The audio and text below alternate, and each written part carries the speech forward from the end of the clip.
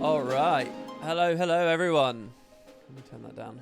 Welcome. Hope we're all doing good. Let's get in game. Now, you guys have to tell me the volumes are bad or anything. They should be all right, I think. Anyway, yeah. Let's jump in. Insomnia high five from Hari Man. Well, kind of, but not really. Right now, I mean, yes. Last night I just couldn't sleep. I just couldn't sleep. When did I stop the stream yesterday? I don't know, but it just kept going and going and going, and it was awful, really. I actually ended up bumming about in this game for a good amount of time, but sort of in like a zombie-like, you know, wary kind of like fucked up state. Until finally I went to bed, and even when I got in bed, it was like another 3.5 hours. It was like 12:30 midday when I finally nodded. Well, it was 12:30. It was about then. Maybe it was 1 o'clock or something. Anyway, that was all yesterday, and what the actual advantage here is, I didn't then wake up again in like 3 hours. I actually slept straight through. I slept through till about midnight. So, so I woke up after midnight today. Actually, I think I woke up about 1 a.m. But I'd slept for ages. I'd slept like a good 10, 11 hours or something. So I had a real night's sleep for once, which is good. It's just that you're waking up in the pitch black. But that doesn't really matter, right? So what I did is I made a YouTube video on the Mechanist news, which had obviously all happened while I was asleep. That's just gone up. And now I'm sitting here. It's 4 a.m. It just turned 4 a.m. as you can see, local time. It's actually 4 o'clock Aussie as well. So yeah, it just turned 4 a.m. and I'm sitting there thinking, well, Jesus, you know, what am I going to do? I may as well stream. So here I am, and this will be the 3.1 stream, and I'm awake. You know, yes, I have insomnia, blah blah blah blah blah, but I'm awake, and I feel good and fine.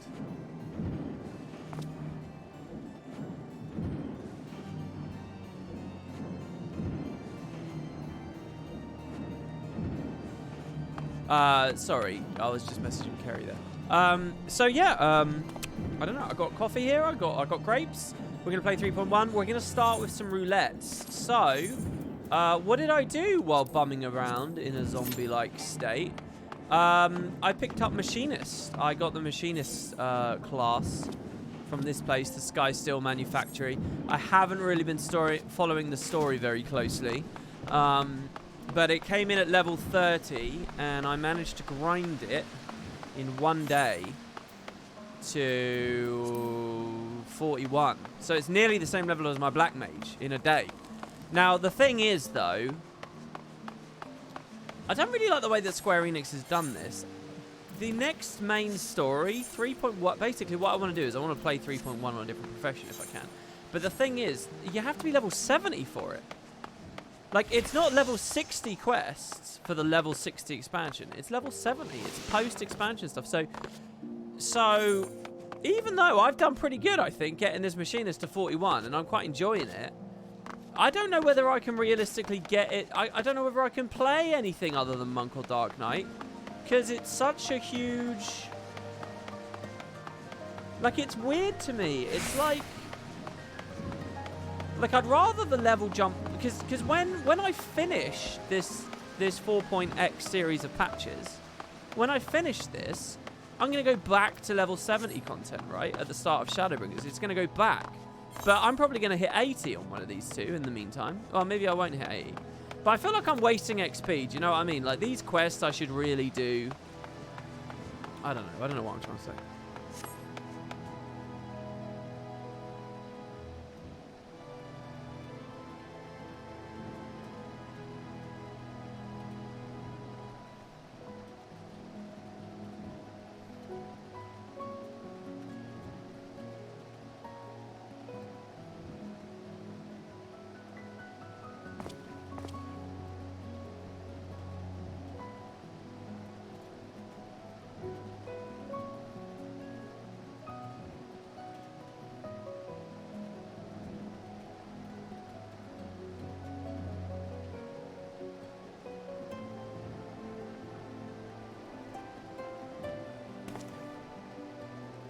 Right.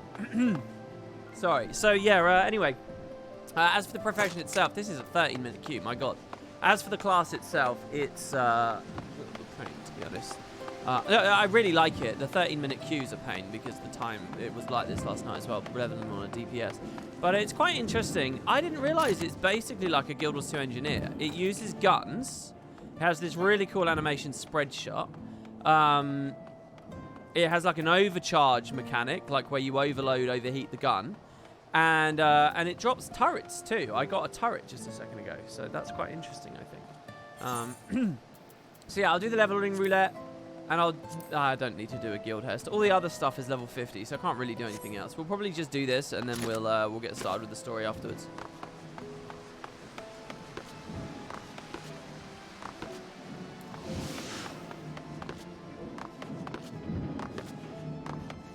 Wow, just tuning in. Perfect time for me in Australia, but surprised to see you timing. Yeah, over on the Spud Discord, I was kind of joking that this is the last third of the day that I haven't been streaming for. I'm usually, you know, like there's like an 8-hour window through EU times that I regularly stream. There's an 8-hour window through NA times that I regularly stream. But this specific window, I mean, I think there's been one stream that I was closing right now, not starting right now. So yeah, we'll be here for the next 6 hours. Now, this is quite interesting today as well, guys, because I'm going to be playing this with you all now.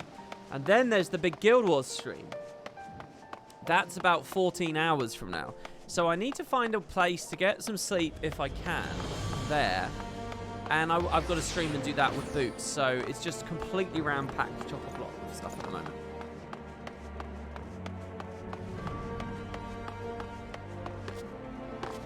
Hey TechZoon, it's good to see you. It's been a while, man. You can grind frontlines for XP very fast queue due to the new event.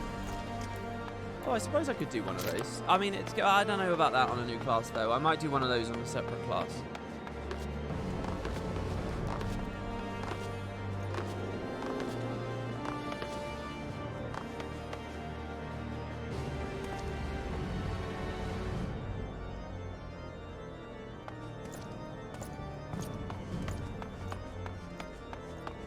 Going for timeline completion. What does that mean, timeline completion?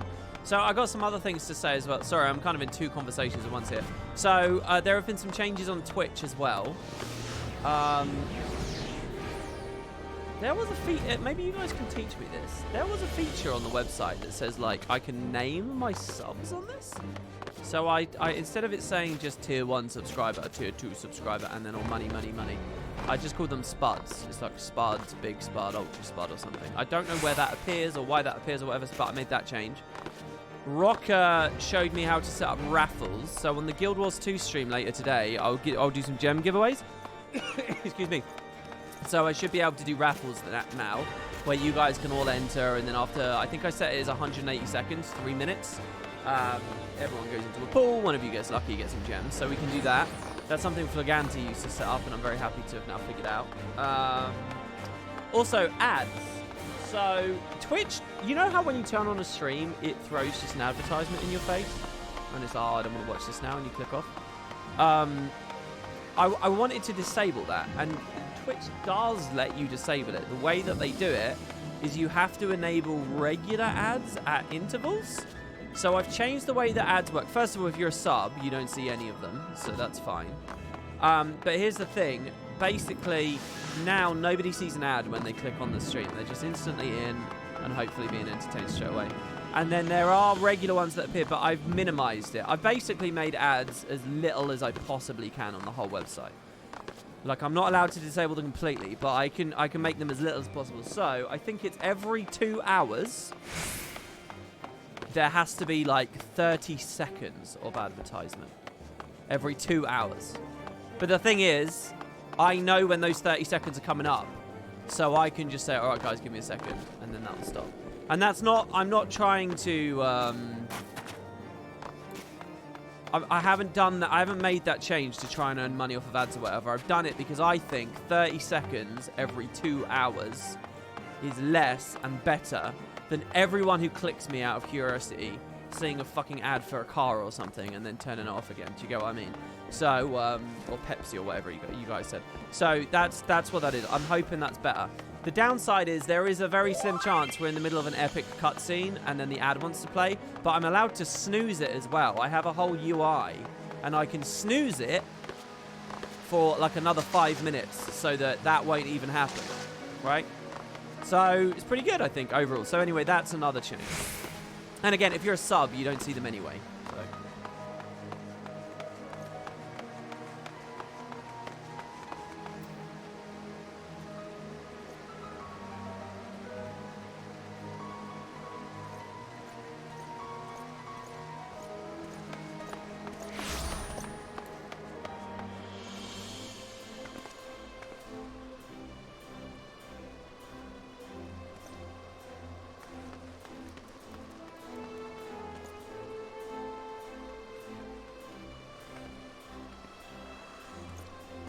All right.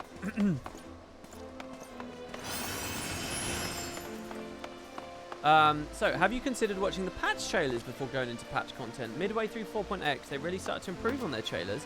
It might be interesting to see how they improve in time. I actually didn't know there were patch trailers at all. That's quite interesting.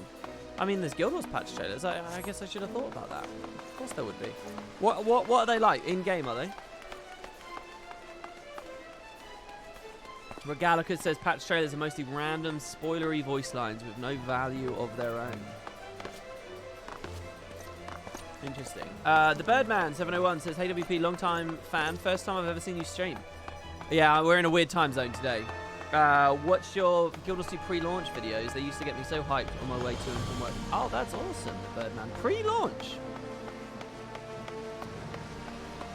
Man, that's funny that you used to watch them while commuting, because I used to produce them while commuting.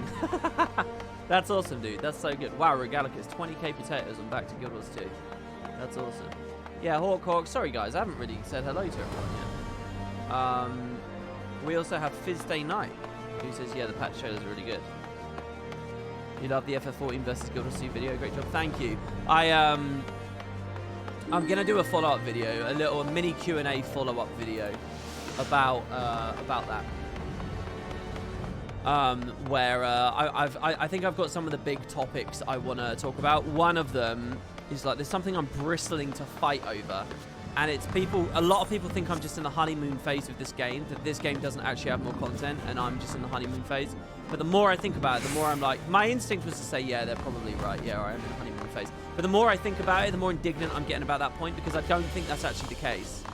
You know, I think I can give some examples, like when Legendary Lore came to Guild Wars 2 and they gave us like a sentence after years and years and years, each legendary weapon got like a sentence of lore, right? You compare that to like the multiple different areas you get lore for every mount and every mini in this game. There's lots of like direct little comparisons I can do like that, where I say it's not the honeymoon phase. FF14 just has more in it. It just has more. I mean, I really think that I'm going to collect a few things like that. That's going to be one of the points. There's going to be some other little things as well. I think the mistake with the script was that I spent too long talking about the gold saucer, because I think people will say, oh, that's irrelevant, and like, oh, the roller coaster shootout isn't even that interesting, blah blah blah blah blah. And I think that's the big problem with that. Just one nick of flame on to do it. Use Gorse round. I can attack them with Gorse round? Oh wow! Oh, when the 7 L's, you could have taken up a toe. So this story is to do with this guy who's like my mentor, Rosenthal. There was an interesting like little trial duty thing that I did where I was exploring a really beautiful area of A Realm Reborn that I hadn't been to before. It's like this gorgeous area in Limsa Lominsa where it had like a hot spring there and stuff. It was really, really nice.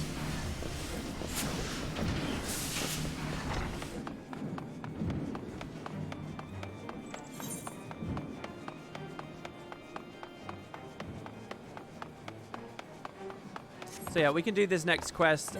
It's giving us... I want to do Blue Mage, man. I'm enjoying Machinist, but I want to do Blue Mage. Every time I press L and I see the Blue Mage thing there. When was this added? What patch is this technically a part of the game? Do the blue quest line for laughs. I mean, we did one of them on stream, I think. Oh, hello. We got a pop.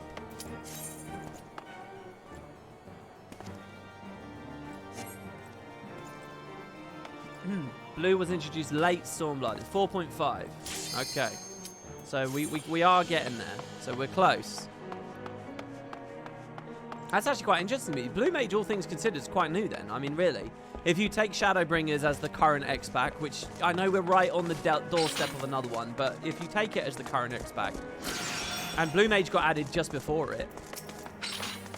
Oh, you shifty-eyed loiterer. I don't like the look of you. Get out of here.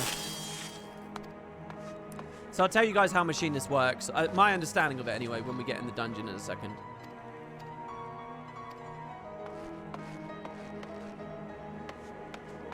Yeah, blue is relatively new considering. Yeah, I mean, it's... by the way, there's only been two... Am I wrong about this? There's only 2 times they ever added new classes. Ninja during ARR. Blue Mage during Stormblood. I mean, patch classes. Obviously, they add them in the X-Pack. So here you can see I'm level 34, nearly 35. So I actually got 2 of these quests. Right, so let me just try to remember. So I have an auto attack chain. It's these 3 buttons over here. Using the auto attack chain builds me heat. I have an AoE ability as well. That's all heat, heat, heat. When I get enough heat, okay, which is this bar here, it's a lot like that Dark Knight blood gauge interaction. An ability will unlock when I have enough heat. So here I'm going to use AoE, right? So spread shot, and it builds me heat. When I get to over 50%, this comes up hypercharge. Now, while hypercharged, all my single target abilities do more damage. But also, I can use Heat Blast. It's a special ability that's only available during hypercharge. Heat Blast, I can spam the shit out of. So when you hypercharge, you're just going to spam Heat Blast. Separate to my global cooldown stuff, I also have this ability here called Gorse Round. Now, Gorse Round is like an ammunition, like a Guild Wars ammo-based ability that I can just sort of tap as I'm fighting. So, for example, here I'm going to do my auto attack chain, but I'm going to hit C1. And it's just like Edge of Darkness or Flood of Darkness on Dark Knight. So I can just charge it out. But it's got really long cooldown. Now here's the thing. While I'm heat blasting in the spam, spam, spam button in the with lots of heat, that chunks the cooldown of the Gorse Round. So what you do is you overcharge and why isn't it working? What have I done wrong here? Oh, I'm too low level. Lame. That will let me spam. Am I too low level? That's not right. Oh, no, it is right. It's because I'm in a duty. Yeah, so I'm too low level. But basically, I can spam Heat Blast and Gorse Round. So I hypercharge, and you go boom, boom, boom. It's like left hand, right hand. That's what it is. It's like your dual-wield pistol salvoing away kind of thing. That's totally what they're doing. And so, yeah, every now and then you overheat and you do that. There's another mechanic. So then there's this button here, Hot Shot. So AoE, auto attack chain. There's this Hot Shot, which I can use fairly irregularly. What Hot Shot does is it gives me this other mechanic called Battery. And Battery is like a tech bar that you slowly fill up, and when you get enough, you can drop turret with it. So that's it. That's what I understand about this class so far. Another little thing is I get an auto crit button. So what I can do is overcharge, auto crit with my final attack on my auto attack chain, and you see I hit 400 there. So it's this button here. It's called Reassemble, and it guarantees I will crit direct hit. It guarantees I get them both.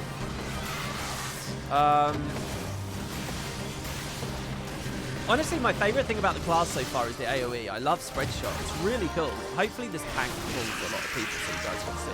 Oh, also, the other thing about this class is it can move loads. Unlike Black Mage, which has to stand still, this thing can just like wander around constantly. I haven't got a single ability that I'm punished for moving it. It's like I can run in any direction I like, shoot backwards. Like here I'll run away from the target and I can just turn around and shoot it. I can do everything. Everything allows me to move, so it's very mobile and quite fun. I also get, so my roll skills, because this is my first ranged DPS, so you'll recognize arm's length from when I was playing Monk. But I get this ability here, which is like AoE swiftness for everyone, called Peloton. It doesn't work in combat, so when the fight ends, this guy dies, those things are going to despawn, and I'm going to Peloton. And I make everyone move really fast. So we all have movement speed now. I think I did it a little bit earlier there, actually. And then I also have these as roll skills as well. One of them's like Immobilize, the other one's like Cripple, basically. I have Immobilize, Cripple, and I have an Interrupt. I have this thing here, Head Graze, that's like Interject. So those are my roll skills. And those would be the same, I think, if I was playing a dancer. And they'd be the same if I was playing... What's the other one? Archer / bard. So that's the class, really. I like Peloton. It's lots of fun. And I like the spread shot. The AoE, honestly, it's really cool. And the critical direct hit thing works as well. What's this? What's this AoE? Boom, boom. See? You get loads of double exclamation marks everywhere because you can reassemble and do it. Now, there's no point really hypercharging for me right now because it doesn't affect AoEs. But I think later I'll unlock that. So here I'm dying. Oh, I have my mini self-heal just like with Monk as well. But here, do you see how I can run away and just keep... Well, there I died. But you can actually kind of kite a lot, I've noticed. Like, I've soloed a boss. In one of the dungeons I was grinding as a zombie last night. I could essentially solo... Do you guys remember that boss in the, like... Oh, I can't see. There's a boss which is like a griffin. It has like a ram phase and a dragon phase. I could fight that. Oh, you get really crazy range on this as well. Like, the range is really heavy. So, like, he has this, like, global thing you're supposed to run into him to avoid.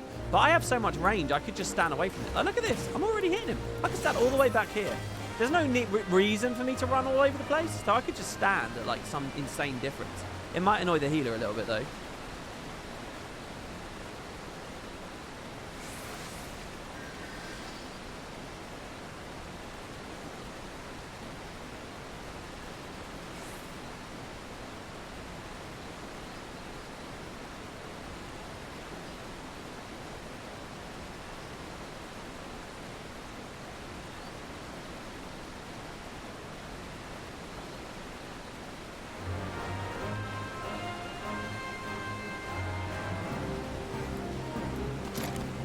Sorry. More typing.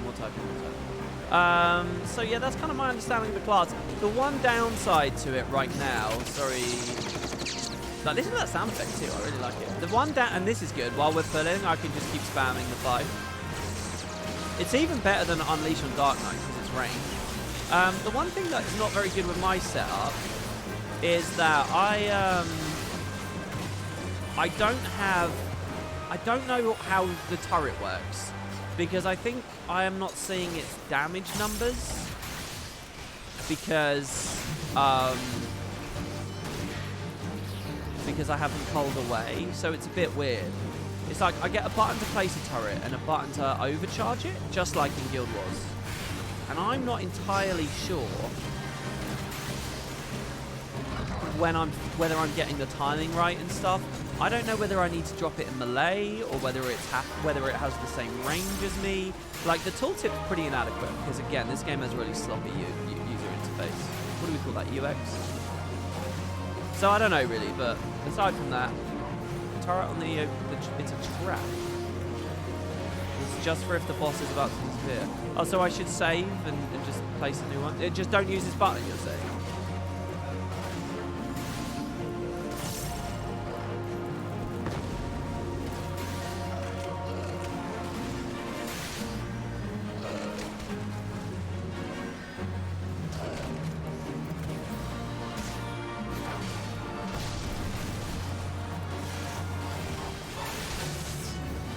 So as far as I can tell, I want to reassemble before this button because it's my biggest damage. So you want a direct crit on that. And whenever this is up, I think I just need to press it because it's got a really long cooldown. And a reasonable damage modifier. It's just not a part of the chain. So I don't know whether I should open my attack chain with it or do it second or what. I don't know. Just use it as much as possible because it's basically the only good way I have of getting my gadget bar up. So here, when I take aggro like this, I like to use arm's length and keep myself heal with me. Because it puts slow on them, and then I can heal myself up a bit. Honestly, I really like this class. The Gunbreaker ain't having a good day.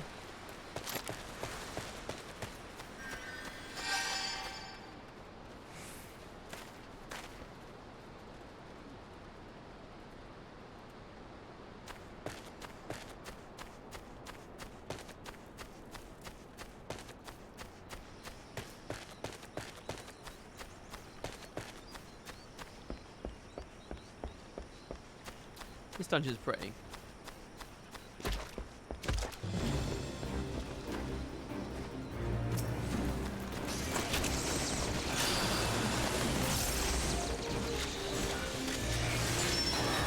So yeah, you guys got any advice for me? Let me know. Overcharge button is just for phase changes or before it plants to get a little extra value that would otherwise be wasted. So all the classes in this game are like stupidly well balanced, right? So it's stupid for me to ask you guys how this thing's DPS is, right? That's dumb of me to ask, because aren't they all within like 1% of each other or something? Eventually you get drill, which is better. Oh yeah, I've got to say, I mean, one thing that's crazy. What's going on here? One thing that's crazy I noticed is how many skills this thing gets.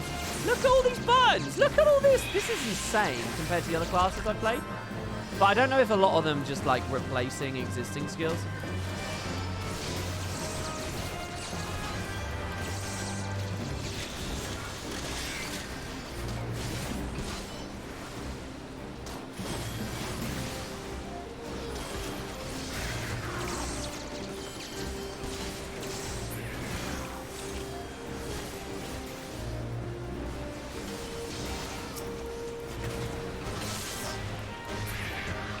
I mean, it is just mental. Sorry, the tank's not doing bad because of me, is he? I mean, I also noticed that loads of them are late. Like, look at this. All these are the last X pack. All of these are Shadowbringers only. How crazy is that? I don't know. I don't know whether it's because there's like lots of turret shits going on this. So like they're all buttons for the turret, which I don't see on them. I don't know. But it looks like it's going to be a lot to do. I don't know actually. I honestly don't know if I'm that excited about that because it almost feels like that's going to be a nightmare to keep buying.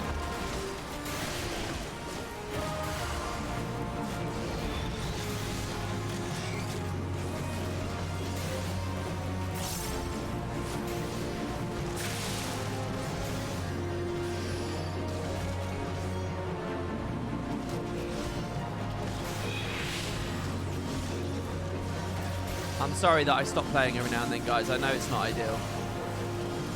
But I'm multitasking a little bit here. Why are we all killing this boss? What do you mean? Just in general, or? I mean, I'm just doing a leveling roulette before we start the story today. That's all. Oh, I need to touch the bubbles, don't I? I need to shoot the bubbles. Don't I? Oh, shit. Have I left it too late? Can I still shoot, even in a bubble? Oh, I can release myself. I didn't know that. Oh, interesting. Okay, I'll get this guy out now. There you go. Sorry about that, everyone. Sorry about that.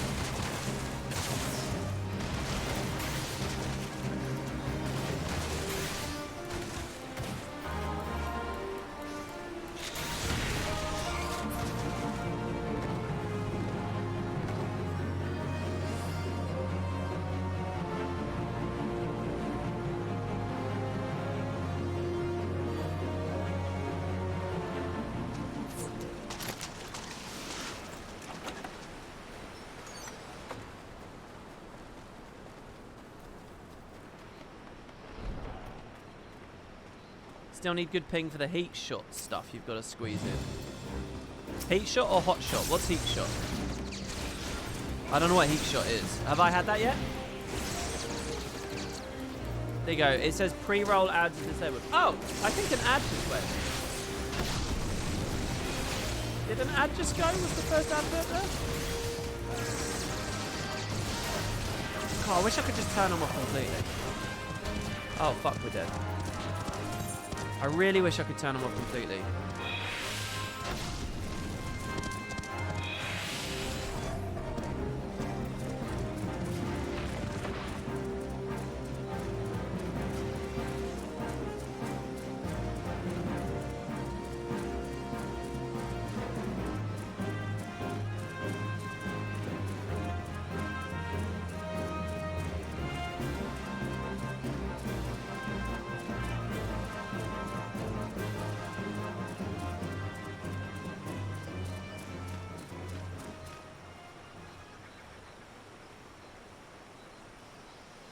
Okay, let me respawn here. Sorry. I guess I was sitting there expecting someone to release, but that's definitely not what's going to happen. Right? I'm being a bit intermittent, I know, guys, with the gameplay. Just hang in there with me.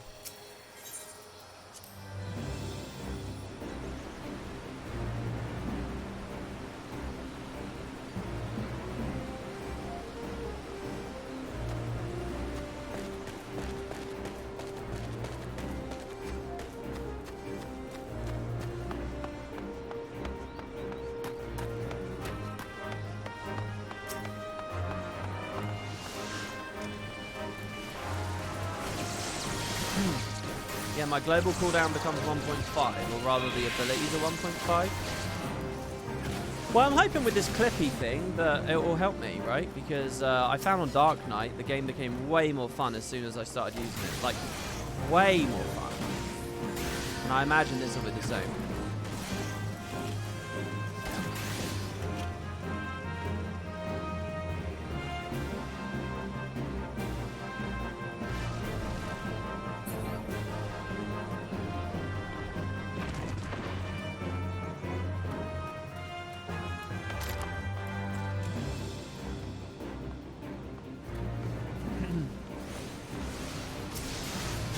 Only single weave on a machinist, but that's usually good enough. So how could I test that out? I'm playing so badly. Sorry, I'm not promoting these guys like once.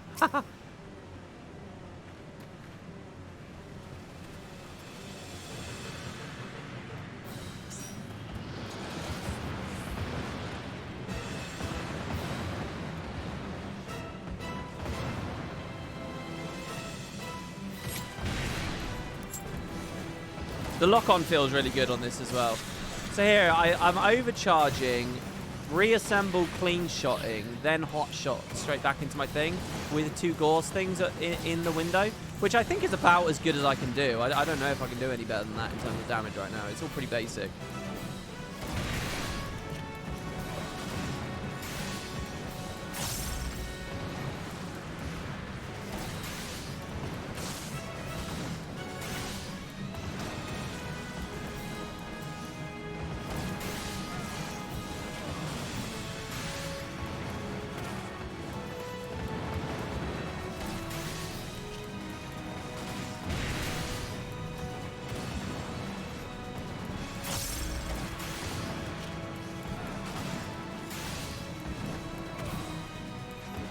Be double weaving during wildfire anyways. What's wildfire? I don't have wildfire yet, do I? In general, what do you guys? How do you guys rate this? Like, it's all very simple early on. I mean, Jesus, it's so slow right now, but you know. Nice clean UI. I'm happy to see you playing FF14. Thank you.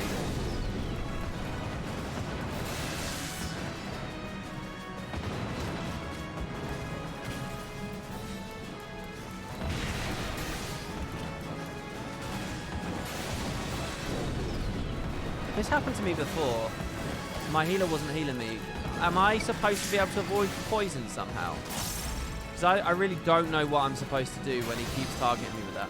Obviously don't stand in it afterwards, but the impact of it landing is really heavy. Did we just limit break? I think we did, right? Yeah, somebody did. Not me. I'm lucky he didn't target me, but this happened when I did this dungeon the other day. Yeah, see, I'm dead again. Shit. Oh, I should have second winded. Who's alive? Just the healer? Can he do that? I should release, right? Or is he going to heal me? Oh, he's trying raise. You guys are all being mean about this guy, but he has a lot of classes, right? Oh, he looks like a free-to-play person because he's ended at 60 on everything, right?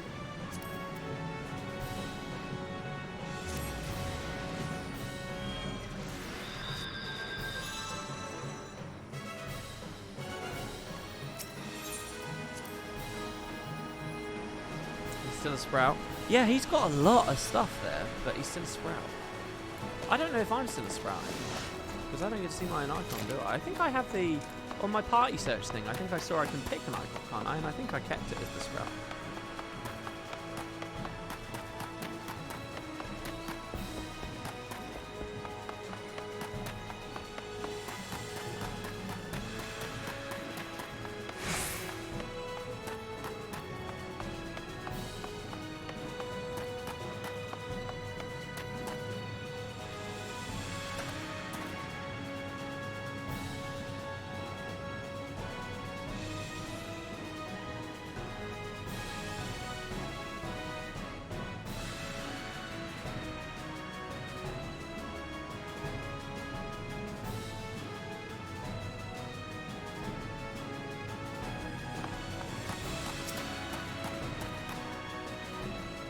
Oh, you think he's trying jobs? Oh, that makes sense because they come in at a high level, right? So here I was wondering one thing. Can I hot shot in the middle? Yeah, okay, yeah. Alright, so I'll reassemble here. Oh, whoops. A little bit too much range there. I don't know whether I should save my Gorse rounds. It doesn't really matter. This is... I'm surprised we've wiped as much as we have, honestly. This is quite a basic style. Nothing wrong with trying stuff out. It's how you find your comfort zone and how you omni. Oh, omni meaning play multiple classes. Yeah, I'm really happy I've tried this because this feels a lot better to me than Black Mage did. And Dark Knight feels a lot better to me for my playstyle, for my, you know, whatever, than Monk generally. Monk is definitely really fun, I think, when I'm, like, in the zone with it. So I have Poison, and what's the expectation? Kill Azuna it? Since he's not doing that, I'll use Second Wind, just to help him out a bit. Hopefully I'll be nice and healthy the next time one of those comes in.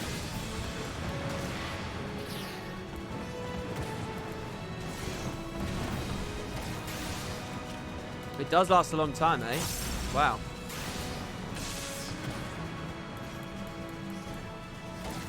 There you guys saw a little bit of the downside of standing at such a range all the time. And that's that, you know, if the tank moves it slightly, suddenly you clip because you weren't in range.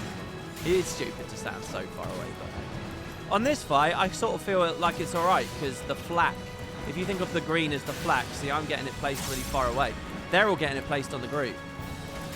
So I sort of feel like that's not too shabby of me. When we get this limit break charge, I'm going to use it. I get like a big line AoE on this class. It's really cool.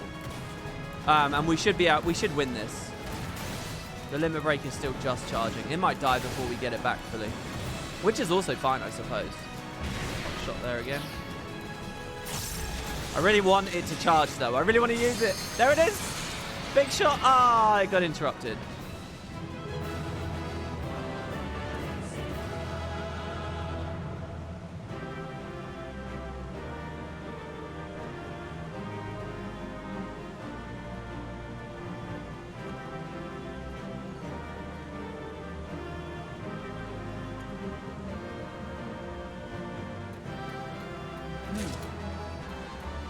Longbow 3 looks much better.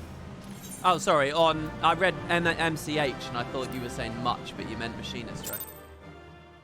What do I think of limit break in general as a mechanic? I mean, it's kind of cool. It's all right. I mean, I think Guild Wars would be improved if it had it. I mean, I suppose you're asking me that because of the whole, you know, because you're a Guild Wars player. Yeah, it's interesting. I liked it. The more I learn about it, the more I like it. That, like, you unlock more tiers the bigger the party is, and that like every class has its own unique one. I like that as well. The fact that they're all just role specific is a little bit lame, but balance wise I can understand how that ended up happening. So yeah, you know, I think it's alright. I think it's pretty cool. And for a Final Fantasy game to have a mechanic like that, I think it's important. So.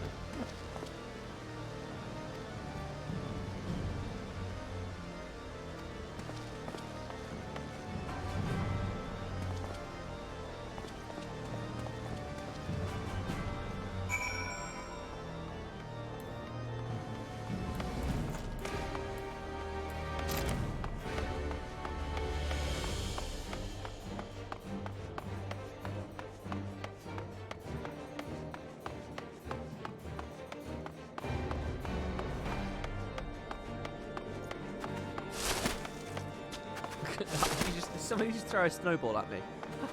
Is that? Yeah, that is. It's a snowball emote. Okay, hold on. All right, let's go into the thing. I'm nearly done multitasking here, I think.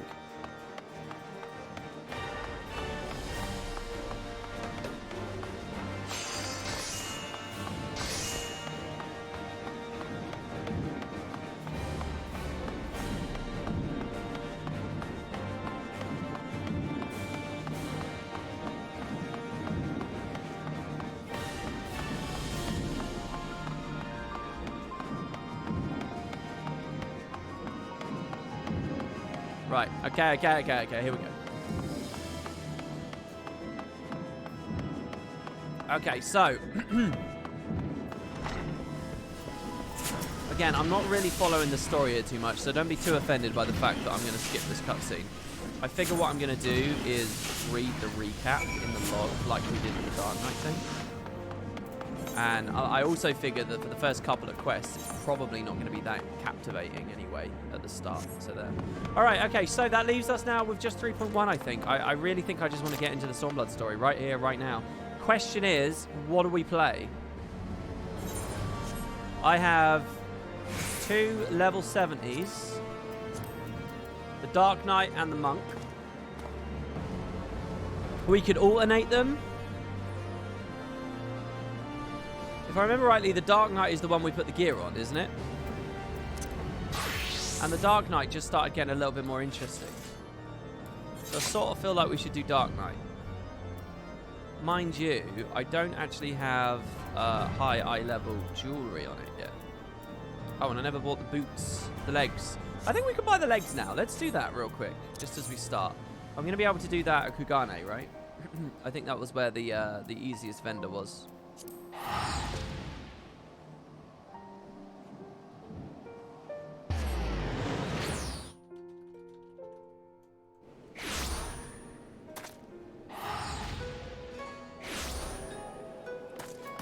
Okay. Do I have gear for monk? Got brotherhood yet? No. Oh no, I didn't do the classes. I haven't done the monk class quest yet. That was actually one of the things I was vaguely thinking I could do. What was it? I was getting the Ryukamaku stuff. Oh shit, we still don't have enough. Really? Should we do a couple more of them? Real quick? Just real quick. What gives me a lot? 80, 100, 300. Oh, that's MSQ. That one's going to take forever. Let's not do that. Let's do one of these dungeons real quick, because that'll help me with Wondrous Tales as well. And I think with my Wondrous Tales, I'm nearly done with it. I'm 7 out of 9. Yeah, if you want to play with me, I'd love it. The more the merrier. I'd love to play with you guys. Just throw me a party invite.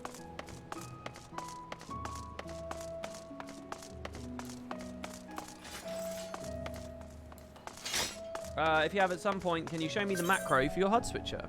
Yeah, I can, sure. Here's the macro. This could definitely be better. I have had to remake the macro for every class I play, which is definitely not the best way to do it. Someone mentioned that what you can do is get one of your gathering classes, like Miner or whatever, and like the hotbar 9 and 10 on Miner, maybe you could use those. I don't know how to set that up though. I don't quite get that. So every time I play a new class, I remake the macro and I rebind it. But yeah, I have, so for example on Dark Knight here, this is what I have. It has this icon. It turns battle mode on, so sheath unsheath basically. It drops the sound effects. It puts on my headpiece. It swaps me to HUD layout 2. And on HUD layout 2, and then it swaps to basically sheath, which does everything in reverse. Restores the sound effects, turns the headpiece off, takes me out of battle mode, puts me on HUD layout 1. So it's just 2 buttons, and they just swap. And if you want to see how it looks, it's over here. I have sheath, unsheath, sheath. So right now, I'm unsheathed. When I press X, which is what this is bound to, this is how it looks. When I press X, it copies this hotbar onto this hotbar. So then it becomes a shield. And now when I press that, it copies this hotbar onto that slot. So when I unsheathed, it copies this hotbar over, thus making it shield. When I sheath, it copies this hotbar over, thus making it a sword. It takes the shield, it takes the sword. It takes the shield, it takes the sword. This slot becomes one of these 2 slots. So when I press this, it becomes the shield. When I press this, it becomes this. That's about as many different ways as I can phrase that. Anyway, but I have to do it, you know, I'm using a lot of macros, and so it could be better. I don't want to have to every class I do, I set up differently, but I just don't know the better way to do it. So yeah, then I just hide it. So it's all happening, but I hide it. Oh, yeah, we need to requeue. Well, I don't mind. If other people want to join, just come on in and... Oh, wow. Holy shit, that was fast.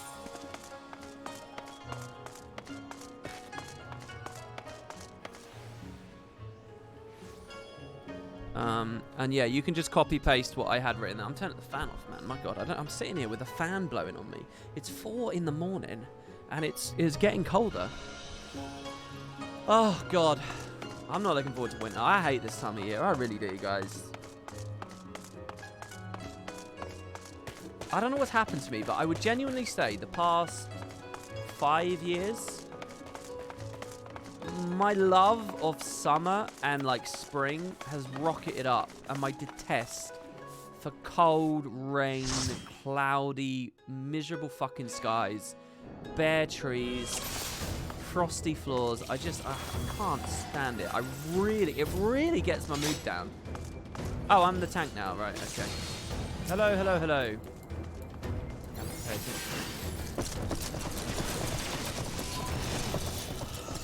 You know that thing where it's the weekend and you're really not looking forward to work tomorrow?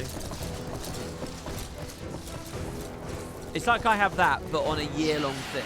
You know, like the back half of summer I'm not even enjoying much anymore because I'm just thinking about the fact that fucking winter's coming. It's like Sunday. Sunday before work when you really don't want to go to work. Okay, so there's a facer. Do I have to kill it on a specific spot in this dungeon though? Pulling them all over to the, what buttons do I have right now? I have blood. Do I have delirium? I don't have delirium. So maybe we just kill it. So I had a fun little story last night as well, playing as a zombie. This exact dungeon,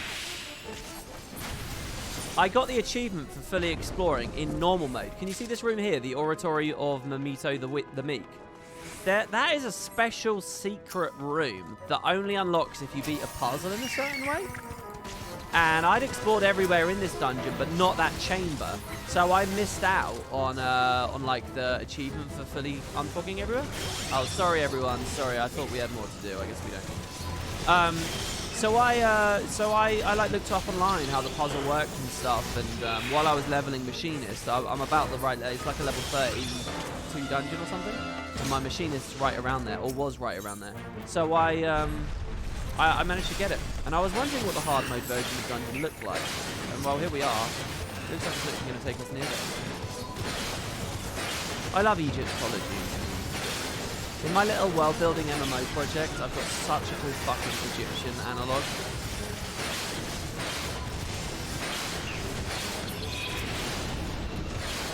One of my favourite things about the Crash Bandicoot game is like in 3 where you do like the Egypt levels and they take you into like pitch black tombs lit up by fireflies, and there's like the mummies and the coffins that wander out of the walls and stuff. They're so cool. I've always loved that stuff. See, as someone who was growing up in the 90s, you know, like Egyptology and like adventure movies about Egypt and the tomb of Tutankhamun and stuff, that was all like a big thing back then in popular culture, and it's stuck with me ever since. It's like I remember learning about it at school and stuff, and like what canopic jars were and whatnot. It honestly, a good chunk of what I enjoyed about a lot of what POF did was whenever it looked at that kind of stuff. And it's like this totally subjective thing, but I just adore it. And this is kind of Final Fantasy XIV's equivalent of it. I don't really know what this boss is asking for. And it's weird, because I sort of thought that was just a thing of life, but it wasn't really. It was a very 90s phenomena, I think. I bet kids these days aren't growing up with the same love for all that stuff, and excitement and enthusiasm for it, and like archaeology and all that, like, because I also think, like, you know, for 80s kids, they had like, and I suppose a little bit earlier than that, they had like the whole Indiana Jones adventure movies and stuff. But that's not really a thing in popular culture very much anymore, you know? I mean, it's just all fucking superheroes now. Very little space for anything else.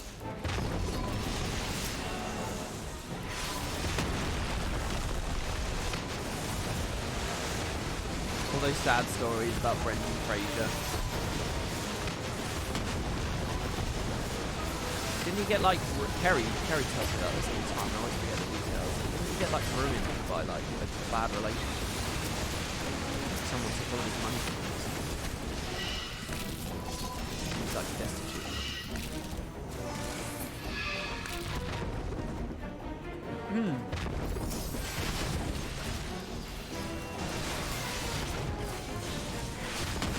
So yeah, in my little MMO thing, I've got like, the way my game works is basically every combat level is like a little region of the world you explore. It's a side-scrolling 2D project, so you can implement a lot of fun environments and stuff, and basically it comes down to having like nice art in the background, like images in the background, you know, and you can have different assets and stuff, obviously, but you can sort of, you can go through a lot of different environments and regions a lot cheaper than you can in a full 3D exploration game. It's much easier to make the maps and so on. Once you've got the fundamentals of like what platforms are and what jumping means and what fighting. Anyway, so I can get through a lot of them, and I kind of like each combat level is tied to a different region. And I tried to give each of them a different vibe, but I'm like super overboard on the Egypty stuff, just because I love it so much. Like, oh, this can be a whole region dedicated to just like tombs. And this is like a whole pyramid complex place. And oh, this is like the Nile River, and this is like a delta, and oh, this is like a sand dune environment. Oh, I could do more and more and more. It's like, okay. That's enough of the desert, the Egypt desert aesthetic.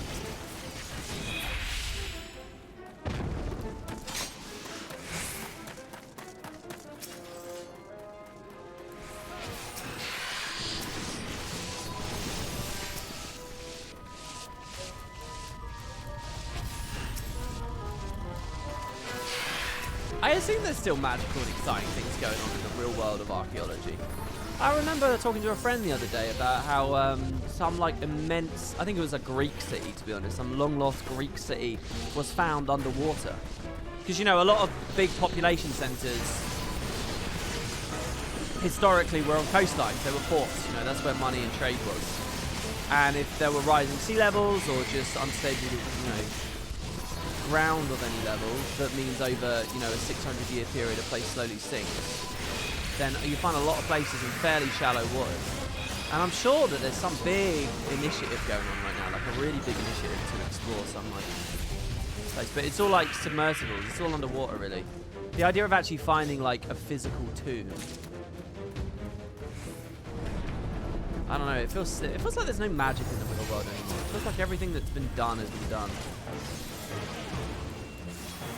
And I know that's probably wrong, and that's not, you know, you shouldn't have that perspective on the world, but 7 billion people here, and a lot of them have a lot more resources than you, and a lot smarter than you, and have had a lot more years than you to find all the cool stuff. Like, it's weirdly weird to think, oh yeah, I'll just change my career today, and I'm going to go find some long-forgotten tomb and explore it. Even if there's no money in that career, it'll be fun. It's just like there's no magic. No person realistically believes that that sort of stuff can happen. It's a career of paperwork, or it's being buried under this or that or the other thing. There's nothing really exists like you believe it exists when you're a kid. And that's a part of the magic of growing up. El Dorado is still out there? You really believe in the El Dorado, the lost city of gold, plundered by the conquistadors?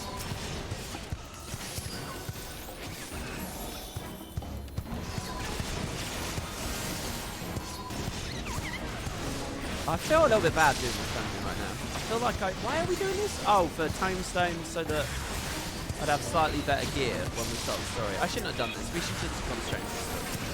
Not that it's, I'm not having fun, but I also want to, I want to play. I want to see the story. Someone had a spoiler for me in the review. Yeah, that's a lot of cactuars. Holy shit. That's a lot of cactuars. I have aggro on them all, right? Oh my lord. 1,000 needles? Can I interrupt that shit? 100,000 needles? I think we should kill this, everyone. Oh god. Kill it. Kill it. Overdrive it. Limit break it if you have to. Oh god, I'm going to do it because... Wait, I don't have a bound anymore. Oh no! Oh, I reckon if I limit broke there, I could have defended us. I reckon I could have defended us, but I didn't have it bound anymore. Let's turn it on. I reckon I could have made a play there.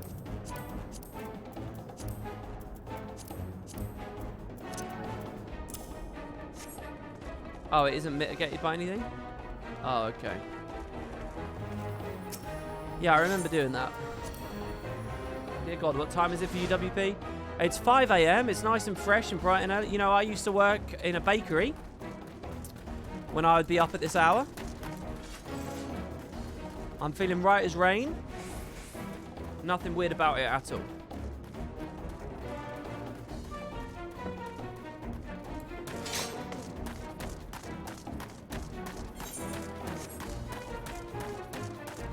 Did you get up or am you still up?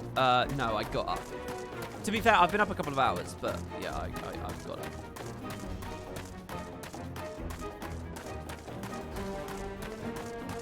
Obviously, you can't find El Dorado because the conquistadors stole the gold already. And that was literally what it was built of, right? I mean, there is magic out there. It's just kind of like... There are things to find. But the reality is, the things to find... Like, I've mentioned this before. I think a really cool superpower, right, is just the ability... I think the best superpowers have to have, like, serious restrictions on them, right? So here's what I think is a really cool superpower. It's the compulsion to go to a place to collect a thing. That's all you know. You don't know what it is or why it is or anything. You just know if you're in... It's that thing of be at the right place at the right time, you know? That's it. That's the whole superpower. You know how to be at the right place at the right time. You don't know what you've got to do. You don't know why it's the right place. You don't know why it's the right time. But your superpower is that you will be at the right place at the right time. Now, why is that captivating?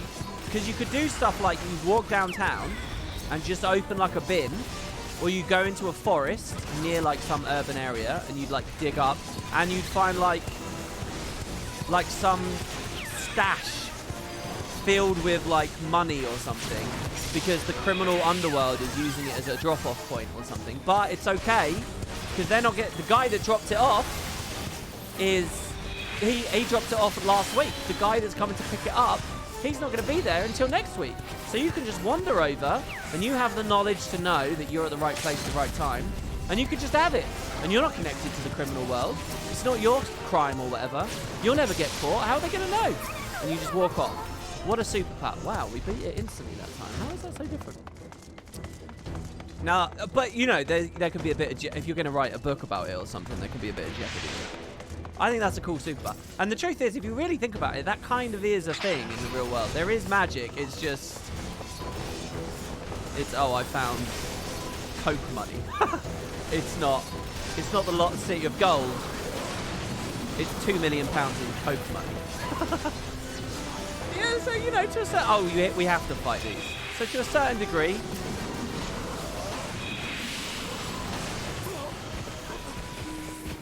You can get dreamy and wide-eyed about that, right? We got to pick this thing up, I think. Nice, somebody collect it. That's like Domino in Marvel. Oh, is it really? I wouldn't be surprised if Marvel has a thing. We were looking at the wiki page for Marvel properties the other day, and Jesus of Nazareth was a superhero in Marvel comics at one point. I'm not joking. Literally, Jesus of Nazareth. When they had like some Christian like combo thing going on. I'm not joking, seriously. Go to like a Marvel wiki, look it up.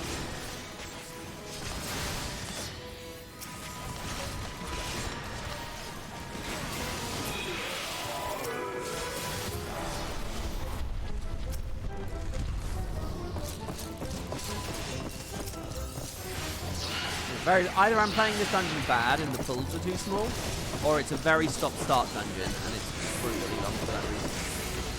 This is the worst kind of dungeon. I want to go big, you know. I want to have big pulls, like that first one.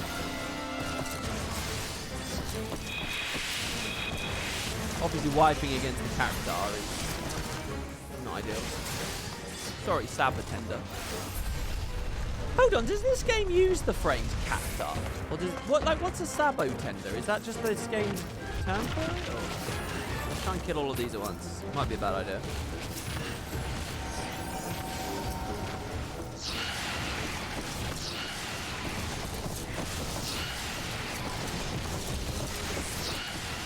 Oh, nice. I interrupted that guy right at the start of his cone. Did you guys see that? Pretty good.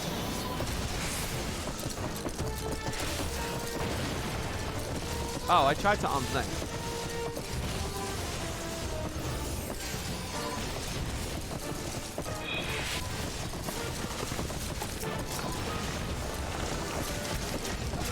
Good job, team.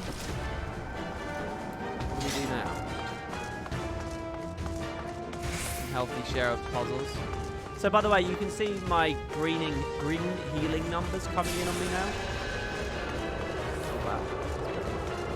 So I did actually, when I was playing Machinist, and I was looking at that turret thing, I did mess with the filter settings a little bit before I realised that in order to see my turret's damage, I think I'd have to see everyone's damage, and that sounded like a bit of a mess to me. So yeah, I think some more things are enabled. I don't really know what they are because the add-on is so weird in the description of everything. Fuck, I keep messing it up. Edge of Darkness, what's what?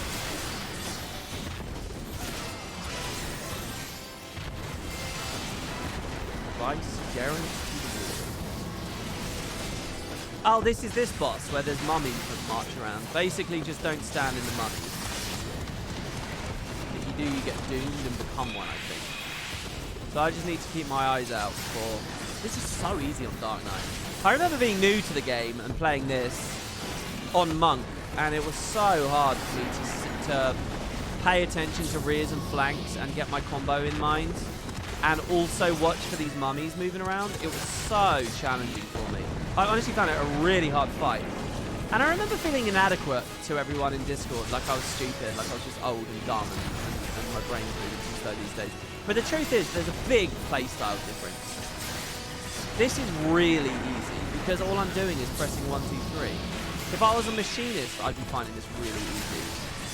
I honestly think Monk's way more engaging at early levels than people give him credit for. I only ever heard people talking shit about Monk, but I think it's pretty good. It's much more active. There's much more going on. Honestly, if I could give myself advice, I wouldn't pick up Monk as the first character in this game. I think it's better as a second thing. Why is he ignoring me? Get the fuck over here. Hey? That was weird. That guy's been entombed over there. Oh, did I get hit by something? Curse the mummy. Oh, apparently I got hit by one of them. We'll call that lag. 100% WP. Picking an involved DPS class as first job makes it hard to focus on mechanics. Tanks and healers, despite being more respondivity, have a simpler rotation and probably more beginner friendly. Yeah, for sure, man, for sure. It's just I all the advice, all the comments I'd heard about about Monk was that it wasn't. Everyone was always talking to me about how simple Monk is and how boring it is, blah, blah, blah. Because at end game, it doesn't change much, right? Everyone just talks shit about it and like said it's a good beginner class because it's easy or whatever. But I totally disagree with that at this point. I might be wrong, right? Like, I'm no authority. I've hardly played anything. But I can honestly say it's way more involved. I haven't played anything that cares about rearing and flanking to the level that Monk does. So I was just staring at my skills the whole time and like the exact positioning I had and stuff. How many tomestones do I have now?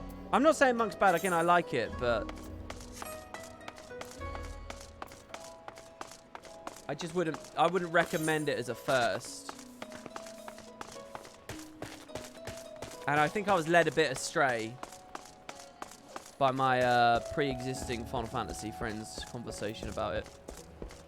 Where is the bag? Why am I so bad at finding... Oh, it's over there, I see. I'm just blind. If you have targets, target up as a UI element. You can see if the boss is targeting you, which helps determine if you lost aggro. I don't need that, man. It's already on screen. I have the enmity meter. He was running away. I never lost aggro on that guy. He moved away. The boss moved away because it was using an ability on someone else. I never dropped aggro. I can see if I drop aggro. That's on the UI already. Ryumaku. Okay, we would have to do... I really want these legs. Ah, I want the legs. I want the legs. But they're really expensive. 510?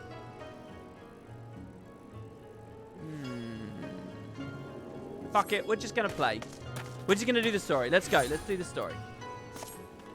I like dungeons and stuff, but let's go do the story. Because everything I do, just for tomestones, is just leveling this guy up more. And I kind of don't want him to level up anymore. Not until Shadowbringers. Maybe that's wrong of me. Okay.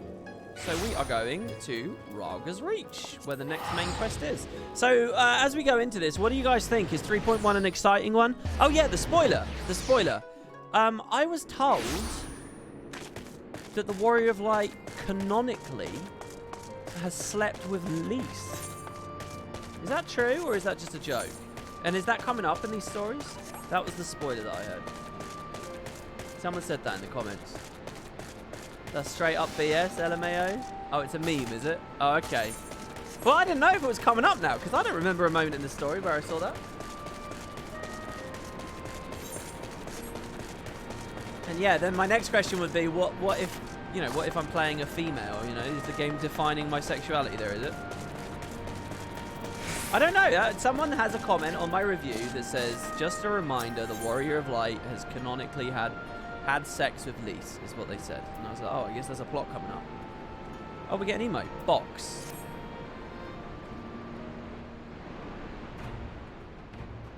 Come to see how we're getting on? I have indeed. Okay, it's straight up troll. We've made Okay. good progress since we took back Alamigo, but there's one big issue we still have to address. And what's that? Leadership. The Domans had Lord Hien ready and willing to take the throne, but we've got no one like that here. Theodoric was our last ruler, and he wasn't called the Mad King for nothing. Suffice it to say, our people have had their fill of kings, which means we need to find a new way forward. By the way, I'm quite surprised this is being voice acted right now. Usually conversations like this, they don't do it. If only it were that easy. Everyone and his uncle has an opinion. WP, if you're wanting a good class with low skill floor, I'd recommend Samurai. Few positionals, easy to pick up. I'm fine. I like I'm alright. Thank you for the advice, but I really do like Monk. I do. It's just, here's what I would rather do. I'd rather beat an encounter on a simple DPS or a tank first, and then play tank later once I sort of know what's going on, right? I'd rather have like a trial run class and then Monk be my main jam. I really like that. So that's the way I'll do it. And so I'm leveling Machinist, so I'll just play ranged DPS or Machinist or tank, and then I'll just play Monk afterwards. Well, it's hard to predict because I want to go to Reaper as well, right? That's melee DPS. For the time being, we're just going to have to keep leaning on General Aldin and the Alliance for support, and see if we can't find a solution together. Something tells me we're going to be hosting a lot of meetings in the near future. Oh, wait. Where are we on the timeline now then? Sorry, let me just look. Here you are, guys. I always like linking this spreadsheet. Okay, we are now... The date.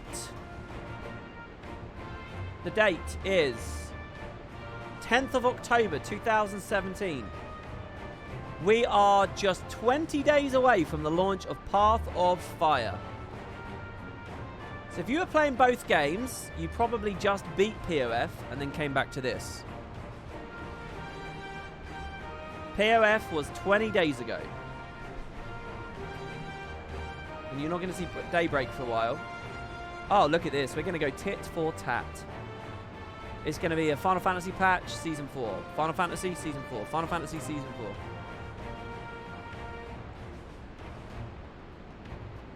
Big round of applause to Big Mac again. I don't know if he's in chat at the moment. Probably not, because this is such a bizarre hour. But, for setting all that up. Alright. Yeah, this would have been a hell of a time. Guild Wars 2 was so good during Season 4. It was so fucking strong. It's unreal. I would really say we're in the golden era for Guild Wars at the moment. So, if you were playing both of these games at this point, I mean, you would be one happy MMO gamer, right? Looks like there's a lot going on here. Okay. For the time being, we're just going to have to keep leaning on General Aldin and the Alliance for support and see if we can't find a solution together. Something tells me we're going to be hosting a lot of meetings in the near future. But if that's what it takes, I'm ready to talk till my jaw aches. Okay, are we going to do it? I kind of feel like I got my fill of this on The Heaven's reach is Door. yours, Nago. Don't do anything I wouldn't. Aye, aye, Commander.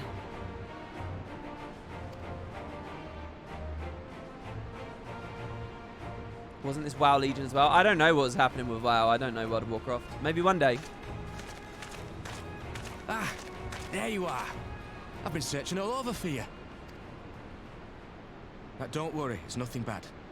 That said, this might not be the best place to talk. Will you join me? They're very good with their voice talent.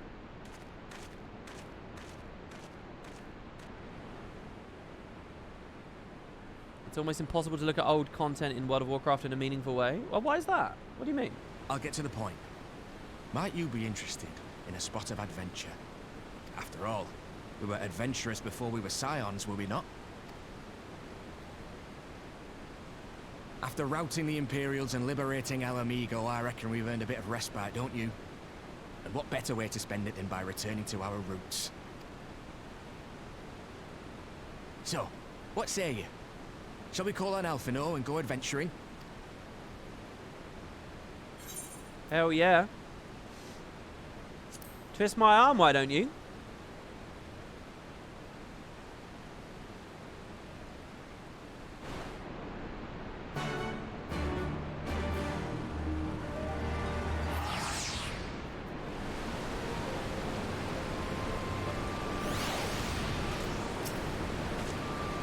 Right then, let's go and find Master Levier. Actually, leave that to me. I want you fresh for our little adventure. Wait for us by the Aetheryte and we'll be along shortly. See you there. Again, sorry, I asked you guys like 2 questions back to back and then we immediately moved on with the conversation. How do you guys rate 3.1? Are you excited to see this? I mean, what?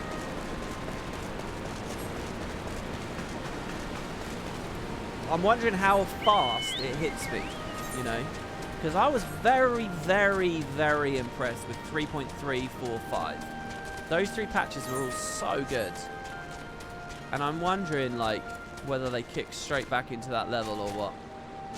Yeah, I know we're at 4.1. Sorry, oh, did I say it? Did I misspeak, did I? One part of 4.1 gets a big negative from me, and you'll see it later. Oh, really? Okay. Lore tidbit, in case you haven't noticed, the first letter of the Secret of the Sun's name is their tribe. So Monago is of the M tribe. Y'shtola is part of the Y tribe. And those they see as their family drop the tribe letter, so that's why Lise called her Nargo instead of Monago. Oh, beautiful. Thank you for that clarification there, Jaster. That's nice. Greetings, Macon. To it seem we are to accompany Arenvold on some manner of escapade. Have you any idea what we've gotten ourselves into? Allow me to explain. It will be something of a history lesson, but I'll try to be brief. No snoring, if you please. I don't have a snore emote, so it's okay. Oh, I do have a sleepy emote, actually. Now, the event I would speak of occurred before the occupation, back when Al Amigo was still a monarchy and Theodoric sat on the throne. A uniquely brutal despot by all accounts. That he was. The King of Ruin suffered no rivals, real or imagined, and his dispute with the monks of the Fist ended with Rhalga's Reach being burned to the ground. That's the temple we did in the side quest. In the latter years of his rule, he was seized by the unshakable belief that unseen forces were conspiring to steal his crown, and so he ordered that every soul with a claim to the throne be executed, including his own family. The wealth of the poor sods he put to death became the property of the king, and it said that these royal treasures were hoarded somewhere in the palace. Thus was born the legend of the Mad King's Trove. Ah, I believe I see the direction our adventure is to take. I assume you have a mind to unearth this hidden bounty? You assume correctly. And I would also be correct, and would I also be correct in assuming this legend is widely known? Others maybe surely have gone search for the prize, tempting as it seems. Well, of course we won't be the first to make the attempt. Following Al Amigo's liberation, more than a few eager soldiers turned the palace upside down in hopes of claiming an easy fortune. But even after scouring every room from dawn to dusk, they uncovered naught but a single coin. Their gold lust drained away as quickly as it came, and the legend of the Mad King's Trove remained simply that, a legend. But I see you have no intention of letting the story end there. What self-respecting adventurer would? Imagine the 3 of us delving into a decades-old mystery. Tell me the thought doesn't set your heart racing.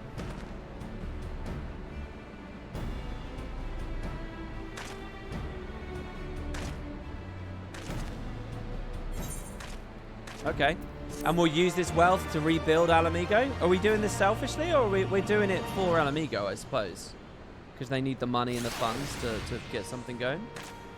I like this adventure straight away. If anyone can find treasure, it's us. It's crazy we were just talking about that at the Sunken Temple of Khan. Isn't that weird? Oh! Oh, it's the diary room!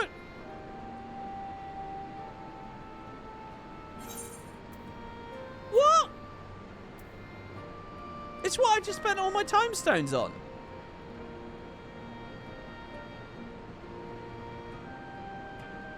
Oh, but I can put this on another class, can't I? Good night, WP. Hope you're enjoying yourself. Thanks, man. Yeah, I can use it on alts. Oh, brilliant. The news of Doma and Alamigo's liberation has kindled the flames of revolution in every corner of the Empire. I hear the Imperial province of Dalmasca is already Oh, whoa, whoa, whoa, whoa. So in this game, so I was going to ask something. Okay, so where do I begin? So Final Fantasy XII and the Tactics games, they're set in one of the fictional universes, and the world is Evilis, right? And there's a Rabanasta there, there's a Dalmasca Estasan there, and so on and so on and so on. When they appear in 14, it's not that there's like reality bending or anything. It's just that they just take the names. It's just anthology stuff again. So it's just that in the lore of this world there's a Dalmasca, right? That's it. So they're just really almost shameless references, right? And I say shameless, but why would they be ashamed? So there's just a Rabanasta. Okay. So with that all in hand, when I played the Void Ark raid series, and they talked about Amdapor and Nim, and Ozma was there and all of that.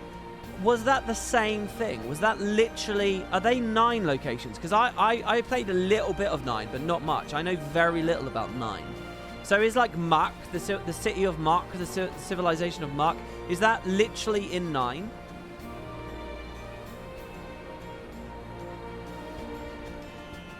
How much of 9 was already doing this? This like super hardcore, blunt anthology connection. How much of that has already happened is what I'm getting at. Did this, the magic, what I'm trying to say is, does the magic of this already exist and it just went over my head because I didn't play 9? There's no Amdapor in 9? What about the other 2 nations? Is Nim in 9? Oh, it was just Ozma. They just dumped Ozma in. Ozma was the only thing. And that didn't go over my head. I know that Ozma's the 9 super boss and he looked exactly the same. So it's just 9, is it? Nim, Mac, and Amdapor's War of the Magi is itself background reference in 6. Ozma was from 9. Okay. So it is kind of extra special what they did here, right? With Rabanasta and stuff. Because it's everything. Like, they full on, like... Okay, so in 14, Dalmasca exists. And it's an Imperial province. They have risen up in rebellion. Which means the Garleans must surely have their hands full. Ah, so an explanation as to why the counterattack hasn't occurred. What better time than now to indulge in such a diversion? Tell us, Arenvold, have we any clues as to where we might begin our search? Well, judging by how the other treasure hunt has fared, nothing about the palace is likely to get us anywhere. So, we'll probably need to ask around. Could there be a better way of saying no? Well, yes. I see. In that case, I'll pay a visit to the Allied Archivists and request access to the records seized from the Imperials. The Guardians are meticulous about such things. If they uncovered the trove during their occupation, the event is certain to have been recorded. In the meantime, the two of you can track down those who worked as palace servants and officials in Theodoric's day. Given that they would have been at least 20 at the time. Sorry, what's this? Given that they would have been at least 20 at the time, you'll be looking for people who have seen 40 summers or more. Assuming they can tell you about the king and his bloody deeds may prove useful, so be sure to listen well. Arenvold, pray your luck in the fringes and peaks while Macon makes the rounds in Alamigo. And here I was thinking I was the party leader. Not that I mind, of course. Let's be about it, eh? I'm worried about you, Arenvold. Arenvold is in that perfect sweet spot where he's vulnerable to a character death. He's at Mifrid level right now. So I'm nervous for him.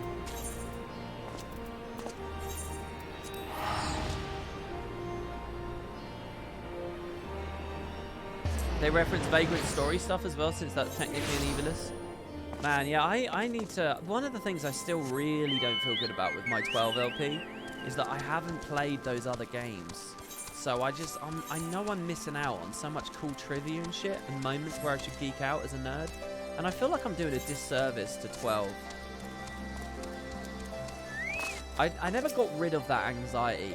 I always had that. Every episode of that I recorded. We recommend watching Highlands History on YouTube off stream. It's a 30-minute video with geography and history immediately preceding 2.0. It's not super in depth, but it could explain. Wait, Dalmasca was already in it back then. Hold on. Someone explain that to me nice and clearly. When did they introduce Dalmasca to the lore? I assumed it was now in this patch. It was introduced in 2.x.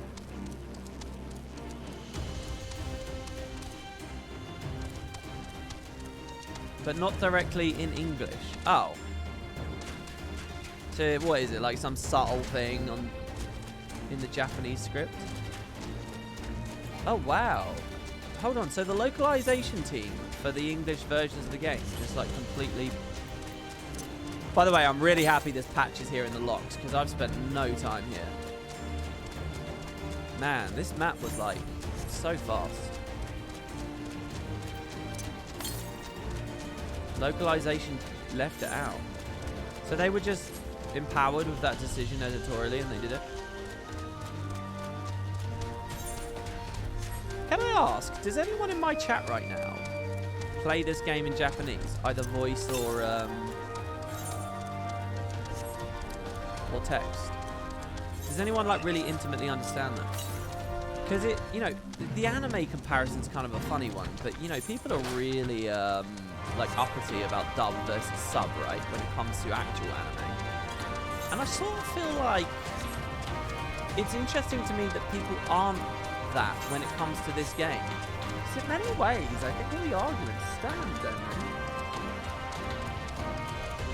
they? You love British accents, so no way, Jose. Do you like all the northern accents that they've got going on? Jesus Christ, look at that big guy.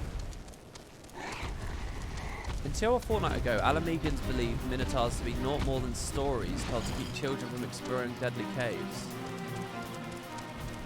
But there they are.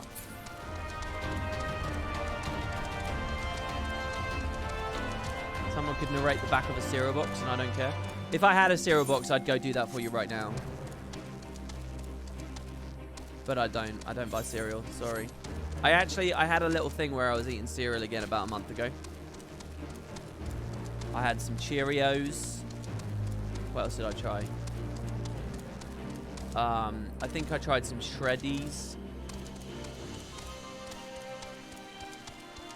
But yeah, I realised they're sort of a danger food for me. I can't have too much of it because I'll just keep nomming away. It'll be like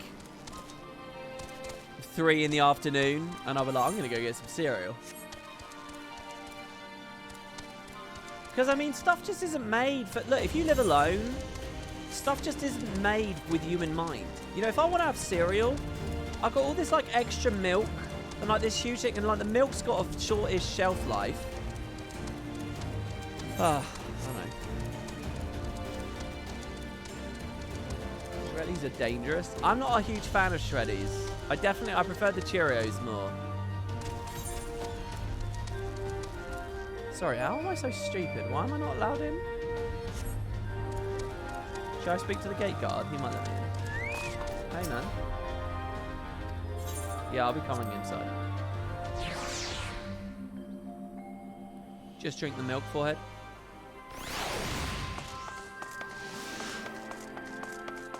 The thing with milk, right, is they say that, like, some proportion of the world will become lactose intolerant as they get older. And I wonder whether I'm one of them, because when I drink milk, if I drink a lot of milk, like if I just have a glass of milk, I swear I get a hot flush, like an hour or so later. I swear I get a bit hot flushy. And I swear I get a bit tired and lethargic if I drink milk. Like, I have to really think about it, but it's there, and I'm like, I wonder if that's because I shouldn't have milk. So I sort of try to avoid it now. You can't drink it too much anymore. It happened in your 30s. See, yeah, I think it's a thing that, like, as people grow up, a lot of us do become a bit lactose intolerant. I don't know for sure. I know it's very common in Asian communities as well. Lactose intolerant is very, very big there. And yeah, it's like as you age. So I don't know. If I can help drinking it, I don't have it, you know. Which sucks, because I love milk, man. I love milk. We'd only seen his royal majesty when he deigned to attend the executions he'd order. And after a while, even watching his enemies die wasn't enough to coax him out of hiding. They say he started seeing assassins in every shadow and wouldn't set foot outside the palace walls. I was offered work there as a royal servant once, but the mere thought of it left me in a cold sweat. What you described doesn't sound like lactose intolerance. Oh yeah, so what is it? It's digestive issues, isn't it? I definitely don't get digestive issues from milk, I'm happy to say. But I think I'm right on this. I think if I drink too much milk, I'll feel it.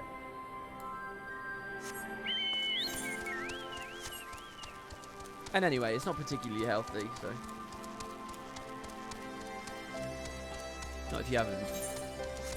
Well, it's just extra calories, right? You can just drink a glass of water and it's the way.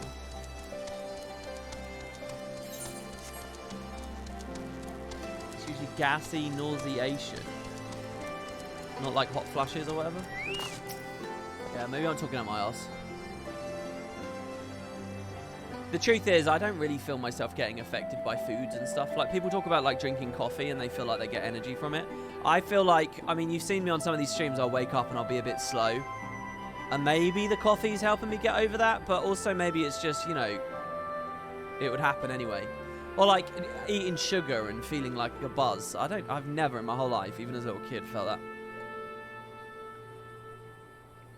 I served at the pleasure of King Theodoric and lived to tell the tale. One of the palace guards I was. Truth be told, it was a dark chapter in my life and one I'd sooner forget. Hardly a night went by when we didn't hear blood-curdling screams echoing from the inner chambers, which, of course, were under orders to ignore. So we'd stand still as statues, trying not to imagine what horrors were unfolding within. If you're hell's bent on finding out what happened in the palace, head down the street here and ask old Arnold. He was the king's head scribe. Wow. We're not trying these people for war crimes, etc.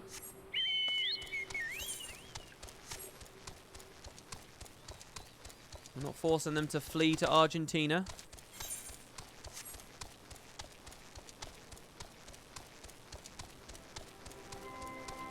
Humans revolving, skulls getting smaller, jaws getting smaller, hence it hurts when our third molar teeth grow, and lactose intolerance too. That's quite interesting. Is that real? I was reading the other day, people were talking about, like, I've never needed braces and never had particularly wonky teeth. But I do have, like, one slightly wonky tooth that, like, frustrates me a bit. I'm like, man, I wonder if I can sort that out. So I was reading about it the other day, and someone said that the only reason people have wonky teeth at all at the moment is because our diets have changed a lot now. Something about, like, a lot of wheat in our diets or something nowadays, when we never, as like hunter-gatherers, we wouldn't have had it. Like, if you find, like, the skull of, like, a Neolithic person, their teeth tend to be pretty good. And people talk about, like, sugar rot as well, a lot, but it's not that. It's, like, the actual position of people's teeth and why some people need braces is because of, like, the diets of their mothers and then during pregnancy, and then the diets of that they have as they're a kid and their baby teeth fall out and their new ones grow in. I don't know how real that is, but it was an interesting thing. Surely you heard the stories of the Mad King. He used to hold public executions on the divine audience. Anyone, and I mean anyone, suspected of conspiring against the crown was flung from the top of those steps. Suffice it to say that I stayed as far away from the palace as possible. This guy sounds like a nutter. Once again, I really like this thing where stream viewers are, like, sitting around in chairs and stuff. It always makes me think of that project I was doing in Guild Wars where I wanted to do the immersive run-through of Queensdale, and you just see players everywhere doing things, you know, living and breathing in the virtual world. I can't help but feel like I should have got my crystals, because it would make navigating this area a lot more comfortable. 111 northwest though, that's pretty close, eh? On the other hand, it's kind of nice to be down on the streets. Northwest, it'd be like over here somewhere. Keep your eyes out, guys. 36 north, it's so close. Oh!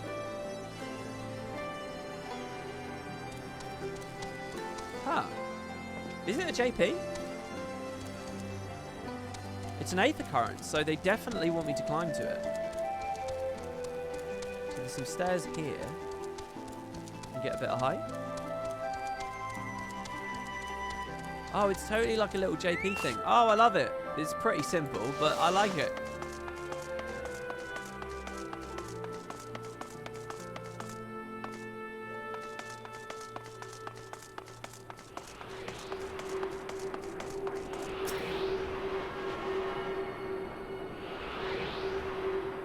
The lock ate the currents or something? Oh, are they all like that, are they? That's nice. I'm glad I did that.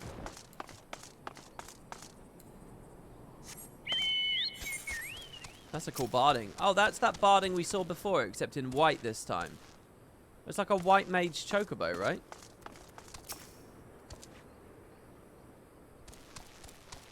Ah, here's Arnold. Hey, you were the scribe, right? Yes, I'm Arnold. What do you want with me?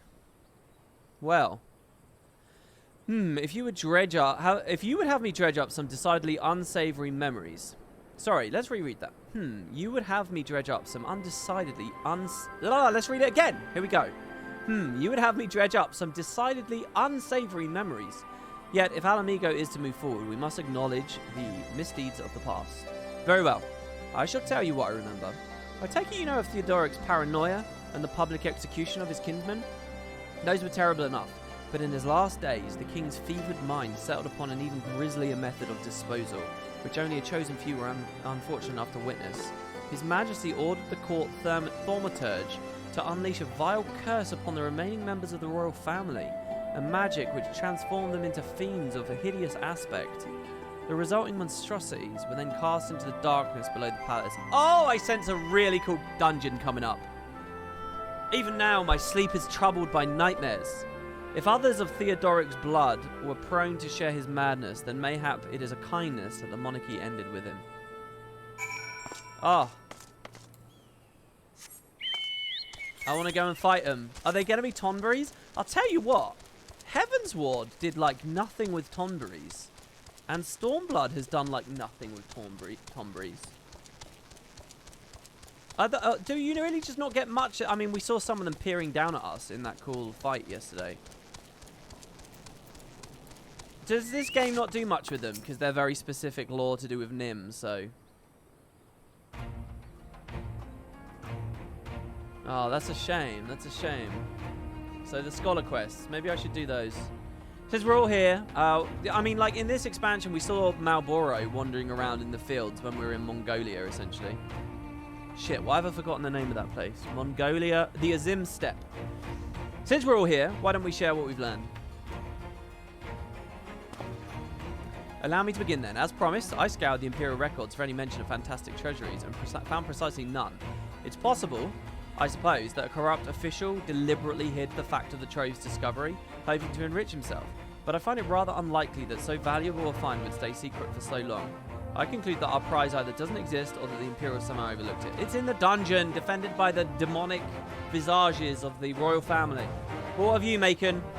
Well, are your investigations any more fruitful? Yes. Let me tell you what I found. Turned into monsters? And what could he mean by this darkness beneath the palace, I wonder? I met an old man in Alagiri who spoke of the palace's subterranean prison, but he said naught of that cursed abomination. Imperial Archive were also silent on the subject of fiends inside the palace grounds. Could the scribe fellow have been spinning him a yarn, do you think? Did you believe in Macon? I definitely did. His fears seemed genuine. If he was afraid, that does lend credence to the tale, though I'm not sure how that helps us in our search. Don't be so hasty. Arnold's anecdote may very well have told us where the trove is hidden. But ere I share my theory, there's a matter I'd clarify. Oh, come on. We all get it. Let's go. Arenvald, you spoke of a light-hearted adventure, but I sense a deeper motive for this expedition. Why are you so intent on finding the treasure? Because I want to use it to rebuild Alamigo.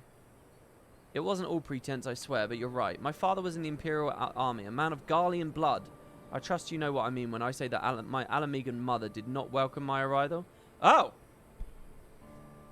Very sad.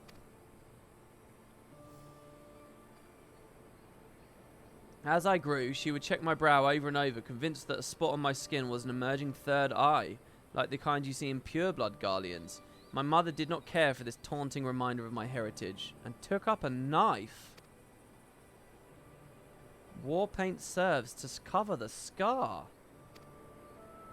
What the fuck? I like how they just cut the music as soon as they start talking to us about this.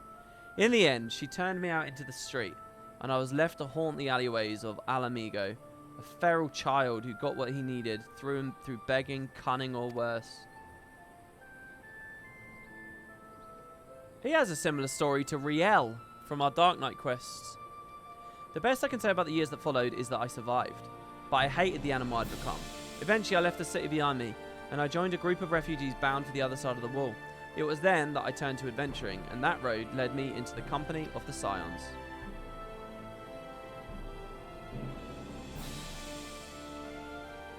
I tell you this so that you understand. I know all too well what poverty and hunger can do to a person.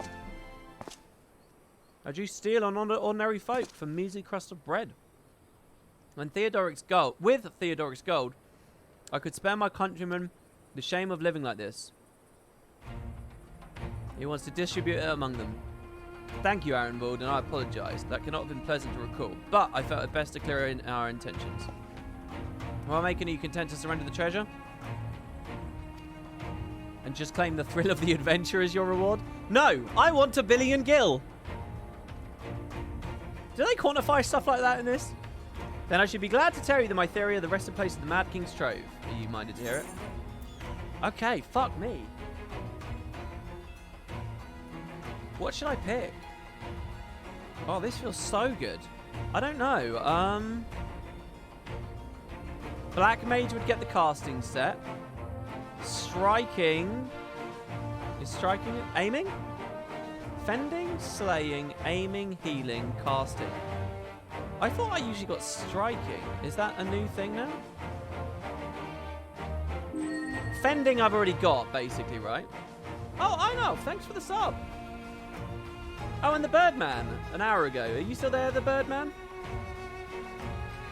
Wah wah wee wah. Striking is Dragoon and Reaper. Slaying is melee DPS? Slaying. So this would be for my monk. What would my machinist like? Aiming? But I mean, the machinist is so far back.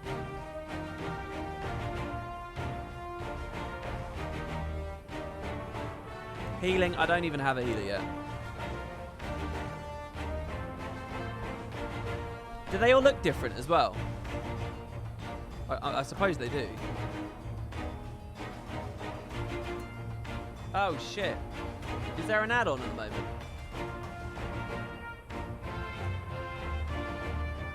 Pre-roll ads are on. Let me run an ad break to disable them. Running 30 seconds manually will disable the upcoming... I don't know how to read this UI. Sorry, is anyone in chat watching an ad recently? I think one just went, didn't it? I hope I haven't ruined the stream with this shit. Alright, I don't know. Let's do... I'd have to get a message from a non-sub, yeah, that's exactly the thing. Someone who's not a sub would have to tell us if one's a bit... They'd have to not be a sub and not using ad block. I don't know, let's do slaying, right? Monk would like that, right? You had one ad, but you don't mind. All the other ones surround you so many. No ads, didn't see an ad. Well, I just want to know when it was. I want it as few as possible. I basically want them disabled, but it won't let me do it. Right, slaying. Monk is happy with slaying, right?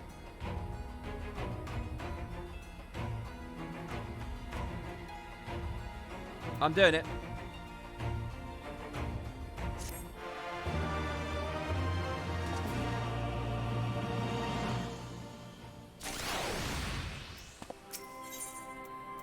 Two slots remain in your inventory.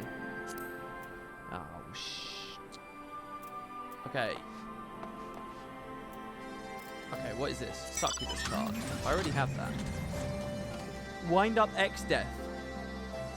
Most maniacal tree beings bent on world domination are usually not intimidated by turtles. This one is. Sorry, what's that?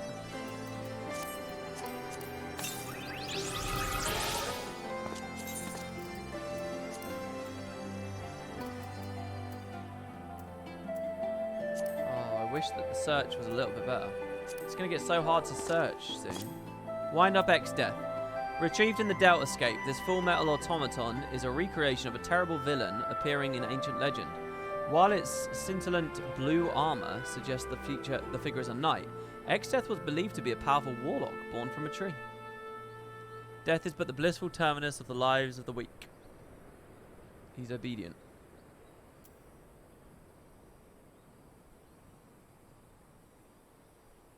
Did you see the Engineer Elite spec chat? Lol lol lol. What's lol lol lol about it? I thought it looked good. I think it's the best one so far. What else can I get rid of? Oh god. Oh god. What do I do with all these things that I was given? Like house things. Can I consume these somehow? Does anybody know? Like the coffin? Yeah, I have an apartment. Put furniture in your apartment. I can place them on the floor. Okay, hold on real quick. Teleport. Apartment. Once I place it, can I pick it up again, or is that it?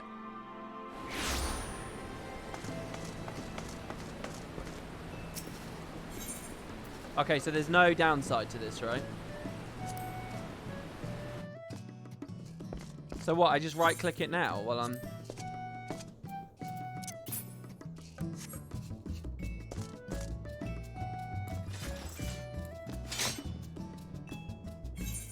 Social housing. Oh my lord.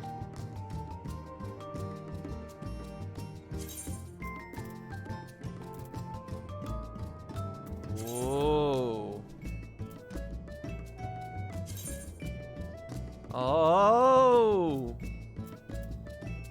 Oh my god, what are we in for here?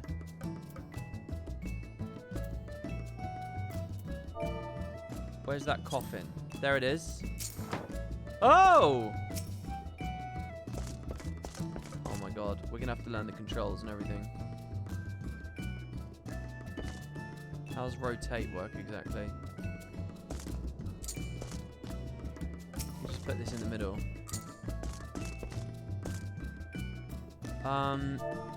Is there a way I can just sort of... Do I own all this shit? Is this all my stuff? A pudding settee? No, these are just previews. How do I see what I have? Oh. Oh, I see. Oh, I see. Estate settings. Edit greeting.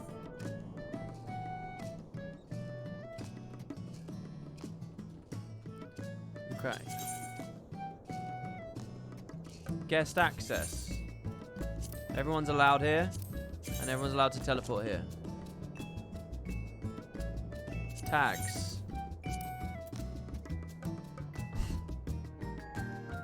Oh, what on earth is this? There's so many tags. It's a haunted house.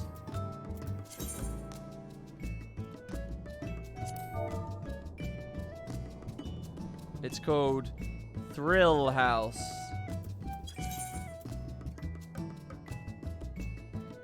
Okay. Storeroom status.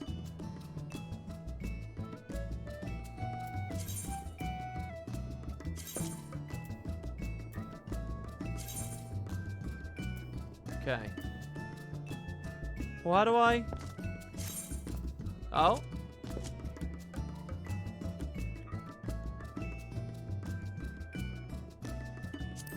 Furnishing color. No. Indoor furnishings. Ah! Hello! Store.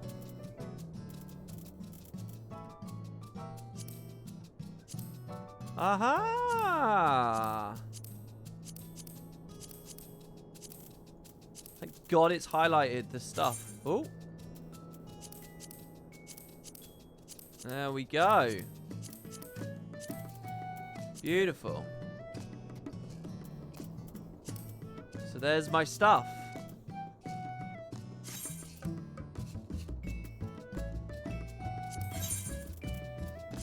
So sorry, when it says furnishing color, I can recolor any item, can I? Can I change the walls, the floor, and the ceiling? Remodel interior? Whoa. Once removed, fixtures can no longer be put up for sale.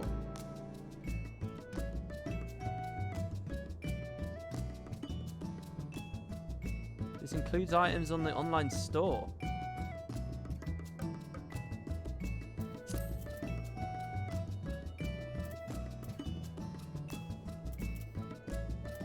Remodel. I'd need wallpaper and stuff. Okay, I don't have any of that stuff, so I don't know. But wow, okay, so I can do stuff. Oh, I'm quite excited about that. Can I do like a cave then? Can I do like a cave with like dripping stalactites?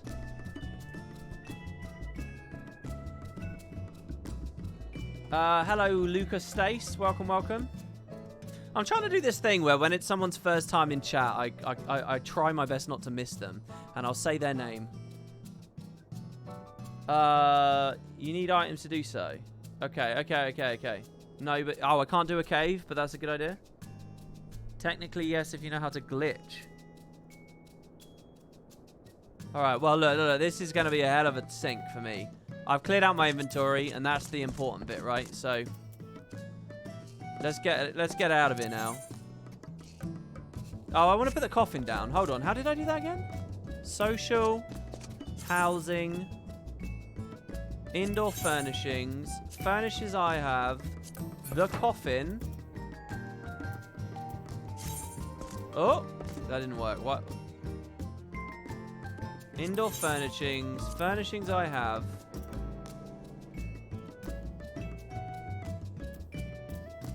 Rotate, move, place.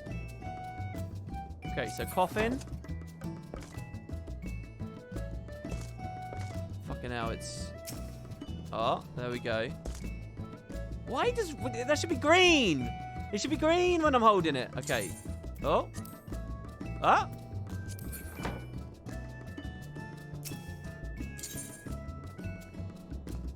I can no longer sell it. Yeah, that's fine. Rotate.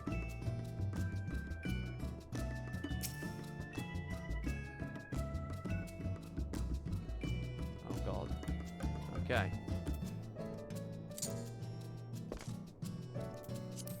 Yugiri and Gosetsu. Oh, it's tiny.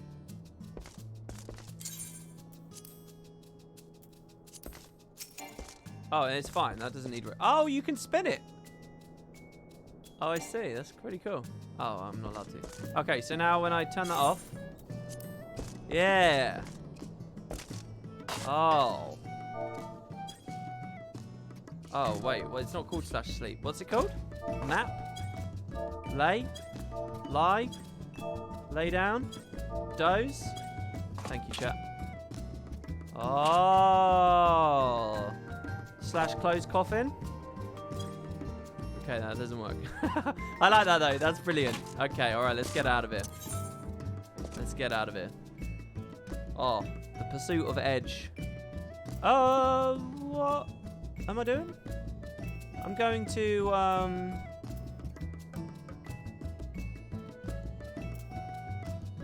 the Alamegan Quarter, right? That's the best acre, right? I can compose with a doze? Did you mean to rhyme? It's not a crime. It's possible you're a poet. Did you know it? I'm on my chocobo. Going to speak with my bro. Very good, is it? Alphano seems eager to share his theory. Actually, mayhap it would be better if we first adjourn to a more suitable location. In case a rival treasure hunter overhears our plans, you mean? Good thinking. That was not exactly the reason, but 'tis certainly a valid concern. Let us reconvene on the southern edge of Loxell. Okay. So that's definitely just... Let's travel there. Okay, so now when I my fear with this is it's gonna explode my armory chest, and that's also a mess now. That's the kind of thing I should clean up off screen, you know, when I'm on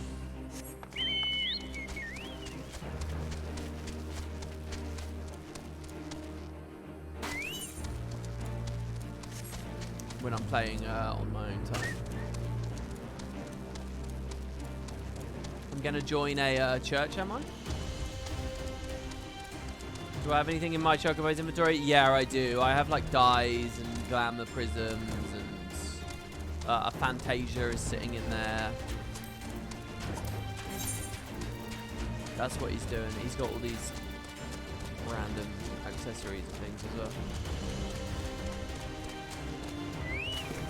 Which I'm assuming at some point I might like when I finally get around to gathering and crafting.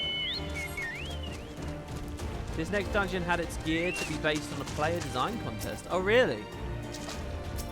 Hello.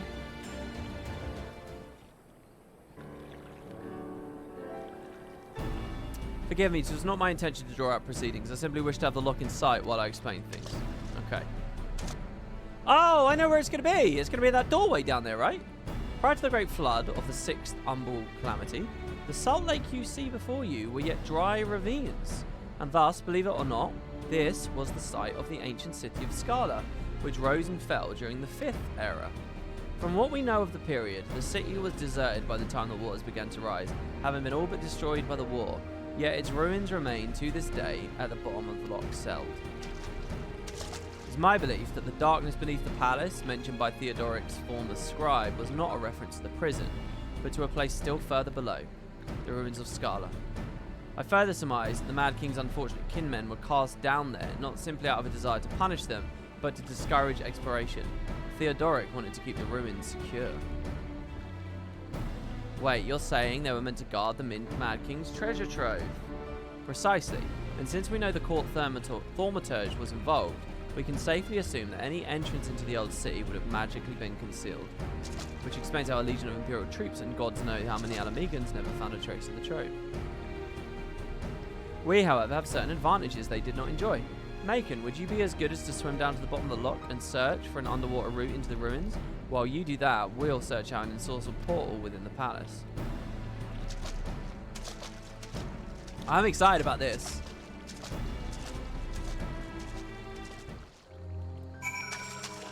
Came to pop in and say hi. You've been watching all the VODs on WP2 and been enjoying it. Thank you. The VODs should be caught up now, by the way. I don't know if you can confirm to me that's true, but a new VOD should have gone up just a minute ago, and they should be fully caught up. That's the advantage of me streaming at this weird hour. The people who are usually relegated to watching the VODs can actually see it live for them. I don't know if you want to, though, because, I mean, I get some people don't like dipping in and out. Okay, I was going to do something during that whole conversation with Alphino. Oh, yeah, I wanted to show you guys something. So, I might have spoiled myself a little bit. And I'm going to show you the nature of the spoiler. I pressed L. And then I pressed complete. And then I clicked this drop down.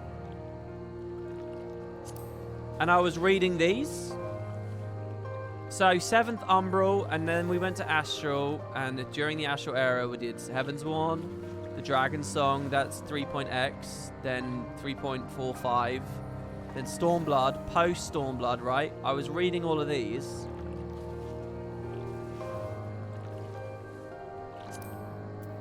And that's where we are. Wait, hold on. What did I do? Oh, yeah. And I was like, oh, okay, that's all well and good. And then I noticed this box, which said Shadowbringers, and it's because they separate it all into the new expansions, right? So I clicked this box. Oh, no, this isn't where it was either. I saw something that was like... I don't know where it is. I saw something somewhere which, like, basically spoiled what these were called or something. And it was like... YARP or something? YAHRP or something? I can't remember. Anyway, I just wanted to be honest about the fact that I saw something weird. Right, down we go. I think I was maybe in the duty roulette or something, and I saw it. And I saw one of them was called like The Return to Eorzea.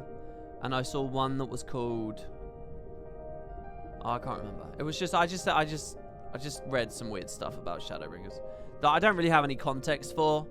But in the spirit of being honest about everything, and so that you guys know what I know, I did read some weird stuff. That's about it. Okay, here we are.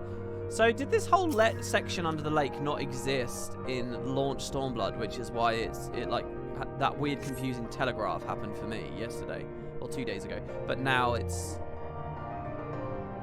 you discover a passage, find out where it goes. Yeah, Yora, that was it. I saw Yora. It was all in caps. It was like YORHA. It's just the title of the Shadowbringers 24 man. Okay. Oh yeah, it's a dungeon. So if you guys want to play it, well, I assume I'm about to unlock a dungeon. Remember, Macon, you saw this before. You've come to a worn stone door, standing temptingly ajar. It would appear you have found an entrance to the subterranean ruins. I like this. Beneath the city is a prison. Beneath the prison is another city, lost to the ages. Hidden within that are the demonic remains of the royal family, guarding a hidden treasure. Making its Alphano, we've searched the prison beneath the palace and found a door concealed by enchantments. If you ought to report? And you believe it leads to the ruins? Excellent. Then I propose we proceed from our respective entry points and look to meet somewhere in the middle. Oh, come on, lads. We might as well make it a race. Victory goes to the first adventurer to find the treasure. Godspeed. The drowned city of Scala. Oh. I'm really enjoying this right now. Long ago, in the dawn of the 5th astral era, the modest nation of Scala was founded in the land of Girabania. Over the span of several centuries, its people constructed a grand city of stone at the bottom of a steep walled ravine. But even this natural defense could not protect Scala from destruction during the terrible age of war. When a great flood of the 6th umbral calamity later swept across the realm, the hollow ruins of the city were lost to sight, its remnants submerged beneath a raging sea. Haunting the depths of what is now Loch-Seld, Scala's silent walls lure adventurers into the salt-laden waters with a promise of mysteries unsolved and treasures unclaimed. Oh, what a setup. So good. Okay, so yeah, I'll invite these people who are both emoting as though they've died or drowned. There you go, guys. We got another person who wants to join? Anyone's welcome to. Sorry, I'm eating grapes now. Anyone's welcome to. Shall I give it a second and see if an invite comes in? If not, I'm just going to go for it. Did I ever play Nier Automata? I didn't. There you go. We got another person. I didn't play with Nier Automata. I think someone bought it for me years ago. It's like the one time someone's ever bought me a game and said, hey, you should play this thing and do a project on it. And I didn't do it because I'm WP and I'm mono game far too much. But apparently I'd really like it. Oh, what's this? Oh. Well, it's worked out. There you go. Oh, we're min-eye level as well. Brilliant. Green or red grapes? I'm eating red grapes right now, which I prefer more as an adult. When I was a kid, I found red grapes too bitter or something. I don't know. I only like green ones. But nowadays, I find red ones so sweet. You know, there's a certain ripeness of a red grape where it's just, oh, it's so good. So yeah, I never buy green anymore. I find a lot of green grapes in the UK as well. They're really hard. And I don't like really like crispy tasting grapes. I like them to be juicy and a little bit of, have a bit of squelch to them, you know. That's the best kind of grape. And green ones, so often, they're just like huge. It's almost like biting an apple, you know. You don't want a grape to taste like an apple. You want a grape to be more like an orange.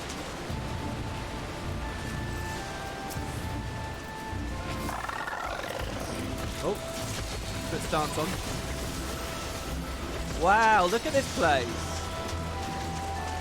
I'll tell you what, this is the secret sauce that Arena's missing. I love this shit where they give you a patch and then there's a dungeon at the start. And it's so pretty and new. What a cool way to start the patches. I love that shit. I love that after Heaven's Warden. I'm loving it already now. Oh, wrong button. Oh, I have all my buttons. So I can delirium and quietus. Oh, I like Dark Knight now. Oh yeah, in the Blackest Night. I forgot about that too. Oh shit, I'm actually dying. Sorry, have I done this badly?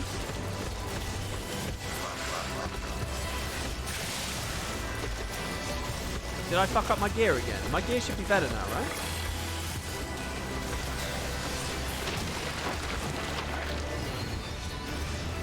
Oh, imagine if after End of Dragons they're opening patches with like strike missions and shit that's a little bit like this at least. Oh, imagine if they went back to dungeons in that game. I love this shit.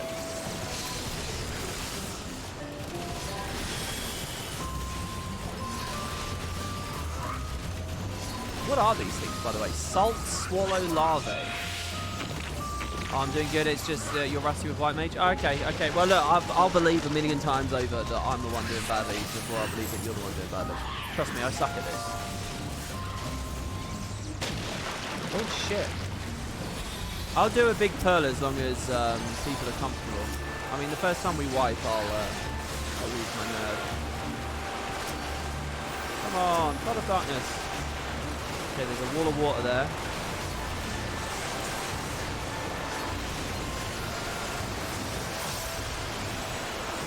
We're going to use the Blackest Night. That should proc, right? Yeah, it did. Nice. Oh, I can delirium again already. Wow. Blood spiller. Knock him down. Damn. I want to take a second just to look around.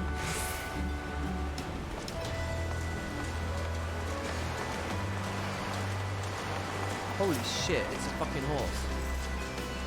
It's a Kirin. Come on, hit me. Hit me, I did the Blackest Night immediately. Oh, it's a bad idea. Oh no, I got it, I got it, I got it.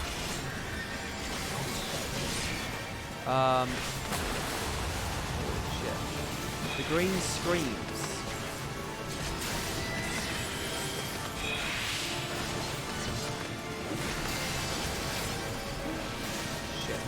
Hit me! Hydro Pool. I definitely can time that one well.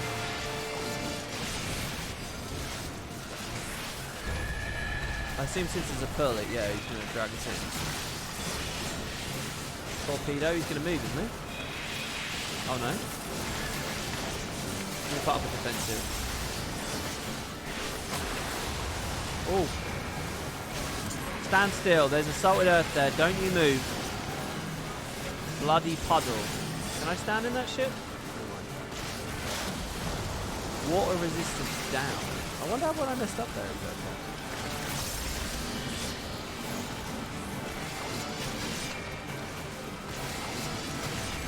What are these orbs chasing people around? Ow!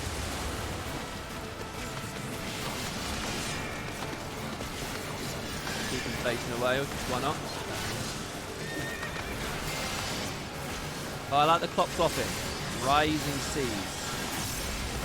Yeah, it works. The Darkest Night before Rising Seas. That one works. I'm going to hold on to it now then and wait for the Rising Seas. Unless I end up with shit tons of MP. Oh, there it is. Oh! Oh, I didn't take enough damage that time. Auto me. There you go. Oh, I wonder if it's designed that way then, because that lined up perfectly.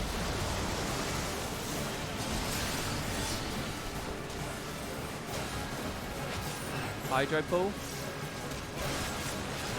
This was like a global thing, right? I'm going to try it here as well. I wonder if that'll work. Ah, he died. Well, whatever. Nice.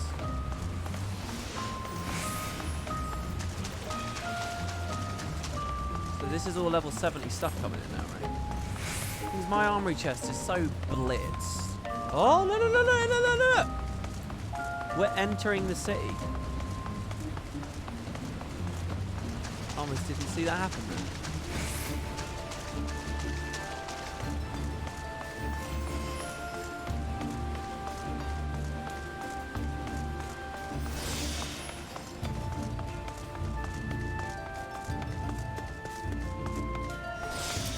Holy shit.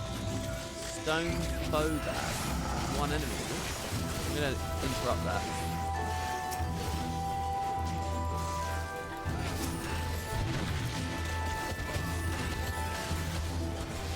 Alright, this is it here then.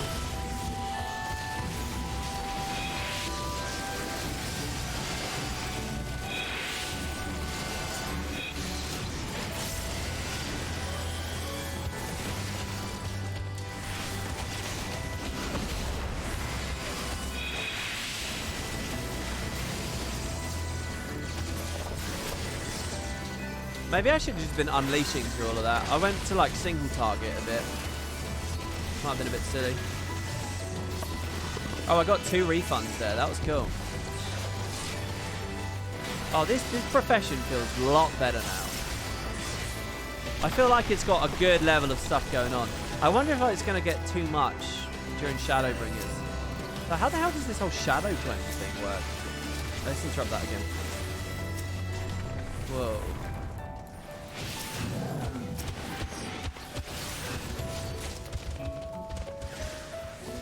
As far as I know, some of my upgrades are just like replacement effects. Oh, I didn't really want to do that. Let's do Arm's Length early. Let's do the Blackest Night early. Let's do Quietest there. Let's do the Blood Weapon. Let's do Blood of Darkness. This is all happening right now. Debuff Mole. Whoa, don't stand in any of that. Oh! Blackest Night again. That's got a proc, surely. Delirium. Quietest time. Random little plunge, because why not? Salted Earth. Ooh. Ooh. Get out of the AoEs. Oh, that was cool.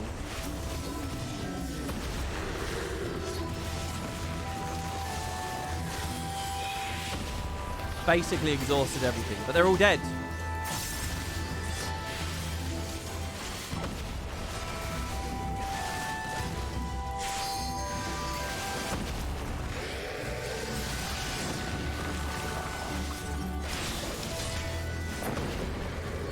Nice, the door opens. What's down there?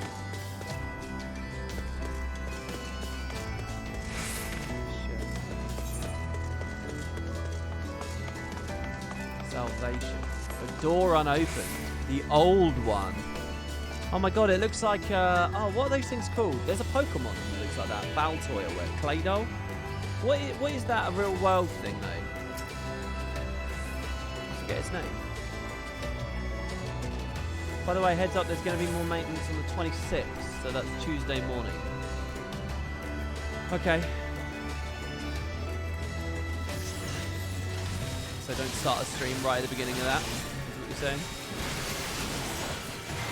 That's good.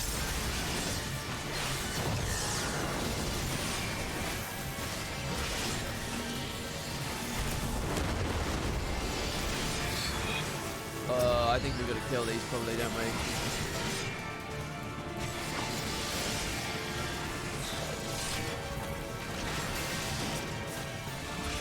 I got my one.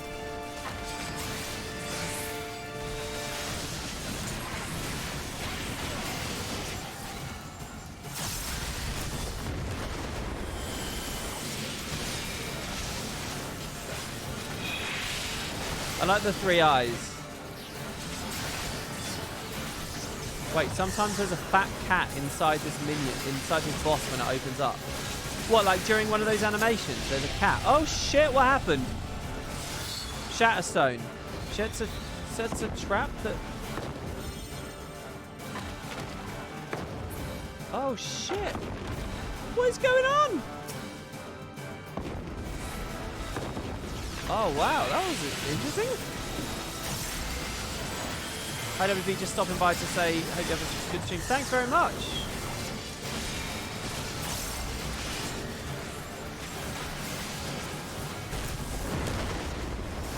That was awesome. I like the little transform phases in this game. I always feel like they're good. Oh, it's doing it again. So I'm guessing these random things, they probably walk in a circle, and I need to get them to walk into my traps. Can I spawn lots of traps all at once, or...? There we go, yeah. Oh, sorry, man. Oh, I should have... Well, mind you... Oh, no, I messed that up. That's silly. I missed a couple of blood spitters there.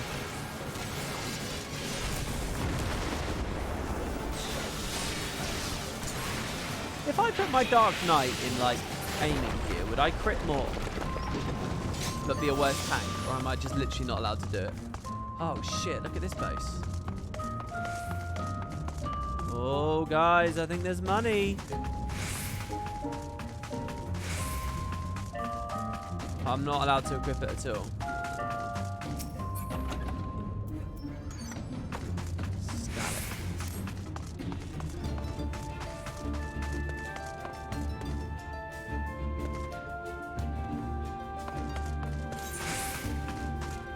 Condemnation.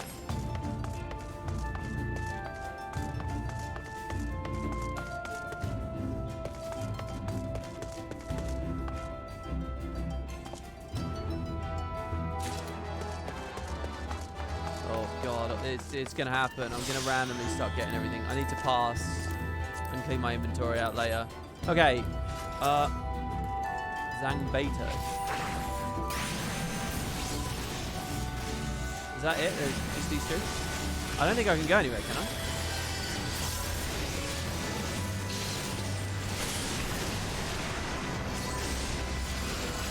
I'm not gonna delirium this, you know what I mean? It's only a little fight, really, isn't it?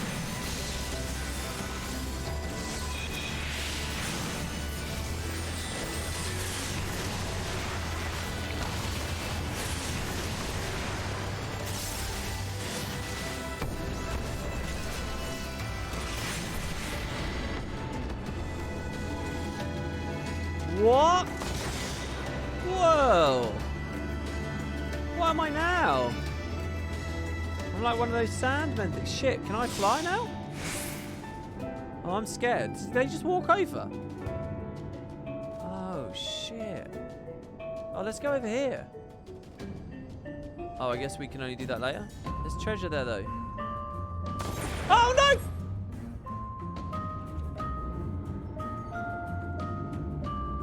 No, I didn't know I was on a time limit. I didn't know I was on a time limit.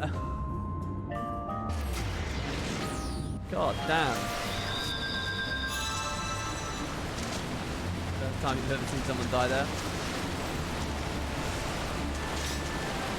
I think I'm being punished for my curious nature. I'm going to make a forum post about that.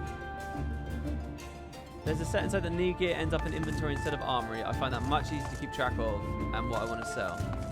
Yeah, I think you're right. I should set that up. I should do a clean out and then I should turn that on. Dark Knight falling into the abyss. I was always in the abyss.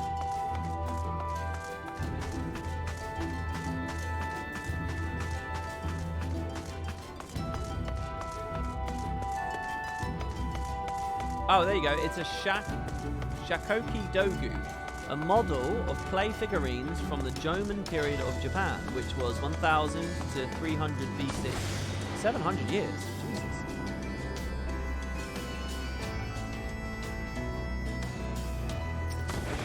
Oh, no. Quick turn it off there.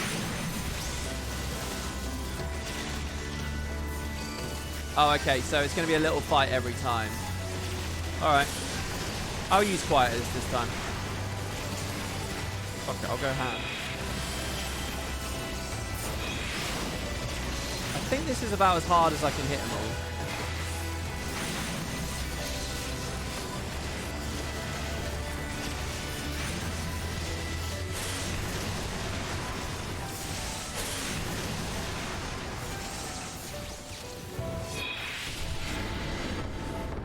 Oh, look.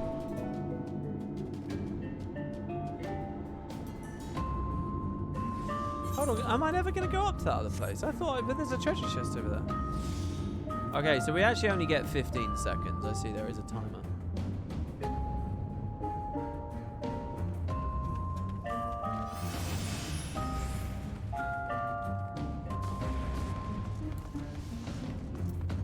The Rotting Royal. There you go, here's one of them.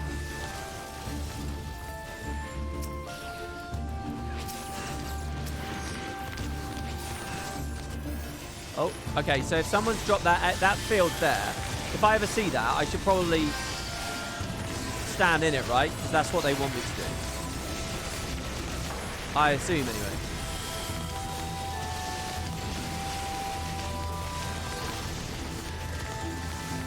I feel like I'm moving everyone badly here, but I got to move out of the orange ring.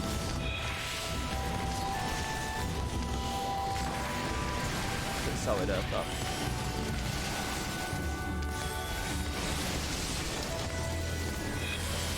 I'm going to eat this and see what happens. Oh, I died. I did it because of the Blackest Night. I should have just been popping defense. I didn't realise I was that low. I'll wait a few seconds because I want Transcendent to end, right? Okay, there we go.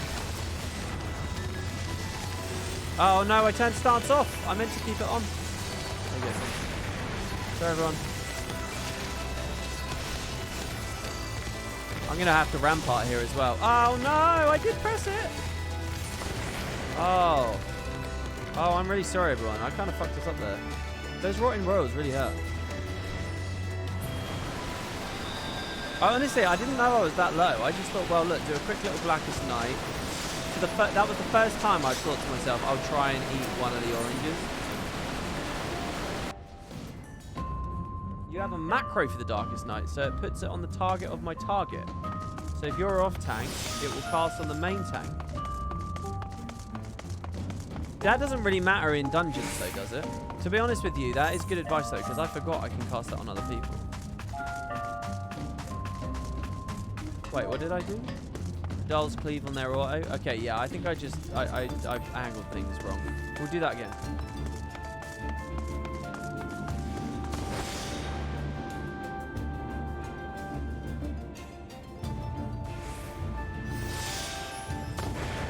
But yeah, I think honestly, I might have two versions of the Blackest Night on, the regular one, and then like a different one, which is put it on off tank or whatever.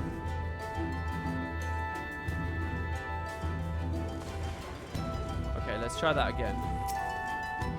We did kill one of them. We killed a lot of this stuff, to be honest. There's only a few things left alive.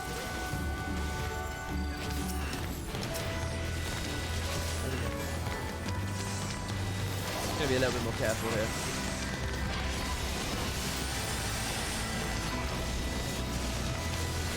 I'll arm's length after all of this. I'm gonna try and keep them with their back to me.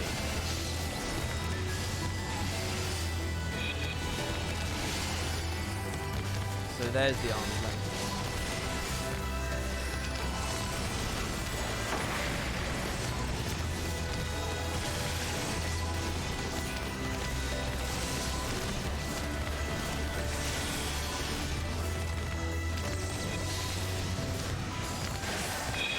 Was I in that?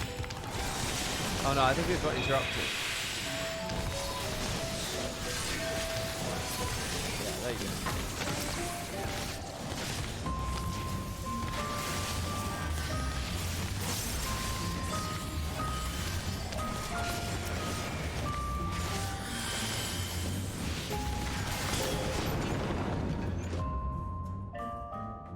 Oh, at least it wasn't some random fight. It was a pre-cutscene battle. Oh my lord, is that the guy?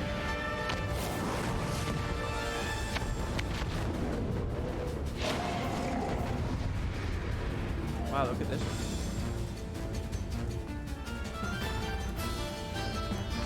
You have a hotline next to your party list that has a separate button. Oh, that's a good idea too. There we go, this is the final boss.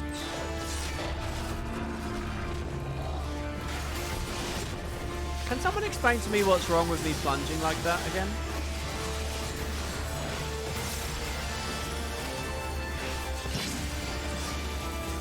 Come on, hit me. Hit me more. Damn it. There we go.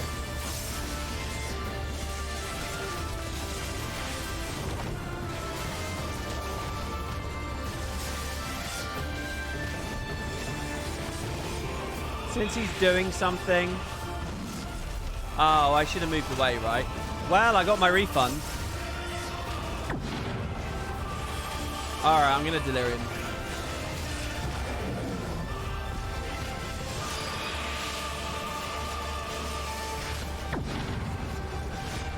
Oh, I fucked something up there.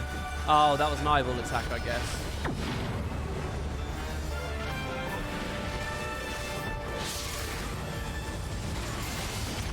No, don't turn around. It was called the Eye of the... It wasn't the Eye of the Tiger, it was something else. But I'm guessing it was literally an eye attack.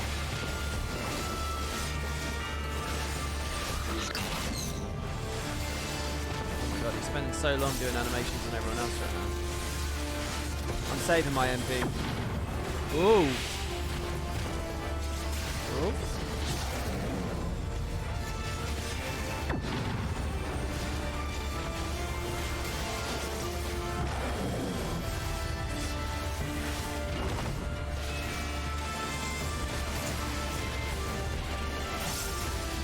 Slightly like desynced. Oh yeah, I'll do it here. I'm gonna eat this again, but I'll put 2 defenses up. Because I know I can walk away from that to take less damage. He'll probably do the eye thing again now, right? If that's the pattern.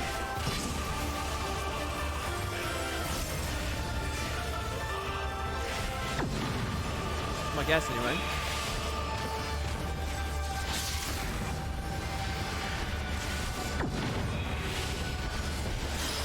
There, yeah, there's an eyeball there. I see it.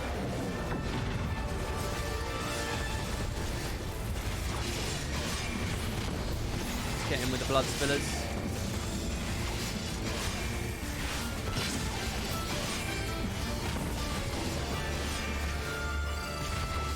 I'm going to use a shadow wall as well when he does the thing again.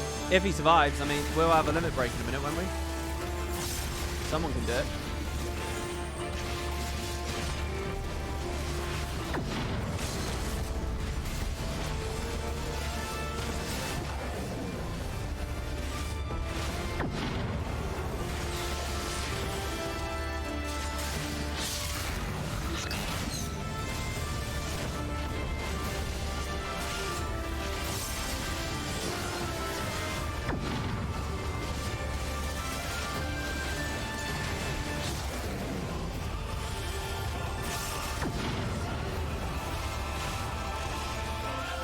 I'm not going to use the Blackest Night as much in situations like this. Like, if I'm never really getting low, we don't need the defense, so... Oh, my instinct to skip's cutscene there.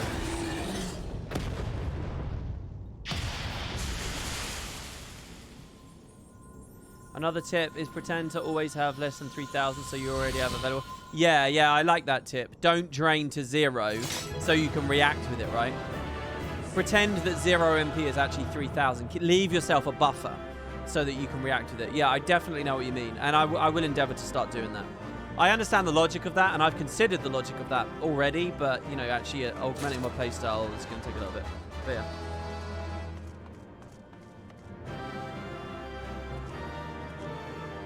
No WP, abuse it is meant to spam. Well, but like in that boss fight, it was not proccing a lot of time. I would have rather just hit him. And it's not like I was low health for the boss fight, right?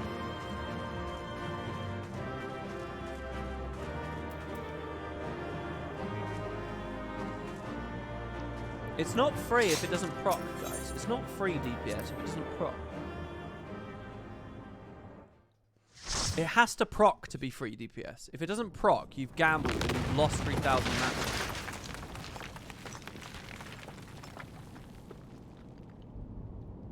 Oh, bugger it. Are you all right? Yeah, in Trials and Raids, I reckon it's pretty good. Aye, everything's still attached. I mean, it's always good, really. But, I mean, in that boss fight there, for example, it was proccing much rarer. I should have just attacked. Ah, it seems both our paths led here. Very good. You realise it's not a gamble for more DPS. What you're gambling for is the defense. The perk, if you gamble and you get it to proc, what you've done essentially is you've given yourself tankiness. You haven't gained DPS from gambling. You've gained tankiness. So therefore, if the healer isn't struggling to keep you alive anyway, it's an unnecessary gamble. Does that make sense? Mitigation. We spent altogether too much time fleeing fiends horrid and numerous. How fared you?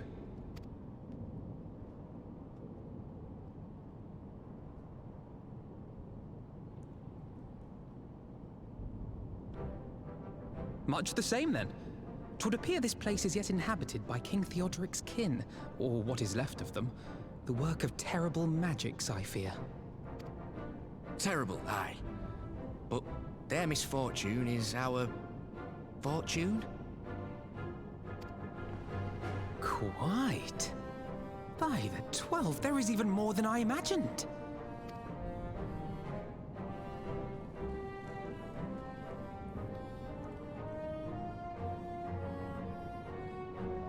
Oh, I can't wait to see the look on Lisa's face. Thanks for believing in me, you two. You can put on a DPS and then shirk them. Is that a troll? Is that that's hilarious if that works. That would be so cool.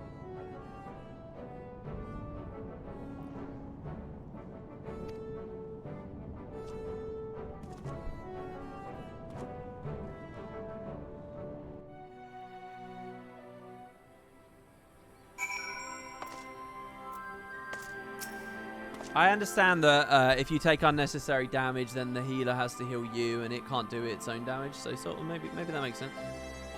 Look, it doesn't really matter much. The harder the content gets, the closer I get to contemporary content, the more it will be spammable, and it's not a gamble at all. I get it. I get it. At every level, this game, if it gives you something like that, you're meant to be spamming it. You're meant to exhaust the cooldown.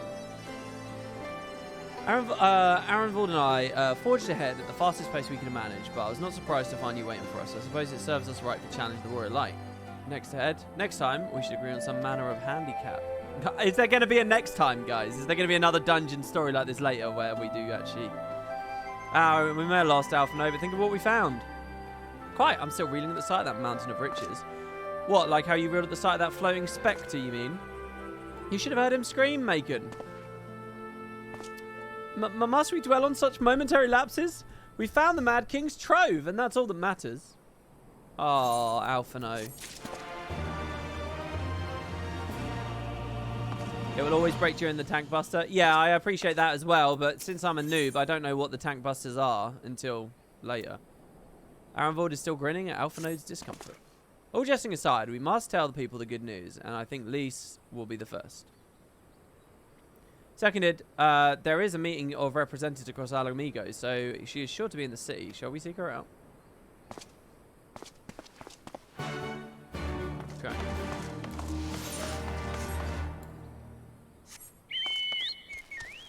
You also have a macro for Shirk. It will always be party member 2. Yeah, I have that already. You can actually see that on my... Where is it? Here, down here. You see you've actually got the cog icon. That's because that is a Shirk macro. It just spams it on party member 2, which is going to be tank 2 for swapping. But again, I haven't actually played any content that really requires that. This is all stuff that will matter more when we're going back through and doing the structured endgame stuff. Hello, Lise.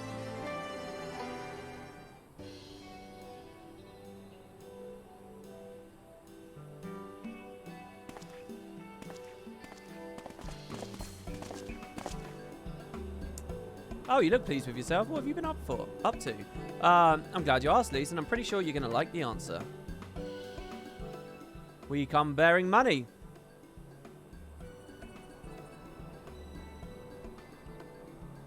You're joking. The Mad King's trove? I thought it was a myth.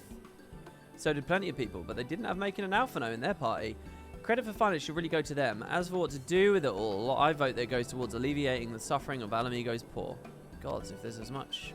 What'd you say? If it's as much as you say, ... Arenvold did not exaggerate, I assure you. We could not hope to carry even a fraction of it on our own. I've taken the liberty of sketching out a rough map of the ruins. If you'll assemble a squad of your most trusted freedom fighters, we should be able to follow the route to where the treasure lies. Understood. I'll make sure every coin is accounted for, and that goes for the spending of it as well. Thank you. Oh, and there's one other thing. When the time comes to draw upon a plan for distributing the spoils, I would ask that you consult Alphino. I don't have a head for details. I'm not educated. I see that handing out sacks of gil won't solve everything, but I couldn't rightly tell you what to do instead. Oh, I know the feeling. I'd welcome any advice you can give us, Alphino. Oh, he's a master of economics, isn't he, at this point? Of course, I shall be at your disposal. Commander, we've got a problem. Deep breaths. Tell me what's happened.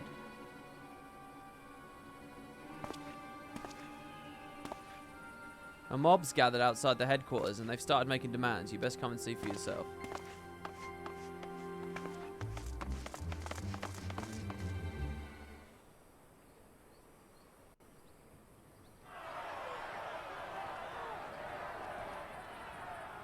Step back, all of you! Like hells we will! We know who you've got in there! We're not leaving till you hand her over! Bring her out! Bring her out! What's going on? Someone let slip about Fedora. Ooh. It's true then! The bitch really is in there! I knew it! I bloody knew it! We demand vengeance! Bring her out! Today we butcher the butcher! Bloody hell, like. Butcher the... Come on, you don't mean that. We'd be no better than the Imperials if you'd all just calm down. Calm down! That monster and her thrice damned skulls dragged my man from our home and beat him to death in the street! Fucking hell. Aye, and my dad! That bitch has spilt enough blood to fill a lock! We all know her crimes. She's a traitor and a murderer. How many of your resistance friends have died at her hands, eh? And here you are, protecting her! So that's what all the fuss is about. Oh, it's Rabon. Hearken to me, brothers and sisters of Alamigo. Dare you not gainsay his word. Hey, who's this? Oh, don't you ask that. That's the Bull of Alamigo. My friends, you are not alone in your anger, your grief, your despair. For it is mine as well. That gnawing pain in your breast. It is enough to bring an old bull to his knees. But I ask you, brothers and sisters, to think not only of the family and friends who were cut down before your very eyes, but to think also of the ones who were abducted. The ones who may yet live. Where were they taken? What became of them? These questions demand answers. I share your thirst for justice, for vengeance, but we will gain only fleeting satisfaction if we give in to our base appetites. We will never know the truth. Now is the time that we, the people of Alamigo, must decide what manner of nation we will build for ourselves, and for generations yet unborn. When they look to our example, will they see a people who held fast to their principles, or one who cast them aside when tried? I say to you, it is our responsibility to give these prisoners a fair trial, that they might answer to all of Alamigo. The Garleans called us savages, and I'll be damned if we prove them right.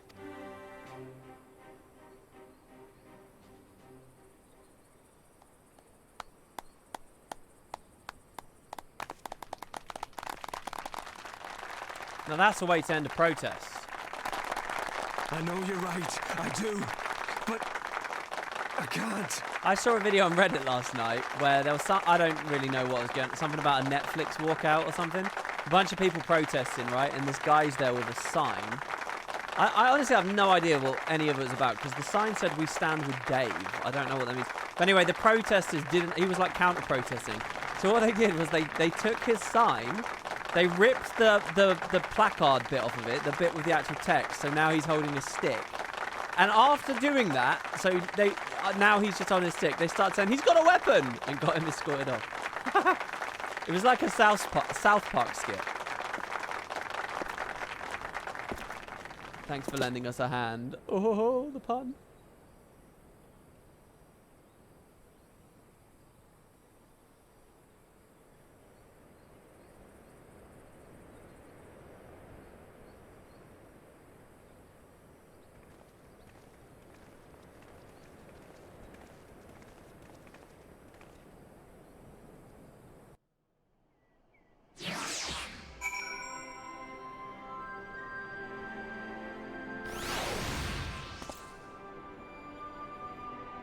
All right.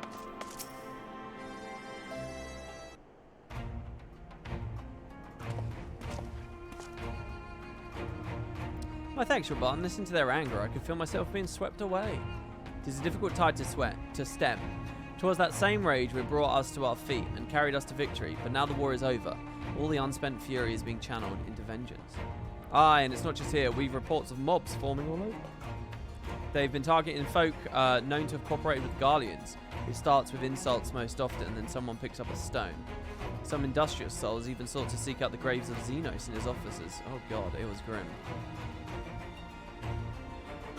I want to build a country where everyone, regardless of race or origin, can live side by side in peace. But maybe the time isn't right. Maybe people just aren't ready.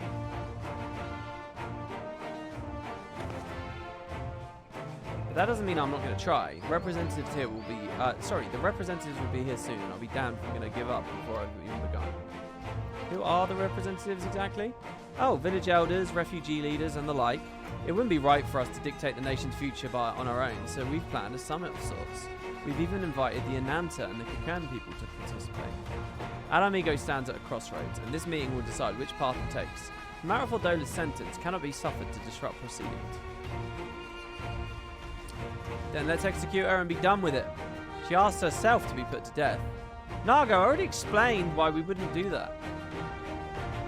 Sending her to the gallows might satisfy people for now, but where would it end? Should we round up everyone who collaborated and everyone who didn't resist? There'd be no one left! And we'd be no better than Theodoric and Xenos.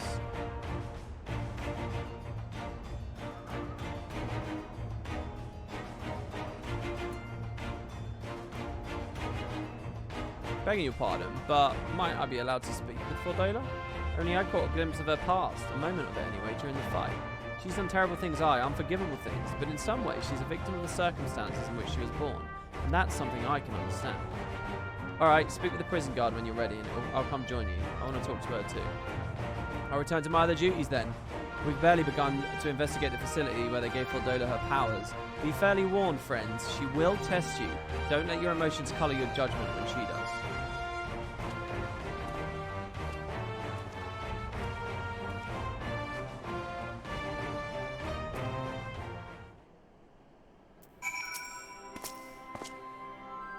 With the guard and we'll go in. Are you sure about this, Arenvold? I have no great wish to save Fordola, even if I could, but there's more to her than meets the eye, I'm sure of it. Okay. You've the commander's permission to enter then. Cool, how is this stream almost 3 hours old already? How have we been live that long? That's kind of mind-blowing to me. It feels like I've just started. Just sort of sat down.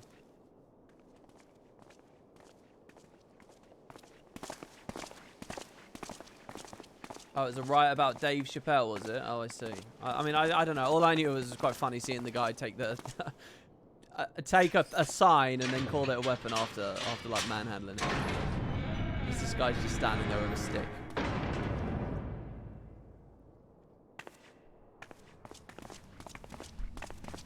It's all quite gloomy. Well, well, well. So many visitors. Come to have a good laugh, have you? You know, one thing I've always liked this game doing is how often it changes the outfits that the characters are wearing, like their fashion. It's like when Estinian was injured and he was in bed and he was wearing like his dress robes, or when Nanamo was injured and she changed her outfit, and now seeing Fordola here in sort of the scrubby uniform. Or do you mean to put me out of my misery? To finish what you started? It's about bloody time. I think they're pretty good at that. That's not why we're here, no. Do you remember what I said? How I promised you you'd live long enough to see us win our freedom? Well, I meant it. And not to mock you either. You're wasting your time. All of this is pointless! There's no reason to keep me alive, and you know it! I killed your men. I killed my men. And you know what my only regret is? That I didn't kill you when I had the chance! She needs to chill out. She's so That's angry. a lie, and you know it.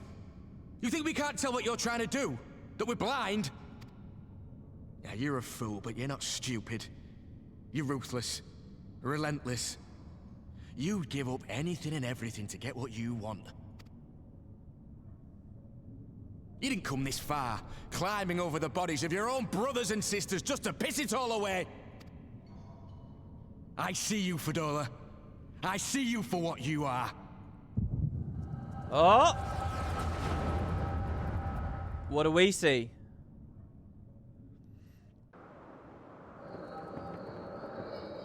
Okay, Alamigo under occupation. Xenos years, I would suppose. WP, is it still possible to join your Guild Wars 2 guild? Mine fell apart after years, but End of Dragons has me excited finally. Yeah, it is. Fadola, we mustn't be late. The Imperial Viceroy will be attending today's banquet. I'll be streaming Guild Wars later. I've got an idea of a challenge run I want to try out. I'll be streaming Guild Wars later, and maybe I could do something about that there. You give me your name, and I'll throw you an invite at that point. Obviously, I'm not logged in right now. You could also send me a message on Discords, like a DM, and I'll pop it in there at some point as well. There's like loads of mails, and I just haven't sat down to go through them. So yeah, sorry if you sent me one a while ago requesting access and you never got it. It's because I'm just bogged under with a billion of them. Come along, Fordolo. We must be late. All right.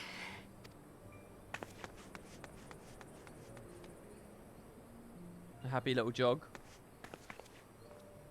Father, what's Lord Gaius like? Is he nice? Are you friends? There you go again with all your questions. Lord Gaius is a great and honourable man who looks after all of Alamigo. He's very busy, and if we don't hurry, we'll miss our chance to see him.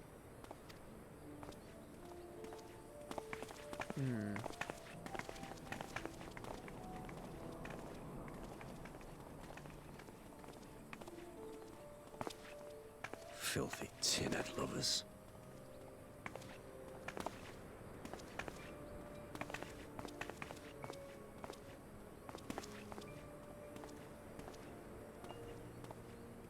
Father, what did that man call us?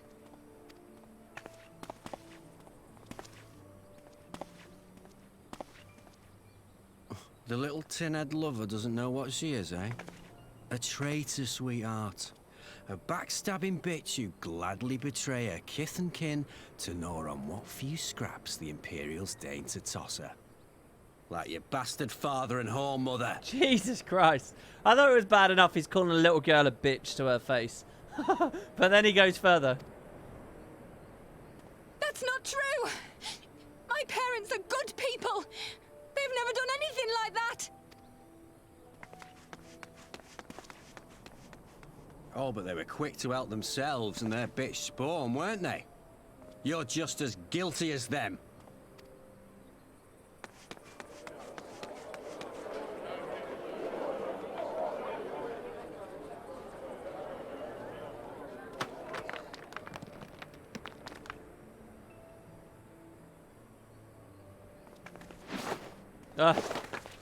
Fadola! Traitors! Oh, it's one thing when the old lady's throwing a rock, but when it's a vigorous young man...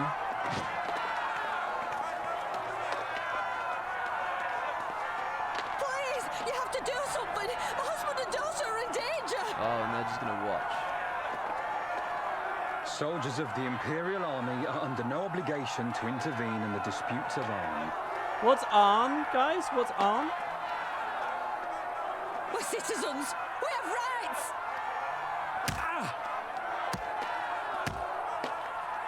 Oh, this is rough. I'm scared.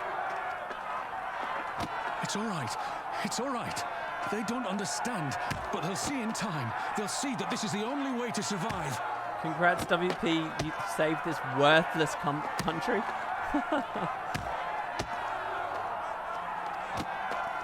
Traitors!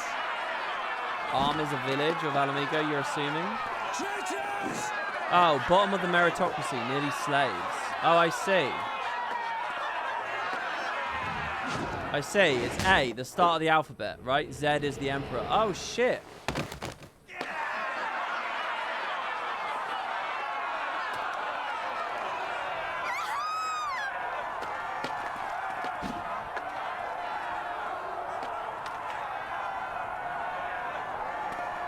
Let the savages have their fun. They'll be more compliant once they've tired themselves out. I see. So this is now ingrained in her that all this anger and violence has just pushed her into her corner, into her Team Imperial. And like to accept that her parents were wrong is to like accept the death of her dad in a way, you know? Like it's like there's like these two things tied up together psychologically. And it would be very hard to... Please! You already have citizenship. Why would you want to become a soldier?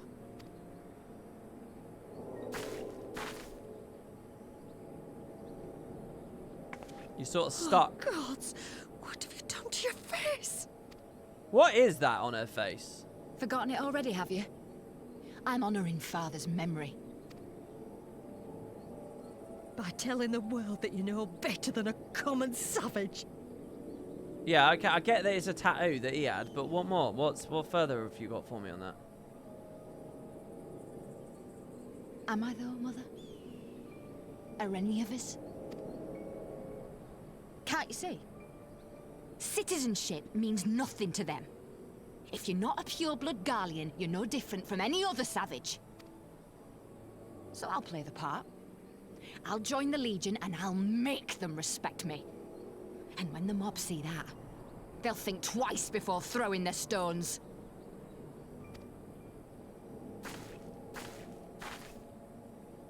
Ansfrid, Rudolph, Emlyn. It's time. Did she not just say... Can't you see it? They'll never respect you. You're just a savage. They don't care. You don't have pure blood, so they'll never do it. So I'm going to make them do it. That's what she just said, right? Yeah, good luck with that. It'll be hard. Humiliating. They'll try to break us. Send us crawling back to our own kind. But we won't, no matter what. We'll bleed for them, die for them if we have to. We'll do whatever it takes to be free!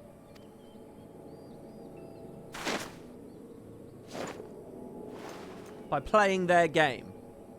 By wiping their asses.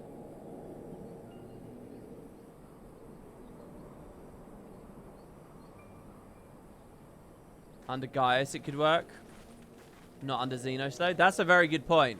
That is a very good point.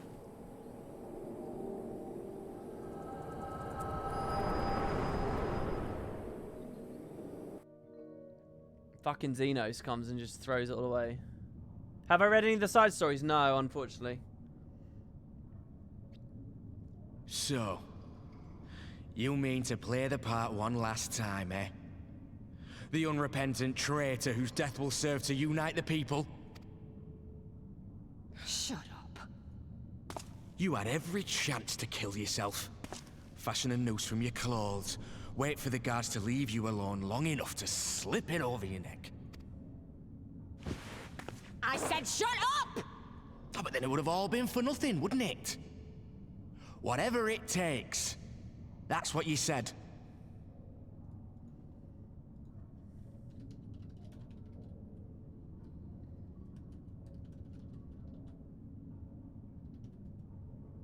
Sorry, I was just on Google there for a second.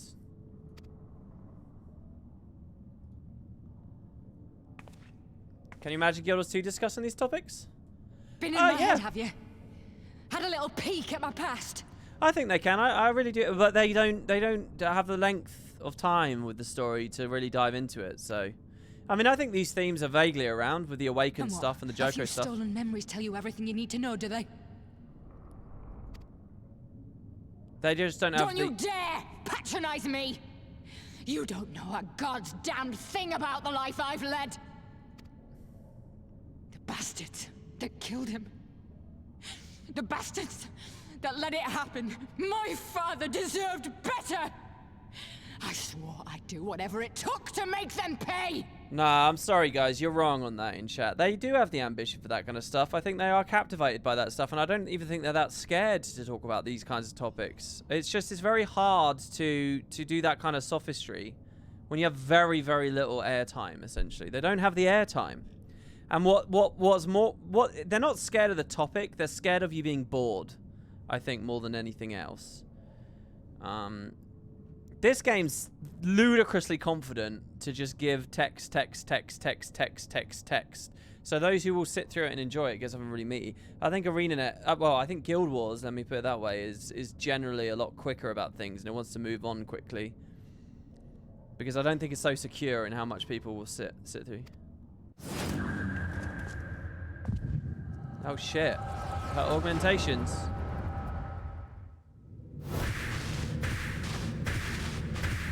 Wait, what did I just see? Whoa, what was one of those flashes? I was kneeling down near a grave. She's seeing my past. Just as I saw hers?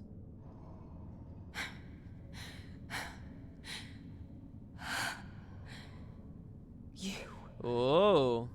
Oh, that was me at Horshathorn's grave. Right. All that power. All that pain. It's too much. Too much for anyone. I'm so fascinated whenever these lines come up. This is like when the Ascians were saying he's way too strong. Do you remember that? When they were like, the Warrior of Light is just no, it's too much. I love lines like this. It makes me really curious about like the nature of the Warrior of Light and what exactly it's all headed to. The things they've done to you. The lies. The betrayal. The endless fighting. Yet there you stand. Unbroken. How? Why? I really like this because it's playing with like it's sort of doing what Ken Levine's good at, which is like a general thing you're not supposed to question much. Is in a long-term story narrative you're going to be a badass that goes from fight to fight to fight, but then they like say no, let's actually question that. Let's actually like make a story about that.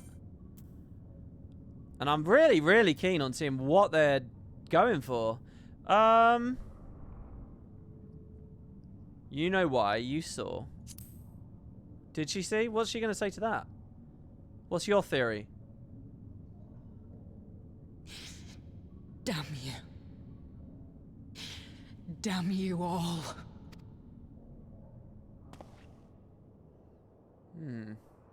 You still have time, Fordola. Think about how you want to spend it.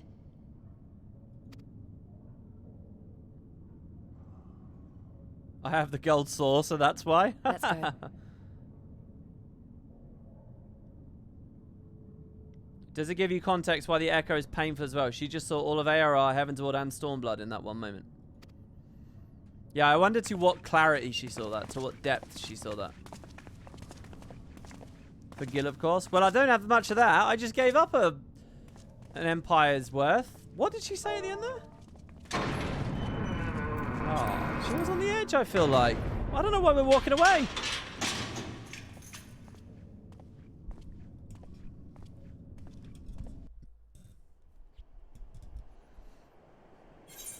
All right. The measure of our reach orchestration roll. The Garlean territorial anthem for Girabania and surrounding states. Jesus. Gotta love me some bureaucracy mixed with my music.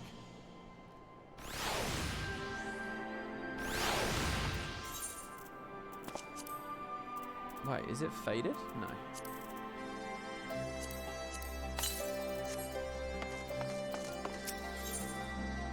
Oh, no, that's a teleport offer. Lise is lost in thought. Okay, what do you think?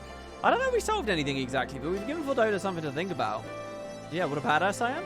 Oh, and I found something new to think about too. I don't know about you, Macon, but the visions only came to me every now and then. From the way Fordola kept wincing, though, I get the feeling she's having them almost all the time.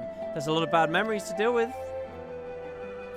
I wonder, could there be some fundamental difference between one who is born with the Echo and one who has been artificially imbued with it? Well, the Immortal Flames have been scouring that research facility ever since the liberation. There's a chance they might have some answers for us. General Aldin's over there overseeing the investigation. Should we go and give him a visit? Yeah, okay. Cool, so we're now dealing with the Echo. Big topics. I like that. Echoes of an Echo. Now, how close are we again? It's very far away, so I don't have to worry about missing an Aether thing nearby. Current.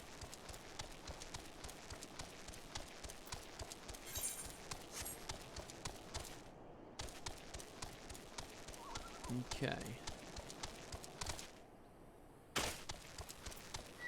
The Resonatorium. General Din is inside, eh? But will you be joining him? I will indeed. Whoa! This is the place, right? This is totally the place. I like this. People running around talking to each other. Guild Wars does a lot of that much better. I noticed that about that game as well. This game just like hides NPC movement by having them fade into non-existence and TP somewhere else. While in that game, they're always like properly pathed everywhere they go. It's like they're putting so much more effort to that kind of stuff. And I think people don't even like see it or appreciate it. So many bodies. Holy shit. Oh, we get the music as well. Oh, we have a potato jam emote now as well for people. Ugh, they should burn this place to the ground and be done with it. Jesus, there's so many of them.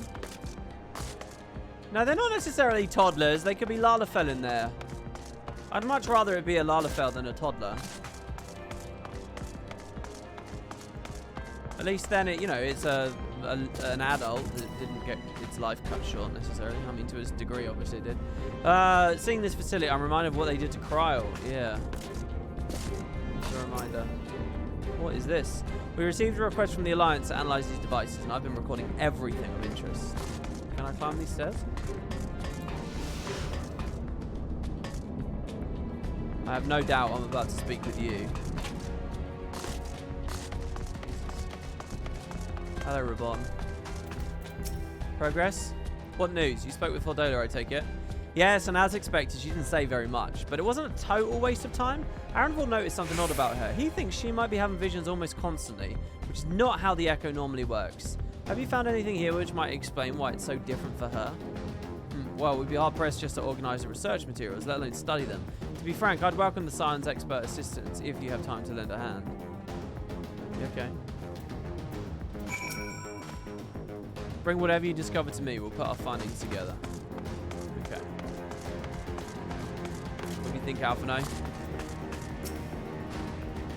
For a race with no innate capacity to manipulate Aether, Guardians have conducted some exceedingly elaborate etheric experiments. Well, they got to, right? They got to keep the leg up.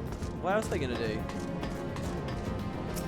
Let's look at the pod. Is this Kryle's pod, I wonder? It might be the one. Or it could be the one that Fordola was in. Now, here you go. The device in which Cryle was held seems even more ominous now you know its purpose. The surrounding pods are marked supply subject, while this one bears the label master subject. Kryle's lost the Echo, I bet. The Ironworks received a request from the Alliance to analyze these devices, and I've been recording everything. If you notice the labeling, all the pods are designed to drain the Aether of the occupant, save to that one right there. Unlike the others, the interior has been fitted with an array of sensors to measure waveforms. For what purpose? I couldn't tell you.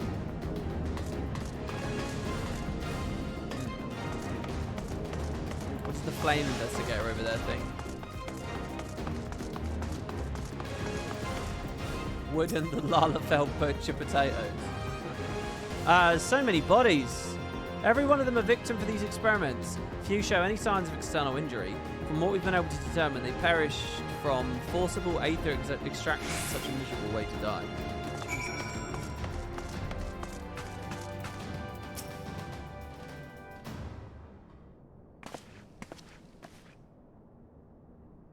I know little and less of science, so any light you can shed on this facility's operations would be much appreciated. Macon, shall we start with you? Okay, so get this. Blah, blah, blah, blah, blah. Blah, blah, blah, blah, blah. You can't make a salad without peeling a few potatoes. Nice phrase. Taken in combination with the testimonies of Cryle and Thancred, I do begin to see exactly what the Imperials were attempting here. The enhancement procedure entailed infusing a single candidate with Aether siphoned from a multitude of supply subjects. As for the master subject, in this case Cryle, the patterns of her etheric activity would provide the model upon which they would artificially engineer the candidate's aura. In other words, they were trying to recreate Kryle's Echo. I believe so, which would explain our prisoner's present state. Kral is possessed of an unrivaled ability to hear the whispers of the soul, and it seems probable... Oh no, it's right. That the procedure engendered the same acute sensitivity in Fordola. The soldiers who guard Fordola, many of them lost friends and family to the skulls. And there's a sentry at her door night and day, if she can't help sensing their thoughts and seeing her past. But you don't just see their past, you live it. All the emotions, all the pain. Imagine what it would do to you. You'd never be the same again. Indeed, as you may recall, Isaiah was completely transformed by a single glimpse of Hraesvelgur's past. Fordola has been forced to experience the agony of those whose lives she destroyed. The guilt must be unbearable. That explains her request to be executed. Sounds to me like a kind of justice. Regardless, she can suffer on for now. We have more pressing matters to consider. Fuck me, Raban. Don't you see what they're doing? They're making us sympathetic to her so that we can forgive her and move on. Because she's different now. And you just want to talk shop. If the results of these experiments have been relayed back to Garlemald, there'll be naught to stop the Empire from repeating the trick.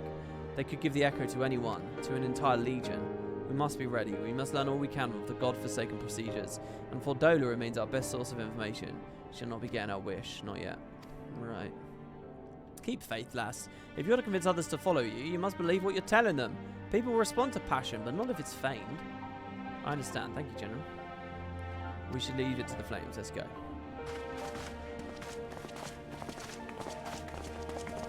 You don't forgive her, but you are attracted to her. The sign of a keen mind right there.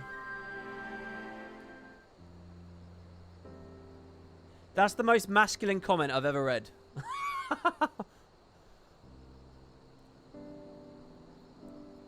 I go looking for answers about the Echo and end up getting schooled by Rabon. Yet more evidence that I don't know what I'm doing. It's no wonder people listen to him and not me. General Aldin is a veteran of countless campaigns, Lise. You cannot compare yourself to a commander of his experience. I know, but I also know that I couldn't have convinced that mob to give up and go home. It makes me realise how much we rely on his authority and how much I still have to learn. I wonder what he'll do when everything here's settled. I mean, it's his homeland. After going to the trouble of winning it back, might he not want to stay? 'Tis a quandary which countless refugees now face. To continue the life they built in Uldar, or start again in the land of their birth. Yeah, Nanamo really might want to weigh in on all these refugees. It's Pippin. Macon, a moment. We're just talking about your dad. I'm newly returned from Uldar with a message from the Sultana. There we go. Her Grace desires an audience with you. She understands that you have responsibilities here, but asks that you visit the palace at your earliest convenience. Well, I must away and attend to other business. Until next time, my friends.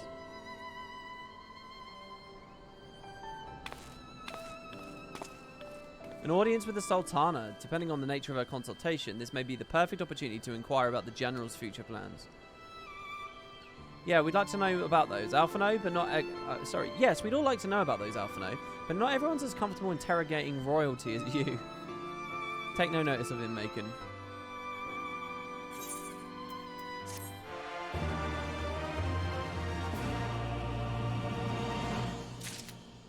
Okay. I mean, I'll go with Alphino. Alphino's thoughts appear to have turned from adventure to administration. Well, the question of how to put the Mad King's treasures to good use shows no sign of answering itself. Shall we be about it, Ironbold? I'm at your beck and call. And I should be getting back to my own task. I'll organise a squad to head down into the ruins and start preparing for the big meeting. Oh, send them my regards, Macon. And ours too, if you please. Bye-bye.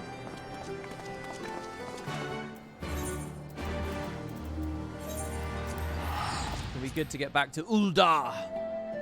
It's so weird, man. If you go back to the start of these streams and you told me about Al Amigo, I genuinely thought it was like a tiny little place, like a little hovel, because I didn't know the difference between little Al Amigo and actual Al Amigo. To have realised there was a whole expansion of story about that area. I mean, at the point at the start of these streams, I don't know whether I even realised that this place wasn't available for exploration yet. It's weird. Every time I come back to look at this map after a few streams, my whole sense of what's going on feels different. Sorry, what have I fucked up here? No, we definitely are going this way. I think that's the Blue Mage quest that it was just telegraphing me. Let's see. We probably just want to go to the Chamber of Rule. So actually, yeah, let's see. I'm getting really along with it now, actually. Let's go back to the map. I now know the Far East. There wasn't as much content here as I thought there was. Or, sorry, no, let me rephrase that. What I'm trying to say is I thought there was, like... I thought all of these were different playable regions, but generally speaking, it's pretty narrow, right? I mean, it's 3 maps for the whole... They gave you a whole new screen for 3 maps, which is these 3. So I have a bit more context for what's going on there. That still leaves me with this thing, though, which is a big question mark. Norvrant, which is going to be the Shadowbringers place, I suppose. Okay. Chamber of Rule. If you didn't know about Italy, would you think Little Italy was about the same size? Absolutely. What's that rap lyric about Little Italy? Little Italy. Is that a Biggie line? Does anyone know what I'm talking about there? That's ringing a vague bell for me.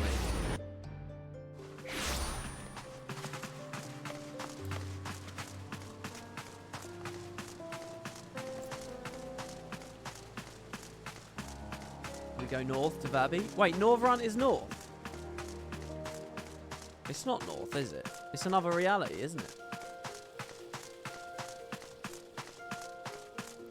Someone, I can't do it here because I'm playing. Someone Google Biggie Little Italy and copy paste me the lyric. It's really good. You're expected, my lord. Please proceed. Them showing Norvrant is probably a bug considering they tried to hide as much things from you as possible. Well, I have no context for that word, so I don't think it's a big deal necessarily. I thank you for answering my summons in these most interesting times. You have been busy. Oh, it has been a very long time indeed, Nanamo. The liberation of Alamigo will have far-reaching consequences, and there is a matter upon which I would seek your counsel.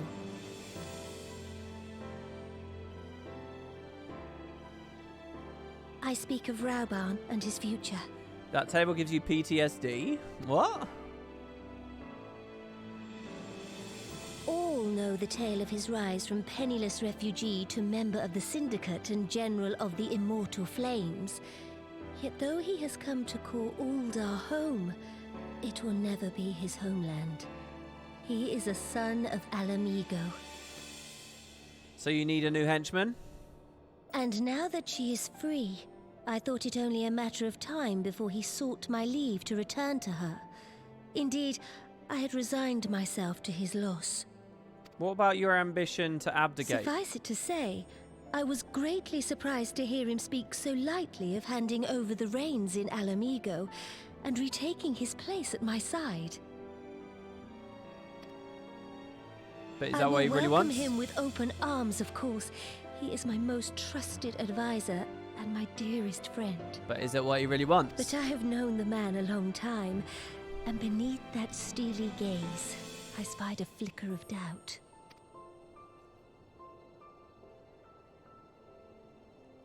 Whether Rauban chooses to remain in Uldar or return to Alamigo, I only wish that he do so with a heart unburdened by guilt or regret. Oh my god, what's going on back there? Is that a cuddly toy, or is it an actual Moogle? There's a Chocobo and a Moogle with a yellow pom. Yet, how can he freely make such a choice, knowing how much I depend on him? Okay, it is yeah, so past just give me time a that I candidate. learned Let's to go. discharge my duties as a Sultana alone. I must go forth and see my realm with my own eyes, and hear the wind with my own ears. Oh, okay.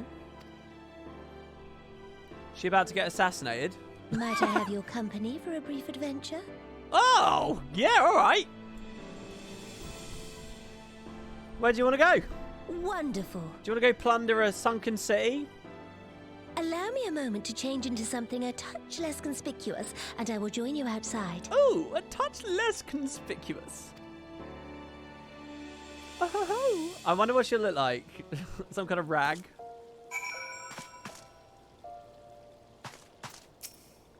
It's weird being back here, man. I haven't properly experienced any stories since the bloody banquet thing. Okay, outside the quicksand. Alright, I don't know what's going on here. It's a toy, but considering what we know of the Moogles, it could very well be an actual Moogle disguising itself as a toy. That's fantastic. They should definitely do a little story like that. There's actually side quests in which we interact with the commoner Nanamo. Really? What, unlocking as of now? Oh, I do like that. Oh, prior. Wait, what do you mean prior? Are you telling me I missed it? Oh, is this like some super old ARR stuff that I played on the first evening I got the game and I've forgotten about? Hello. Perchance you remember Lilra, the merchant's daughter? Twitch chat's talking to you about it right now. This is the persona I assume when I venture beyond the palace walls to observe my subjects unnoticed. Ordinarily, Papashan would accompany me, but for this particular outing I need an advisor, not a minder. And that is why I requested your company. Over the course of your many adventures, you have met people from all walks of life in every corner of Eorzea, and I would make use of your worldly experience. Now, let us be on our way. Our first destination is Stone's Throw, just beyond the Gate of Nold.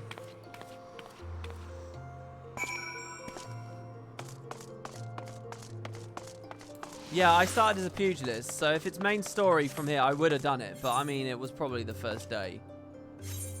Can I just remind you all, I didn't even remember that Alice and Alphino were in the story on the cart at the beginning.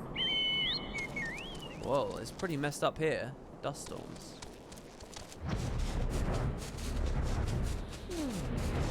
Oh. Carried away flying. Look at that mount speed, by the way, guys. Hello, Nanamo. Look upon this procession of tattered tents. These refugees camp in squalor, at the mercy of the elements and Thanalan's predators both. The city's mighty walls offer safety, but the streets overflow with people as it is. And unless blessed by the hand of Nald himself, no refugee could ever hope to afford a dwelling in Uldar.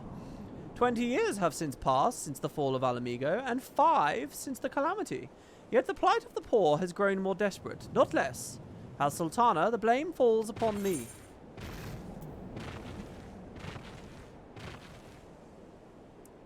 I don't want to say either of these things. I want to say, yeah, sort it out. Your hands have been tied, Your Grace. Yes, my authority is limited. And that is an obstacle I must work to overcome. Shall we press on? I would follow the road to the unholy air. Should we tell him, ...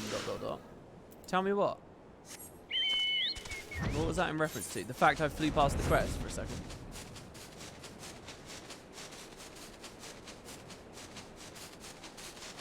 Yeah, no, I know mount speed only affects ground speed. I know. I appreciate that a second ago it might have seemed like I didn't, but I did know that. I've talked very openly about that on several of these streams. I talked about that in the review. Which I'm assuming people watch. Maybe...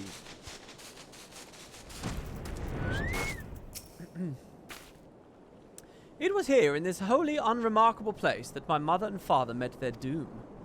I was but a child at the time. My parents were returning from an inspection of our interests in Eastern Thanalan when an untimely rockslide crushed their carriage.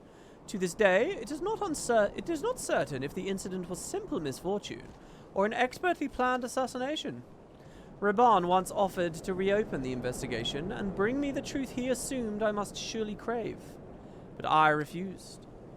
Even in my parents' death was orchestrated by the monetarists. We could only have brought their hirelings to justice. The true villains, those who plotted to put me on the throne as a biddable puppet, were ever beyond our reach.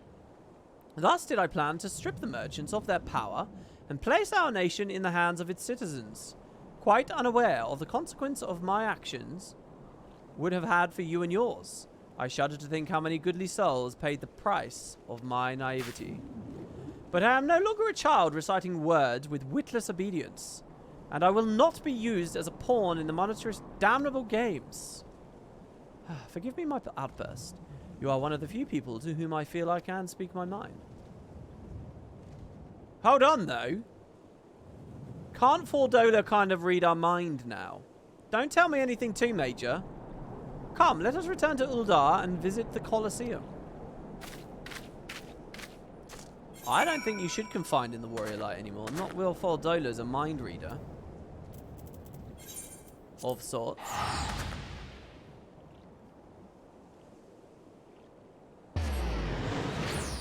Not true, it does affect flight slightly, since you can catch up to people with base flight speed and mount speed. Can you rephrase that? I don't know what that means. Oh. Where is the Colosseum, by the way? Have I ever been to the Colosseum?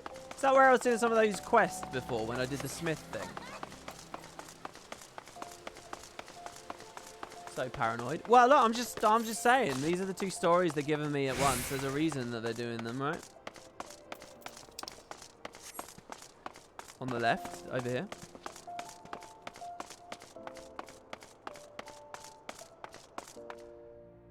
She's in prison. She can't do anything. Yeah, but we're meeting with her, and there was a sense that the guard outside, she can do it through the walls. From the moment I became the Sultana... oh, sorry. We need to do the queenly voice. From the moment I became Sultana, I found myself thrust into an endless parade of document signings and ceremonies. For years, I simply signed where I was told to sign, and sat where I was told to sit, blissfully oblivious to what any of it meant. Yet one good thing did come from that ignominious chapter of my life, for it was during an official visit to the Colosseum that I first met Raban. The match I had been invited to attend was not all what I had expected. I had pitted the bull of Alamigo against some dozen or so rival gladiators. Blinkered though I was, I would not stand for so obvious an injustice, and demanded to see a fair fight, one man against another. And my royal wish was duly granted. It was not until later that I learned of the gambling ring which had arranged for Raban to die on the sands that day. Regardless, my intervention meant that Raban had but a single opponent to dispatch, which he duly did. And when he knelt before me to receive the winner's purse, he swore that he would one day offer me his blade in service. I like that whole story. That's a cool story. There's a lot of setup there. I like it. Surrounded as I was by liars and manipulators, I confess I dismissed it as a pleasant piece of theatre. But as you know, Raban is a man of his word. Though it took him another 5 years of fighting on the Bloodlands, he amassed a fortune so great as to buy not only his freedom, but a seat on the Syndicate. And then I had my blade. This was all told in 1.0, was it? Yeah, it's curious to me how well concepted all of that is. Oh, we're going to see it! Morning, Big Mac. We were looking at your spreadsheet earlier. Oh, I like the idea of some viewers waking up now and they see a streams going. I quite like that. If I can give you a little bit of pleasantness with your morning coffee. Oh, right in the back. This is a reconstructed 1.0 cutscene. Is it? Oh, look at him with two arms.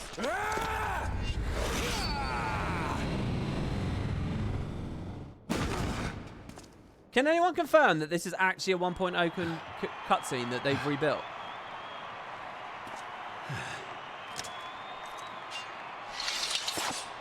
Anyone with normal no-star flight does fly slower, but when you unlock the mount speed increases, the flight speed increases slightly to the point where you can fly and catch up. Oh, so it's acceleration. Are you telling me that you accelerate quicker with 2 stars in the air? Is that the way is that what you're trying to tell me? The mount speed stars improve flying acceleration, but not cap. Master Champ. It seems you're the one who needs looking after, Master Champ. Oh my god, did you guys hear that little sound effect when she jumped? I have kept the promise made. So you have, and in turn, so too shall I keep mine. Jump again. I want to hear that. Do another jump. With your winnings, you have become one one of the 6 most wealthy souls in all Uldar, and so, as tradition dictates, Rauben Aldin, you have earned yourself a seat on the Syndicate. May your new station garner you still greater glories. I am honored, Your Grace, and vow to serve with every fiber of my being from this day till my last.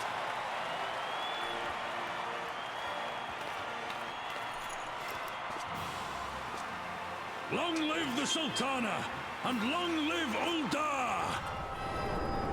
Can players pick up Lalafell, by the way? It's supposed to be disrespectful or something in normal circumstances, isn't it? It always makes me think of when I was like, what year did Perfect World come out? I don't know.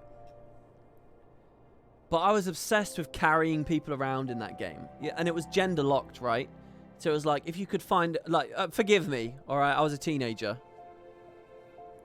I was a horny, stupid young teenager.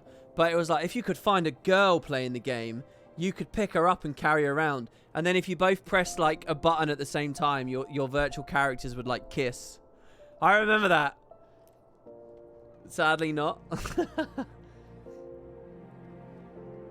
First time chat from viewer. Message deleted by moderator. I think we had a bot in chat there. No, WP, but people have actually asked Yoshi P for it last week. Wow. Words cannot express what that man means. Sorry, the Queen. Words cannot express what that man means to me. There are others who care deeply for my well-being, of course. Papa Shan's love for me was that of a grandsire for his grandchild. But upon matters of governance, I cannot turn to bodyguards and maidservants for counsel. Definitely not maidservants. As we learned, did we not? Teleji Agilegi. Oh, the sun's coming up. Usually when I'm streaming, the sun's going down. The sun is coming up right now, guys. Can we just all enjoy this little moment? I know when you look out the window, it's a little bit different because you're probably somewhere else. But I like that. Rabon, with the authority of this syndicate position, was the first sword I could wield. His was the only edge which could cut the strings that bound me. I kind of want food, in all honesty. What have we got here? Stewed river bream. River bream topped in a sauce made with thickening by the broth in which the fish was stewed. Doman tea. An after-supper beverage naturally sweetened with dried persimmons, widely popular in the Far East. Or persimmon pudding. A rich steamed dessert made with pureed persimmons and eggs. Only at M&S. Nanamo seems lost in the thoughts of the past. We must make haste. We must make haste. My absence will not go unnoticed by the Sultan Swan for long. And there are other places I would visit. To the Azranath Ossuary.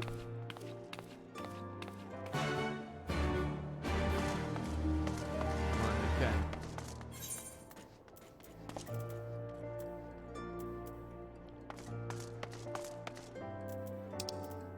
What story does she have here? I don't know what's going on. This is crazy. We still haven't done anything at Doma. Be careful, that sexy voice is a dangerous weapon.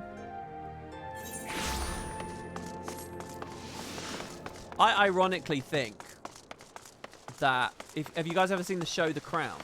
I genuinely think she does sound quite sexy in season 1 and 2. I can't remember who the actress is that's portraying her there. But she, and I usually find the posh accent very, very grating. But there's something like quite, I don't know, sweet and nice about the way she flexes it. I can't remember, who is it that portrays the Queen? Claire Foy, there you go. And again, usually I get really grated by it.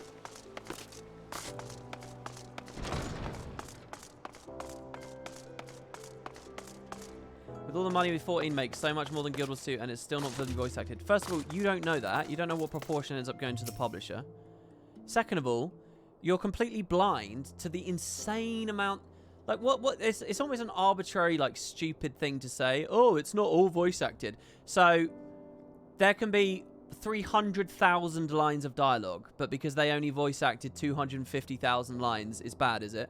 Guild Wars only has 50,000 total, and it manages to get them all. But this game's worse, is it? Because You know, it just doesn't make any sense. If you stop to think for a second about what you just said, you'll realize it doesn't make any sense. The number is so much higher in this game.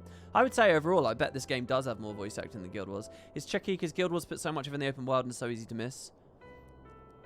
It's like such a dumb thing to try and like even value the game on. When the Calamity threatened, Rabon led the Alliance forces into battle on the plains of Cartano, and I remained here. I prayed with all my heart that Archon Louis Soir would have the power to rouse the 12. Since that day, I have made a custom of visiting this shrine during each of my little excursions. Here I seek the blessing of Thal, reflect upon my choices, and ask myself if I am fulfilling my duties as Sultana. You are rightly celebrated as a champion because you have led the line in 100 battles for the good of Eorzea. In much the same way, I believe the measure of a monarch lies in how she leads her people in times of adversity.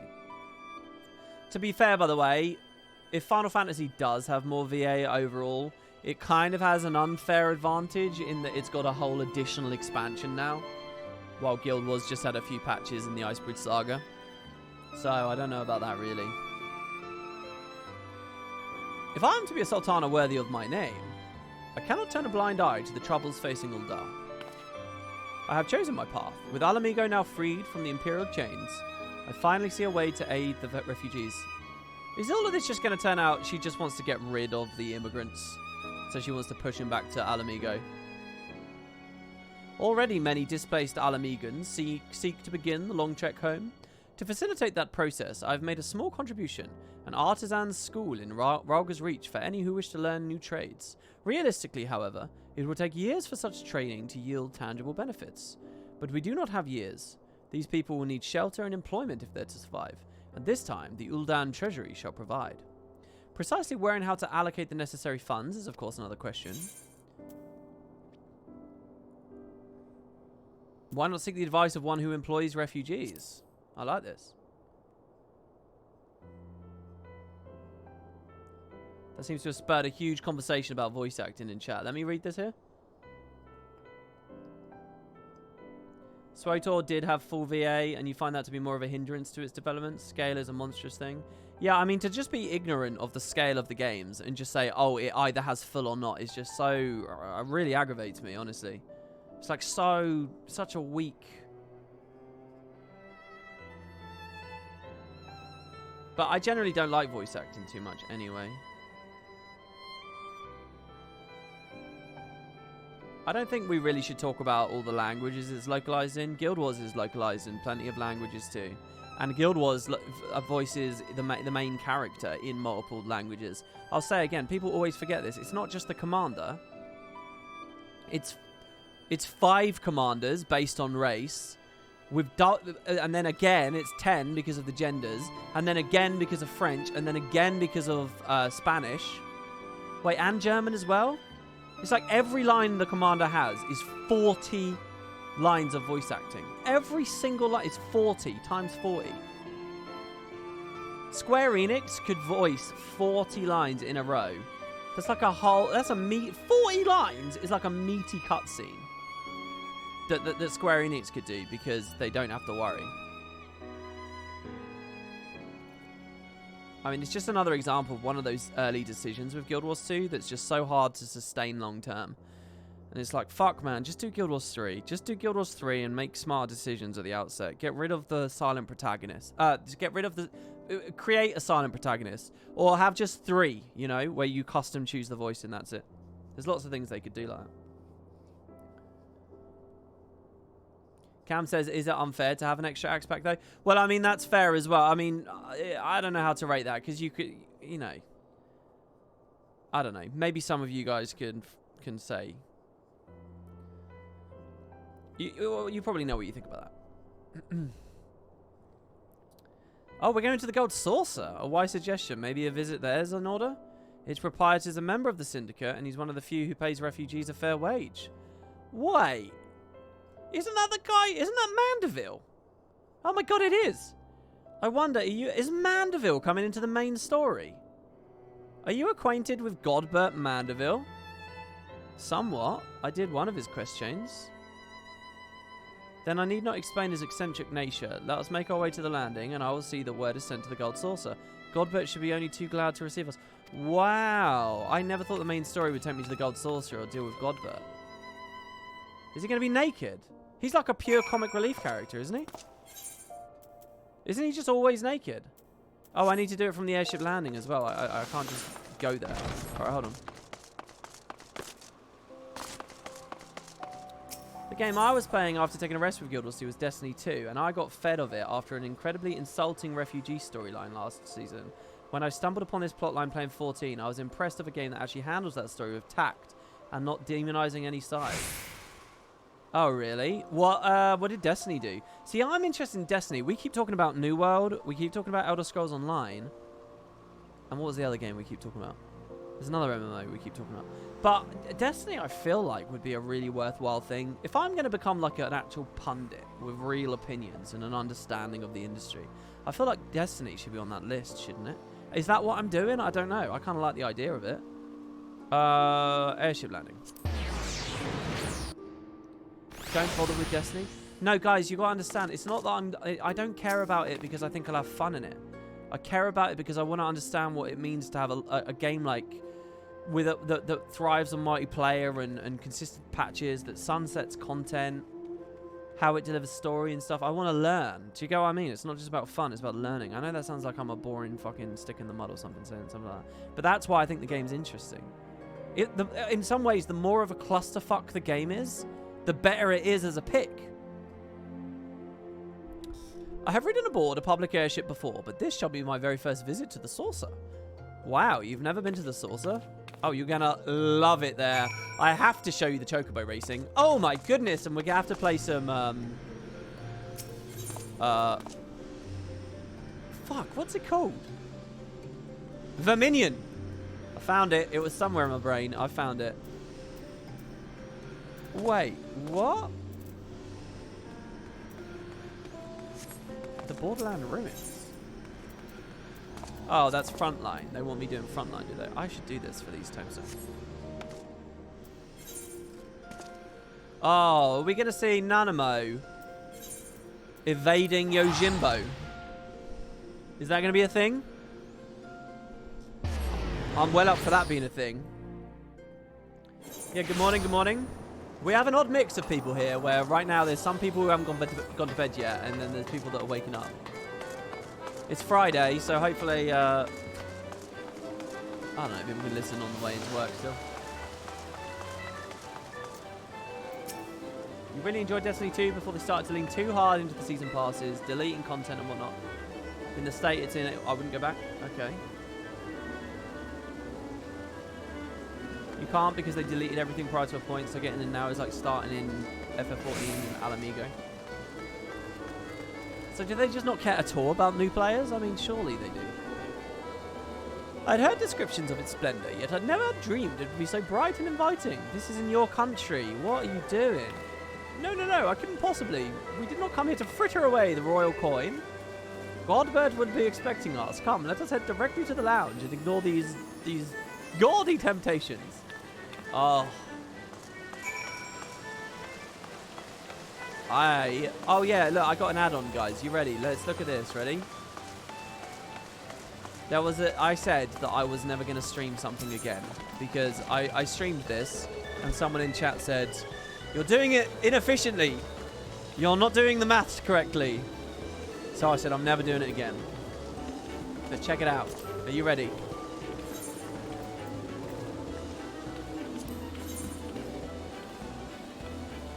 Oh, the maths. It does all the thinking for me. I just have to click through the green. And it won me basically nothing. But this add-on basically does the maths for you. So you just click whatever it says. Which totally kills the fun of it. Whoopsie. That could be a 1, 2, 3. But that's what nerds like, isn't it? You like killing the fun through efficiency and maths, right? Who cares about what the game's actually trying to do? All that matters is I have a chance for my 10,000 GP. Which we didn't get. But anyway, yeah. That's called Easy Mini Cactpot. Okay. Oh,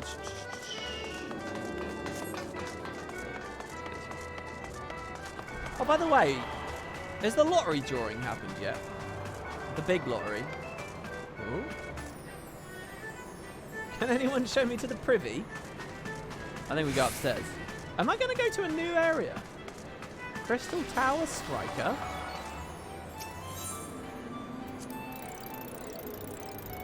Oh, shit. Oh, no!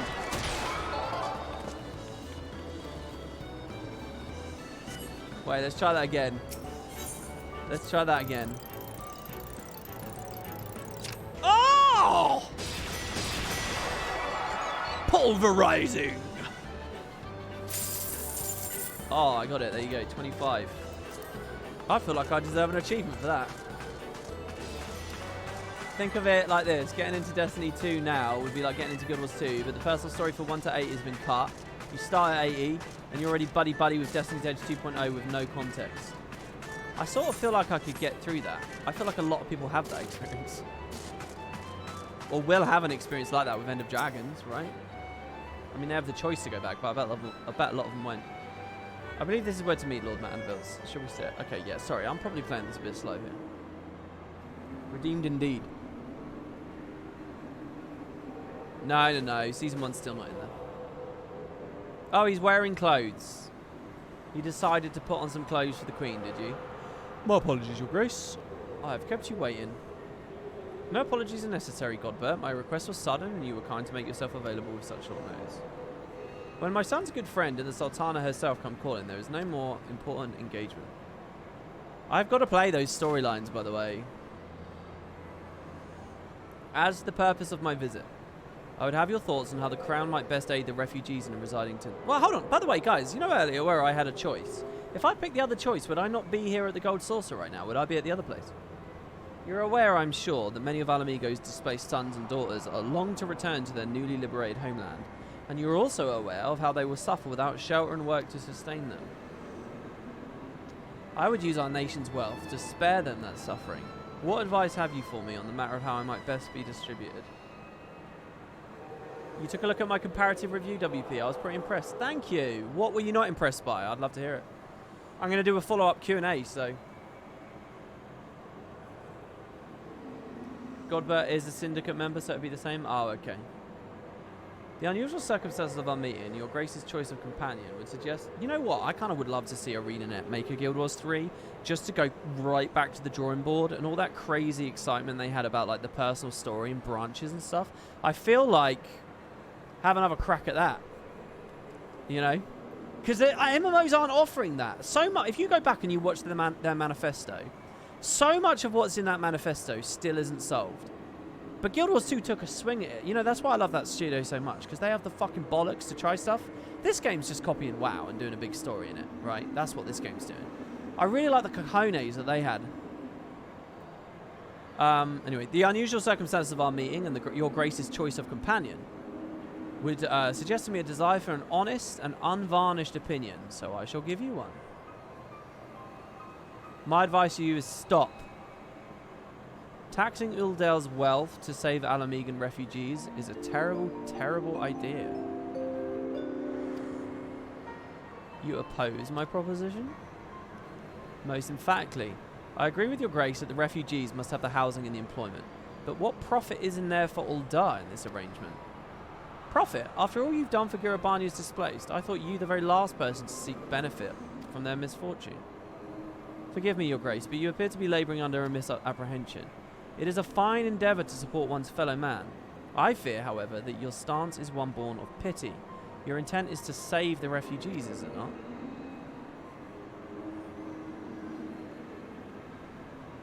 For all our potential, we are indolent creatures by nature. If unconditional charity is all we know, then we begin to rely on it, to expect it. And then we must consider Uldar's own poor and downtrodden. Should they hear of you spending the nation's coin, not to improve their lot, but to nurture the distant citizens of Alamigo, it is unlikely they would applaud your generosity. Yeah, but who the fuck said she was being so stupid? I was thinking we were going to talk about trade deals. And, like, you know, freedom of movement for citizens between both empires. I thought we were dealing with something sophisticated. Not she was just going to throw a bunch of money. Like, what are you talking about, Godbert? She's the queen. She's probably got a more real idea than just splashing cash around. Surely it's not in your intention to foster any resentments. Well, duh. I don't think I didn't think she was pitying them, but fine. Indeed, then any support I pledge to the refugees must promote self-sufficiency while also serving the interests of the people. Sometimes you can get a bit ahead of this game, and you've got to remember that it's like it's trying to slowly build to the obvious thing. Exactly so. Such an arrangement will create a far more equitable relationship with the returning Alamegans, even as it generates the revenue required to win the approval of your subjects. Yes, yes, yes. You have given me much to ponder, Lord Mandeville. Oh, dear. Oh, dear. I will thank you for your candor. I mean, fuck, Macon could have done that. Macon, why are you sitting there nodding along? I actually am a bit scared of Macon at this point. Macon's like this god walking amongst mere mortals, and he's like, it's almost creepy that he just smile along, just smile and nod, just nodding away. It's like, are you thinking for yourself on any level, Macon? It's kind of scary, really. I think if I was Nanamo, I'd be a bit freaked out. I like the idea that all the people in this universe are just so full of ego. You know, all these like hearts to hearts that we have with all these characters, and the assumption is that there's a bit of a back and forth, but we're meant to imagine the back and forth because we're meant to put ourselves in the boots of the protagonist. That's why he's I know how a silent protagonist works, right? I like the idea though that what's actually happening is literally what you're seeing on screen. The texture of these scenes where like Lise is like waxing poetic about her deep thoughts and feelings. You're supposed to believe we're having a heart-to-heart, but no, I like the idea that what is really happening is just Eorzea is full of all these vain bastards that will just ramble away about all their deepest concerns and thoughts and feelings. And they all like you because you're just a good listener. The prophet, the thought never even crossed my mind. But standing about lamenting about my naivety will do no one any good. I shall consider my lesson learned and press on. Macon, are you perchance acquainted with any successful merchants? If my attempt at philanthropy is obliged to reap a profit, it would seem wise to consult someone with a knack for business. What are you talking about? Philanthropy is profitable. They're not at odds with one another. What are you talking about? Has she never heard? Teach a man to fish. Give him a fish and he'll have a fish. Teach him to fish and he can fish for it. You guys know I'm not being very pithy right now. Has she not heard? No, she hasn't. Ordinarily, I would not trust any agent of the East Oldenard Trading Company, but if you hold this Hancock fellow in high esteem... Hancock? Do I hold Hancock in high esteem? I'm content to be led by you. You may repay my faith by journeying to distant Kugane and speaking with him. Eager though I am to visit these shores... Those shores, I have not the leisure for a lengthy sea voyage. Now, assuming you'll travel as us adventurers are wont to do, I shall await your report. A fair journey to you, and a swift one, if you please. Don't you ask me to be swift. Where's the... You line my pockets, and then I'll be swift. Otherwise, do you know what? I'm going to play this at my own pace. We're at the Gold Saucer. I'm going to go do a gate. That's what I say to your swiftness, Nanamo. Oh, there aren't any gates going on. Okay, I guess I'll do it fast. But that's my decision. She's sending you off, errand boy. I'm disgusted. These people. That's one thing I'm excited for in Endwalker. How do they bring the story back to down to earth when we're so larger than life in the story? I think they do it quite well so far. I think I'm actually quite impressed at how well they walk that line. Yeah, they're kind of like scratching at something here as well that the whole story could be about, really. Like, you know, we talk about like the Echo and our ability to see flashbacks and stuff is kind of like a superpower of sorts, right? Whoa. Why is there an airship in the sky over there? Let me get this other thought out. You know what's also kind of a superpower? Just our ability to TP so far. You know, that's kind of profound. That could be a big thing if we want it to be. Maybe they do that in Shadowbringers, because aren't we essentially going to be TPing backwards and forwards between two realities? Yeah, what's going on with that airship?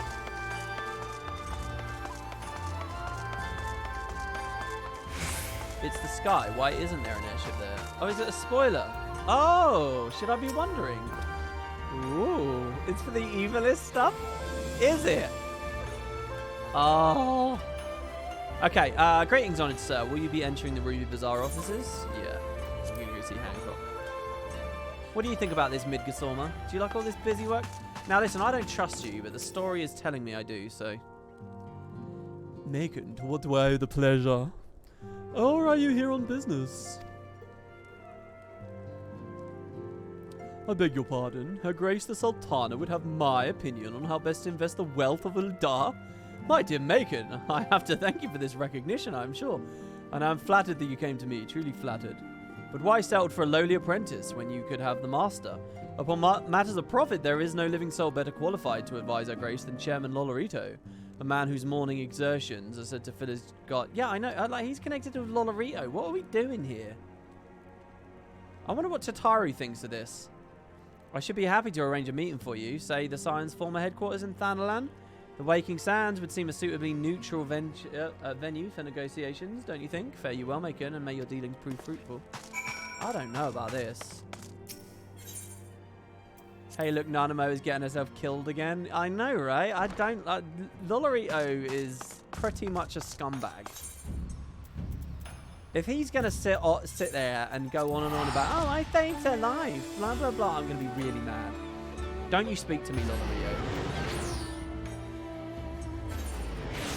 You sailed all the way to Japan? No, we're not sailing. We are using Aetherites in the story. That's what I'm saying. Like, we're like... I mean, that alone makes us a superhero, really.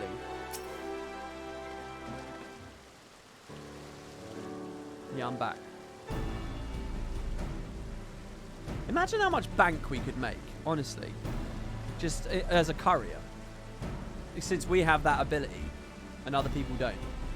I mean, I'd set up shop making delivery services. That's the part of 4.1 I don't like. Oh, wait, which part? No, I know that Teleji was the bad guy, the actual bad guy, but Lolorito threw the place in... Look, can I just be clear?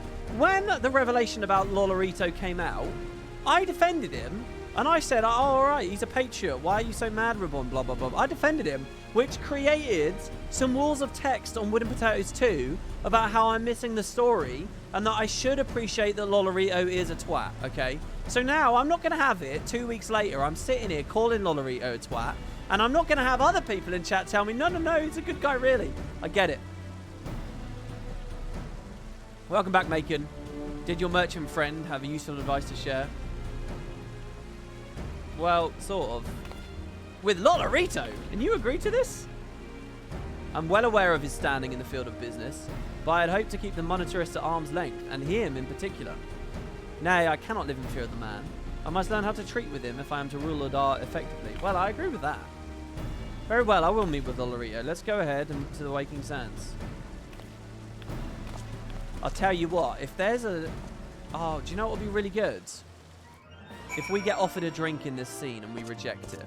I think this is it. I think this is time for the Warrior of Light to be offered a drink, and Nanamo to be offered a drink, and both of us a little bit cautious about drinking from the cup. This is the moment when they do it. So this is where the Scions first congregated. I've heard many tales, but I never had occasion to... Oh, you're not making me travel here. Okay. To work then. The hour of our meeting draws near, and I would gather my thoughts. Sorry, I'm not doing the Queen voice. The dichotomy between those two stances is the point. Yeah, I know. I get it. I get that we're relishing in the middle ground. But the thing is, I'll take a stance for fun. From the Scions. This must be important business indeed. Though, if it concerns anything so underhand as an assassination, I fear I can be of little help. Like, I get it. The joy is there's multiple ways to interpret his character, but I'll take one of those stances for fun. And people say, no, you're missing the point of the story. You're meant to hate him. So we'll go the other way and you get the same. God, his voice.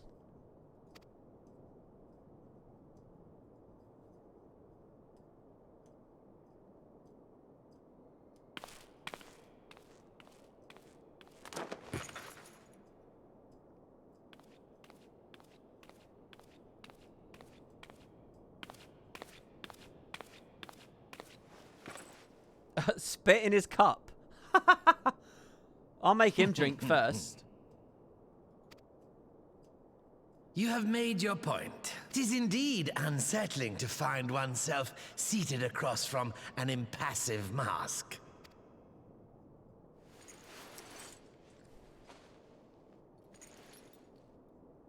There, would this better please your grace? Or should I address you as Lady Lilira? Oh, he knows your alter ego.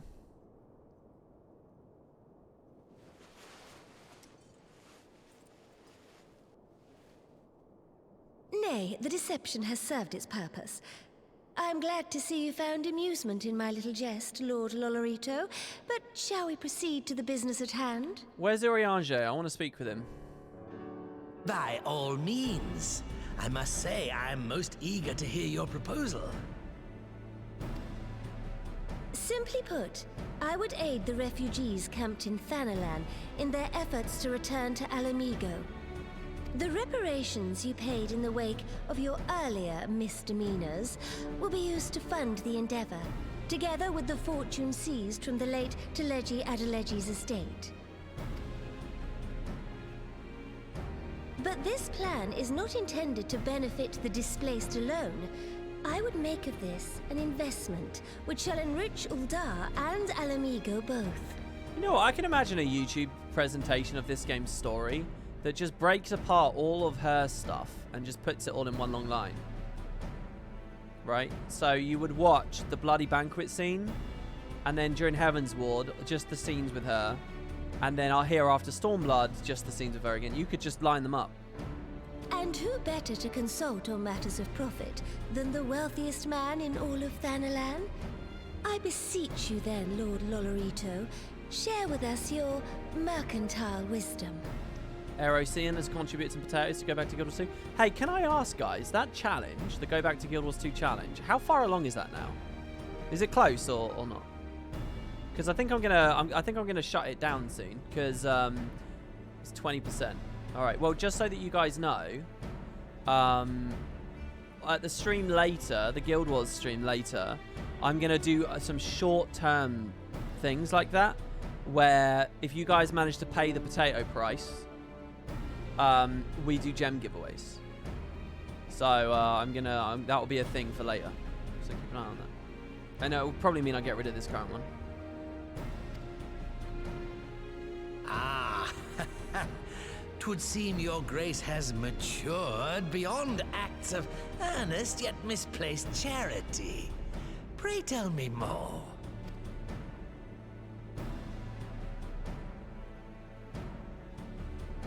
We need to finish. You watched that Shadowbringers? To summarize, in return for facilitating the repatriation of refugees and assisting in the establishment of new industry in Alamigo, you ask that a proportion of all subsequent profits be promised to Uldar. Huh, I am impressed, your grace. 'Tis an elegant solution, albeit one lacking certain crucial details, specifically which industry and where.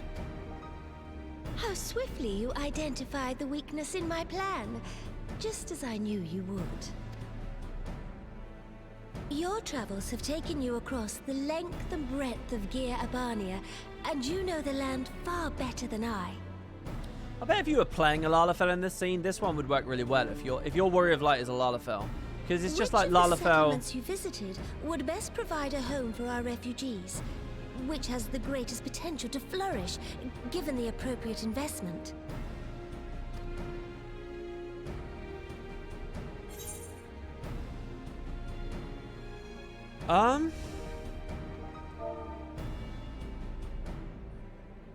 Where would I send them as a home?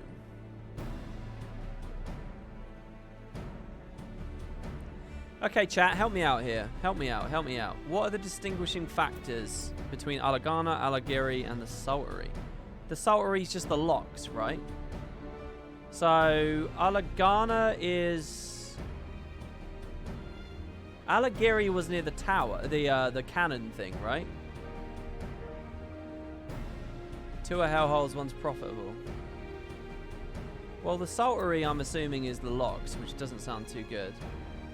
But I mean, it depends what industry they're setting up. What are they going to do? Mine the salt or something? You might be able to get money out of that. 2 are just desert and 1 had an excess of resources. 1 of them had all the crystals around. I don't know what resource means though. I mean, arable land.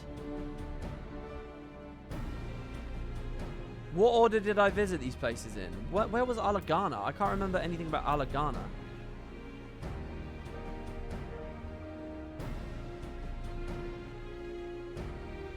Yeah, 3 Lalafels playing world domination. A lot of people said this. Yeah, it works, doesn't it?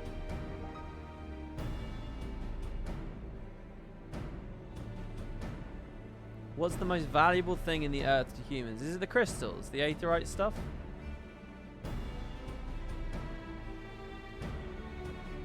Ghana was Lisa's homeland. Giri is the abandoned Allagan ship. Allagan ship? Abandoned Allagan ship? That wasn't an Allagan ship, was it? Are you talking about the boat that was used to escape the flood? Yeah, it has to do with preservation. Yeah, okay, it's not an Allagan ship. So salt. You guys think salt? I don't know. I really don't know because it's a magical world. I don't... There could be any number of things people cover. Crystal is filled with aether, isn't it? You guys seem to want me to say the saltry then.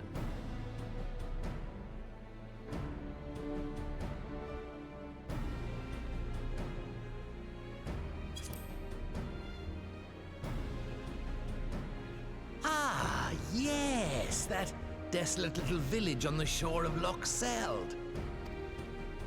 I know the Saltry and its products well. The Imperial invasion brought an end to their more widespread distribution, much to the dismay of many a wealthy gourmand, myself included. Salt has ever been a transformative ingredient, and in this instance, I dare say, it could transform a modicum of effort into a mountain of gil. So the other 2 are bad answers. Citizens Nice. will need to be consulted, of course. But I trust the East Aldenard Trading Company can be relied upon to provide its assistance in negotiating a mutually beneficial arrangement. The saltry is the only answer that has the product in it. You don't need to know geography to trade. Well, I mean, but there's so many different factors at play there. There's so many different things that consumers might value, or like, you just mentioned geography there. You know, what if the hellhole is surrounded by, like, mountains that you can set up trade routes through or whatever, right?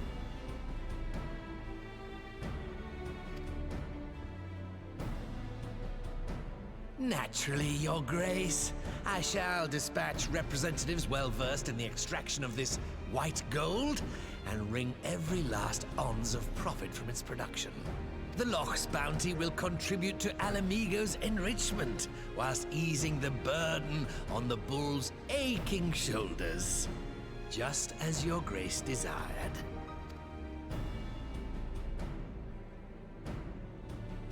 A deal is struck then.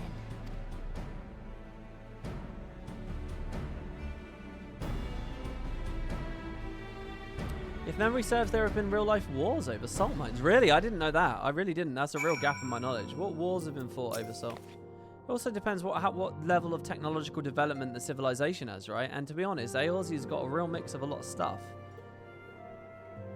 I fear it will be many years before I feel comfortable taking part in such negotiations. But I won't complain. We've piqued Lolorito's interest, secured his invaluable expertise. Thanks, Major. Jellied compote. Stewed fruit rendered from firm within gelatin, then chilled and cut into bite-sized squares. Oh, that actually, I literally got hungry reading that. Nanamo is ready to move ahead with her plans. I made myself scrambled eggs before. There's a new Guild Wars 2 video up on my channel. I made myself scrambled eggs before I made that. And that was about 7 hours ago now. And I just had a little pang of hunger. Maybe scrambled egg isn't enough. Our course is decided. I shall return to the palace and have my ministers begin work on implementing the particulars of the plan. If you can prevail just one more time, I would ask you convey the details to Commander Hext on your return. That's Lise, right? Lise Hext. My thanks. 2 messages deleted by a moderator. Yeah, listen, if you want to post links, you've got to be a sub, because otherwise it will be bots and viruses and shit. Sorry about that. You need not accompany me back to the palace. I will have Papa Shan arrange an escort. That is, if he hasn't already organised a search party. I've been absent for rather longer than I expected. Why did I just hit the door open and close? Is there anything in the solar now that Memphilia's gone? I think this is quite an interesting nostalgic place to me now. You guys never saw me streaming it, but so much of ARR is just coming in this room, and Memphilia's sitting in this chair. And Louis Suar's staff thing that Papa Limo used to capture Shinryu was on there. It was just coming in and out of here over and over and over and over and over again. Sad, you wanted to post the Salt March wiki page. You just wanted to say Alamigo looks like India. Oh, really? So you think they're drawing on that? Sorry that you can't link it. I am sorry. We don't have any mods or anything to help you out either.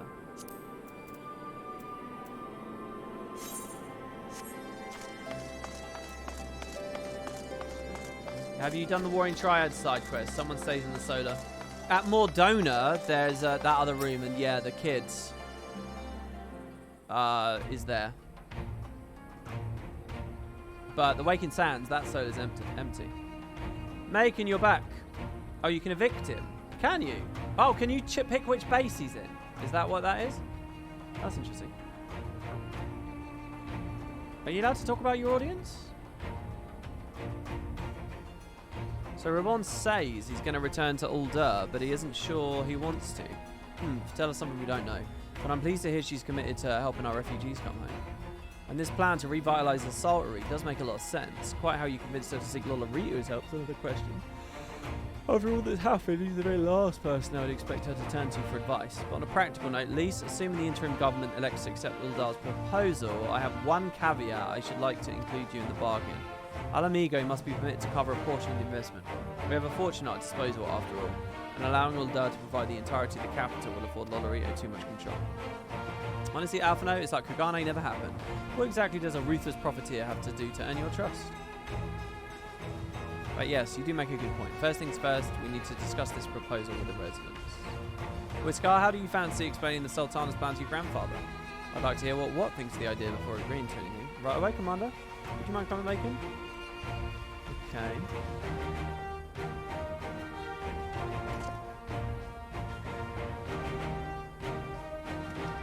That's why they relocate too much PTSD for the players. I really like the 2 base thing.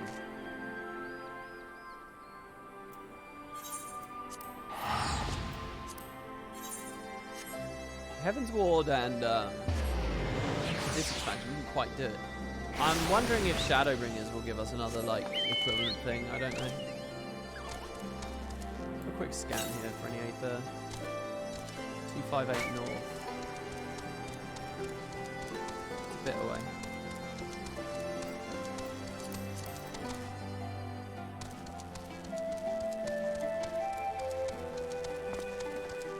Warring Triads is Heavensward Trials in the form of side quests. They couldn't fit 8-mans in the post story, so they did this. I don't understand what you mean. Alexander was 8-man in the post story.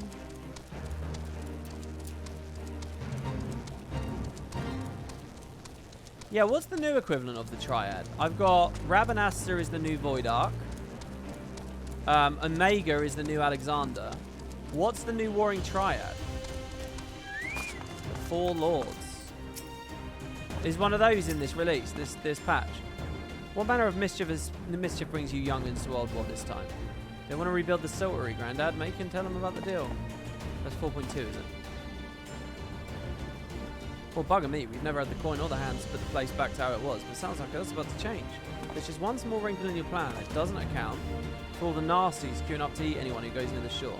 The king used to send soldiers to cull the buggers, but the Imperials weren't about to ask the likes of us. Don't worry, Grandad, we'll take care of all that. Commander Hex has been talking about starting up regular patrols, and I'm sure she'd assign me the block if I asked. I'd appreciate that, Whisker, my lad. Truly I would. So, does this mean you've gotten better with that blade of yours? I've been training, but mostly to kill Imperials. You've some experience hunting monsters, do you make him? Think you can cast an eye over? Yeah, alright.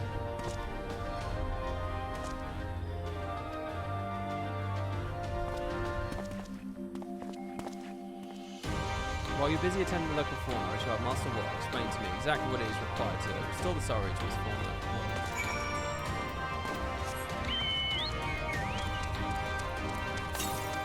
The music in these maps nuts. There were 2 wars in Europe about salt. One was in 1482, in and around Venice, the War of the Ferrara, and there was a Salt War insurrection in 1540 involving spontaneous taxes in Salt and Peruvian. Wow. Search your surroundings for yabbies. You may move the camera as well as zoom in and out. This is going to be one of those sniper things. What is a yabby though? Is it that? Discover its weak point.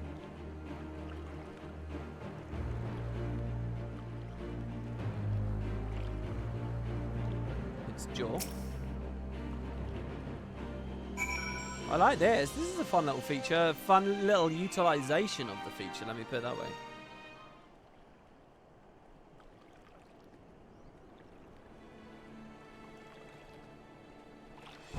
Salt was more important in older times. In this world, there are cars and mechs running around. They can afford to make a fridge. Exactly. You don't know. And it's a magical world, so who knows they can't just preserve food or extend its shelf life in some way.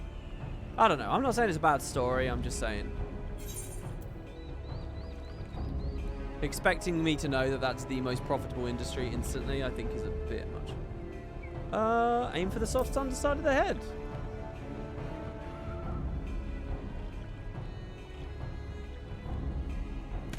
Vulnerable under the head, are they? Right then, wish me luck.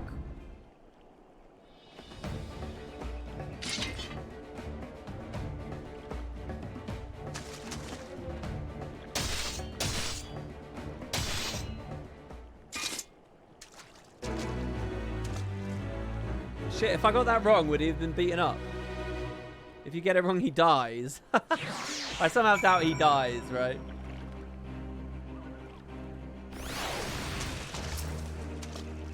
Thanks, Macon. I did just as you told me, and the wavekin went down like a sack of popotos. Let's find something else. Wow, what is that thing there? Is that one of those salt elements? Luminaire. If you get it wrong, he gets violently gored to death in front of you. That's an A rank, was it? It looked cool.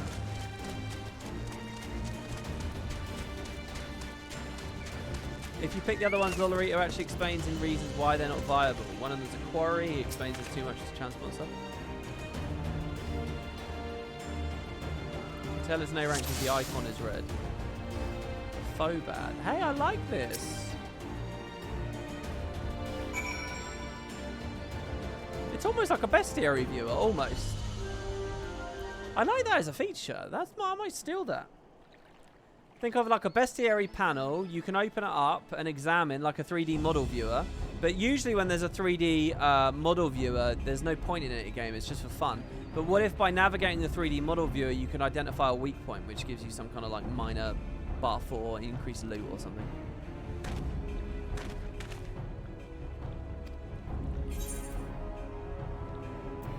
Destroy the core within his brow.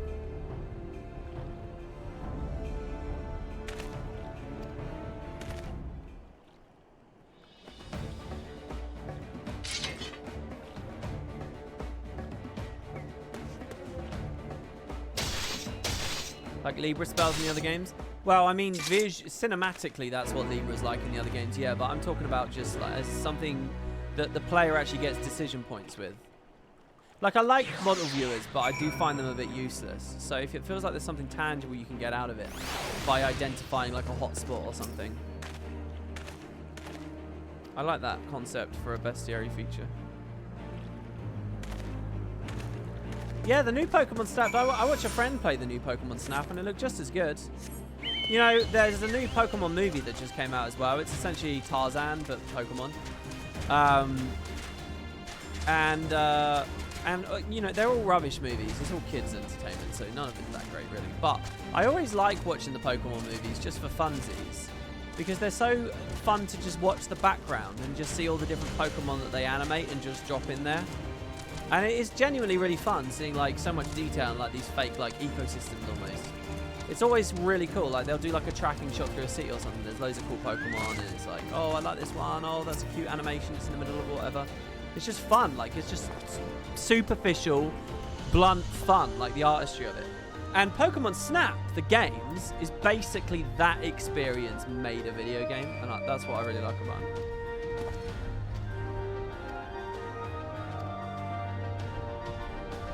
Obviously, I'm skipping ahead with the story a bit here because I'm not really that entertained. We all know what the gist of what's happening right now. It seems Whiskar has the Sari security well in hand. I, meanwhile, have discussed the next steps. Completed inspection of the site. There are some vacant buildings we could use as dwellings. Message from General Alden. Apologies for the interruption, sir, but the General would speak with you at your earliest convenience. Do not feel obliged to wait around on my account. I'll remain here to hammer out the finer details. You should go. My apologies, sir.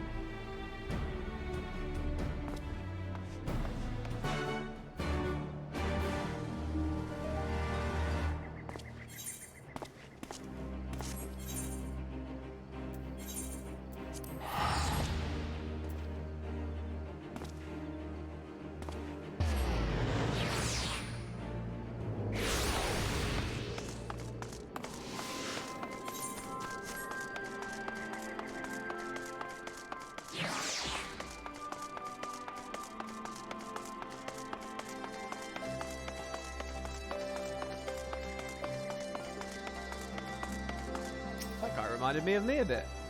Only a little bit. From the back.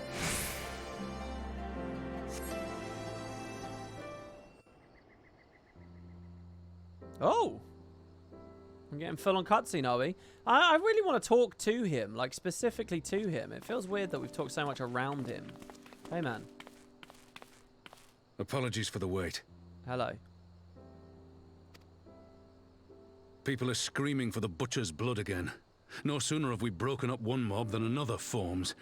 Thankfully, all have been amenable to reason. But it is no concern of yours. We must speak of the men Arenvald and his comrades apprehended in the peaks.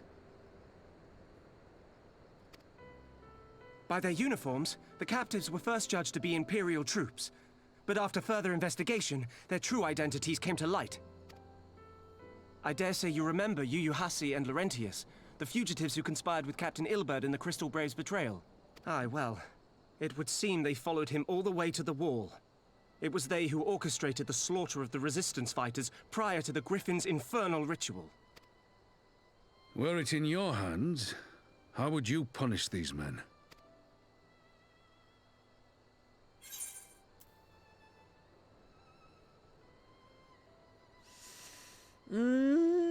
I would forfeit their lives.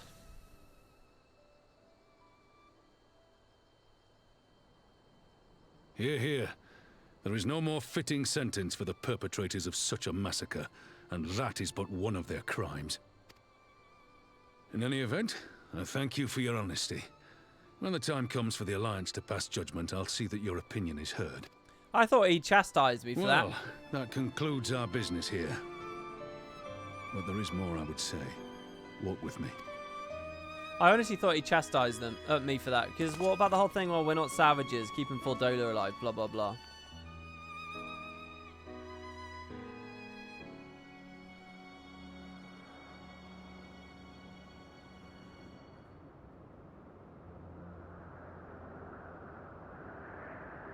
I bear a share of the blame for Ilberd's atrocities. Had I openly supported the cause of Alamegan liberation, he might not have felt driven to do what he did. Things could have been different, and I'm sorry they aren't. Oh, finally, we're getting a good cutscene about this.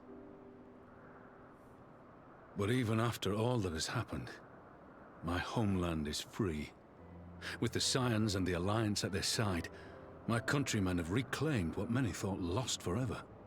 Under her new leadership, I have every confidence that Alamigo will emerge from the shadow of the Empire and rise once more to greatness. Which means my work here is done. Soon I will return to Uldar and take my place at the Sultana's side. Father... I'll not deny there's a part of me that wants to stay. The same part that contemplated renouncing my rank and joining you as a wandering sellsword. But I pledged my blade to Nanamo, and I will not betray that oath. Is this truly what you want, Father? It's really nice that they showed us that super old 1.0 cutscene at the same moment that this all comes up, because it lets you sort of get in his head better. It is. Ever has my sword been hers to command, and ever shall it remain.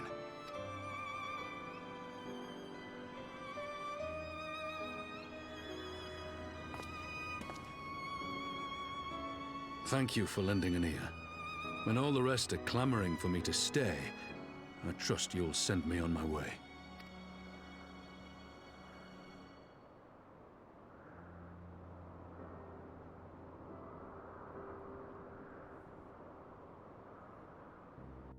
See, I can't help but wonder with scenes like this. I really like that they've got a character oh, they just want to tell a story of a guy that's that loyal and that sticks to his oath, blah blah blah. Whether they want to do that, or whether on the other hand they just don't want to fuck with the status quo too much, so it has to be done this way. So they're choosing to celebrate that side of his nature, like because the main motivation is they don't want to fuck with the status quo. Where's Arundel? What's next? Welcome to the chat, Strig Fornu. We now have a problem, sir. A group of Ananta has arrived at the main gates, and I don't mean the Vera. These are the Kalyana, the ones that summon the Primal. They're insisting to be allowed to attend the council. At least he's trying to reason with them, but she may need help.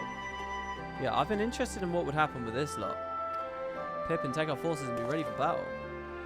Macon, you've dealt with these before. I'll have you on my side.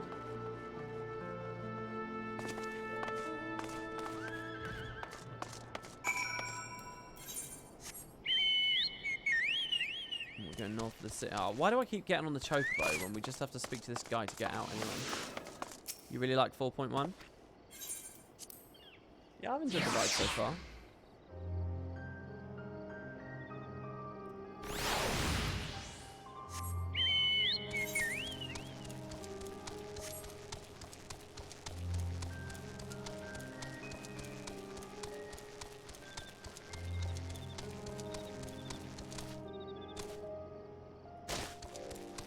More giant Minotaur action at the gates.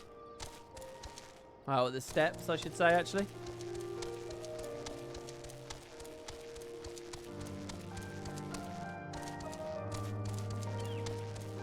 Man, once again, if you're not into this whole, like, if fighting is all you want, I mean, look at the way the stream's gone. We did a dungeon and there was combat, and then the rest of it's just, like, I don't think I've pressed a single combat skill.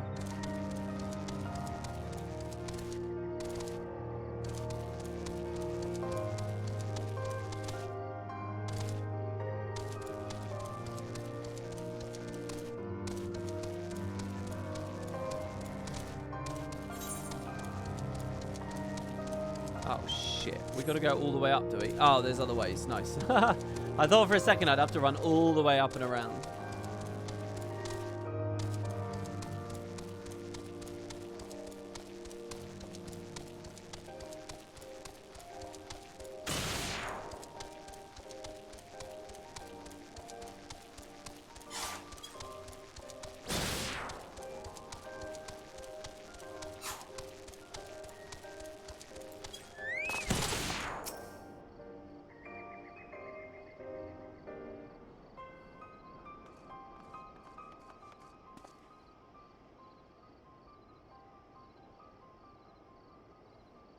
Making Rabon, gods, it's good to see you. Ah, the Slayer has come. We have not forgotten how you sinned against the Lady of Bliss, but we did not come here to shed blood.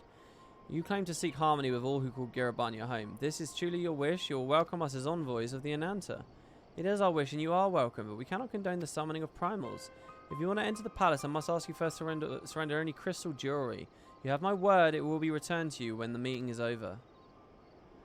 We will do as you ask, but you will not have our weapons. We are not so foolish to place ourselves entirely at the mercy of our tormentors. I reckon that's the closest we'll get to a compromise, and we'll have people standing guard. Aye, let them keep their swords. Then we have an arrangement lead the way to our meeting chamber. They're going to take off their jewelry. I know that gem crafting and stuff's a big part of their nature and their culture. They're going to take it off. We're going to find there's no aether in it at all, and it's just like, oh. They've given up basically nothing. Why do I have a feeling we've welcomed a Viper into our midst? Yeah, I was a little worried about that. What was that box we just got?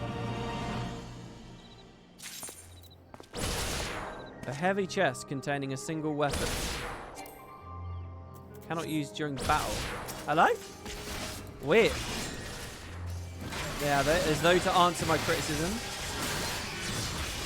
Oh, what's the button for interject now? Shit. Well, whatever, I sidestepped it. I've rebound interject, so I need to watch closely. There you go.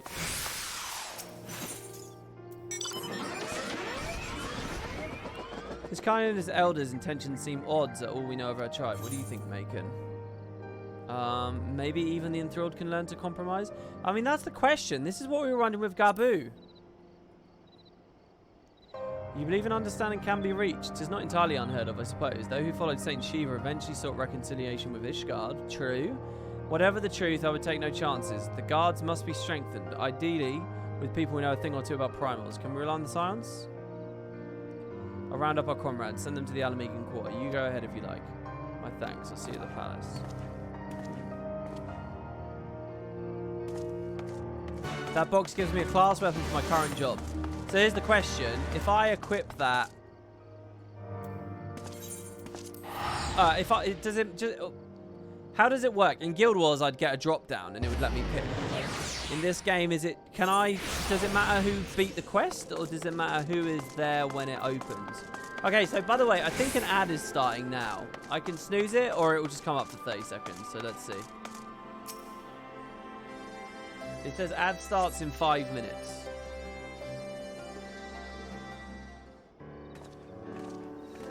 It's who opens the box on the current job. Okay. So I might hold on to that until I figure out who exactly is going to be my next 70. Macon, I brought reinforcements. Arenvald told me the arrival of our unexpected guests, and I agreed that it would be prudent to call upon Ishtola and Thancred as well. One can never be too careful when dealing with the enthralled. I'm not familiar with the Kayanama tribe myself, but Alisay's report suggested that they shunned contact with other races, despised it in fact, even compared to the other Ananta. Indeed, this apparent reversal in attitude is most curious. No one expected a response to our invitation, much less an envoy, and I imagine Lise was forced to make some rather hasty arrangements in order to accommodate them. Speaking of which, how should we deploy ourselves? If the meeting to be held in the throne room, would seem wise to have both eyes inside and outside the palace. Ishtola and I can stand guard without. That leaves the three of you to look inside. I mean, this has to be a primal fight, right? I mean, the way they're building this up? Or something. I mean, they've got all the scions together.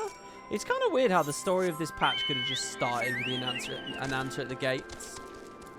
And we could have immediately been... If this is going to be the climax of the patch. I don't know, I might be wrong, but it feels like we've played about enough now that 4.1's probably coming to an end.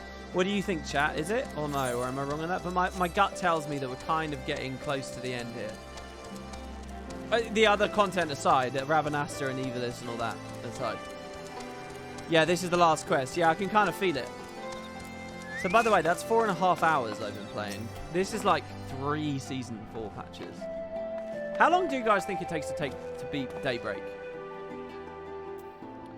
Rose 1, redeem turn on emote only chat.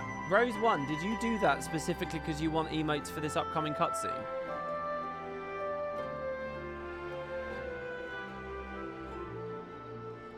You're with the Scions, sir. General Alden left orders that you were to be escorted inside. If you'll follow me, enter the Royal Palace. Okay, Rose 1 did that. I don't know what's about to happen. I'm blind. I've never done this before. Rose 1 just paid for emote only chat. So, guys, basically spam your emotes in response to whatever's going on. Is this going to be a mindfuck? Is this literally it? This is the last quest now? What's the cool creature there, by the way? What's that? This is the cosmopolitan nature of Alamegans now. Thank you, Lise. I am Lise Hext, and I speak for the Resistance. Welcome, welcome. Among you are village elders, refugee leaders, envoys from the Ananta and the Kikern. You've come from every corner of Girabania to help decide the future of Alamigo. But before that, I want to ask you a question. Yes, what? What was the first thing you noticed when you came in? Your lovely dress. For me, it was that empty throne. I noticed the makeup of all the people. It has no one to sit on it now. No viceroy, no king. Regalicus with the fucking baby emote. I might be getting rid of that soon, by the way. It's such a weird emote. I like it, but I don't know whether anyone really uses it. Emote only should be only 2 minutes, by the way. So I will turn it. If people are really enjoying it, then I'll keep it on. But otherwise, I'm going to turn it off. Would any of you like to take their place? Oh. Or should someone else sit there?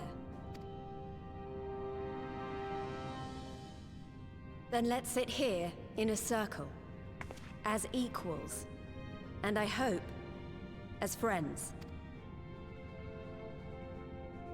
Okay. Oh, they're literally sitting in a circle. All right. Look, the Ananta have like lay down animations too. They're sitting and discussing. This is like when you're at play school. Expertly done. Lise has removed monarchy as a choice early in the game and positioned them to consider a joint government. All things considered, I would say events have got off to a fine start.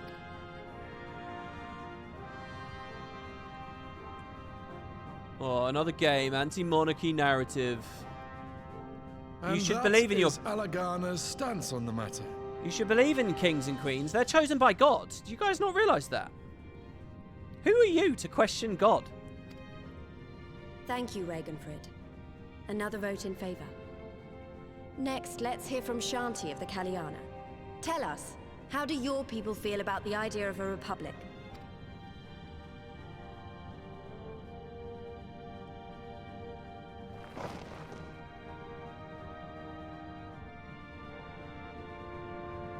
The Ananta wish only that those who dwell within Gir Abania devote themselves to our faith.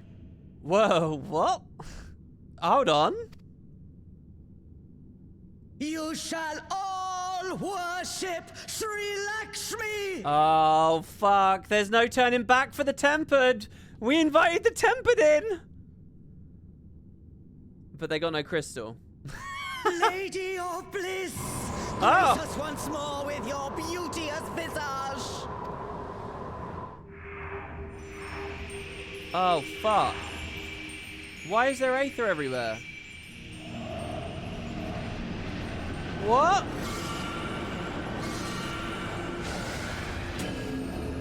Oh, this is quite crushing. She's back!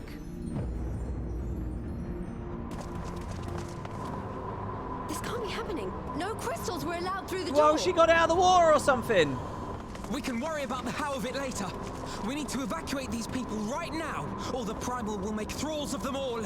Including you, bro. Quick, open your duty finder. It's up to us. Yeah. Go, Arenvold. Oh no, Arenvold! I did say no, Raban! Oh, he killed him. Okay. I hope Raban doesn't get tempered or some shit. Oh, look at us. We are savages. The Empire was right. Look at these fucking savages. We can't even hold a meeting without getting tempered and falling to the Icon threat. The Icons must be purged. These beast races cannot be trusted. Look at them as they struggle to find new government after wrestling us away. That Xenos was a moron, but the Empire needs to be the parent in the room. Okay. Clearly we don't know what we're doing. guards, damn it! The guards were already turned! Oh, shit. Oh! What an honor it would be to be slain by Daddy Rabon. Oh, he stole her! Yeah, okay, good. Kaliana would see us all enthralled. She's been injured long enough. Then they're going to be sorely disappointed. We have the Warrior of Light and Arenvold to shield us. The way they did that, it should be. We have the Warrior of Light and Arenvold to shield us. Don't forget about Arenvold. Aye, but they can't well defend your guests and attack the Primal, can they? We're stuck on the back foot.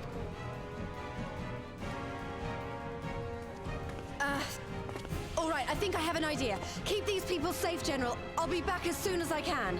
Okay, go.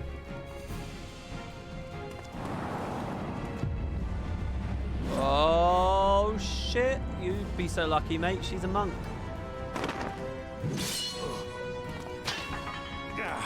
Whatever she's about, she'd best make it quick.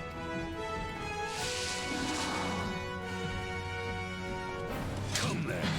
Who will be next to die on my steel? What a ledge.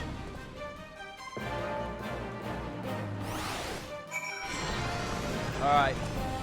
I'm gonna turn off emote only. There you go. I don't know whether the more epic shit's about to happen here. How do we fight her without leaving our allies wide open? We can't stay on the back forever. No, damn it. I think like that, we've already lost. I have the Warrior of Light on my side. We can do this. I did say at the start of the patch that I was worried about Macon. Use the 2 action deflect to dissipate the Aether Spheres.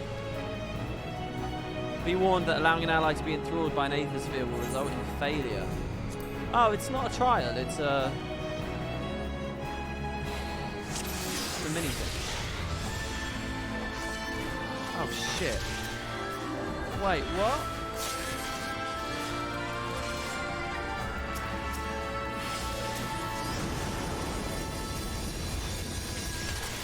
What do I do? Deflect on that? Okay, alright, it's simple. I see how it works. Let's get some cooldowns going here. Give me a second here. Let me weave some stuff in.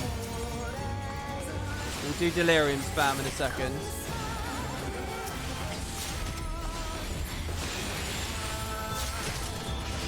Right. Salted Earth. Wait, what? Oh, I clearly did something wrong. For the Daybreak statement, if you included all the ascended weapons, quite a bit to do everything. Well, I don't think that's... Well, it's not like I'm doing that here, though. I'm just talking about story. Obviously, we're just talking about the story thing.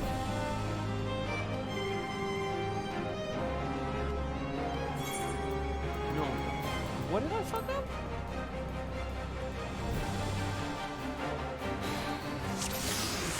I'm missing some bulls spawning. Oh, there were more bulls, were there?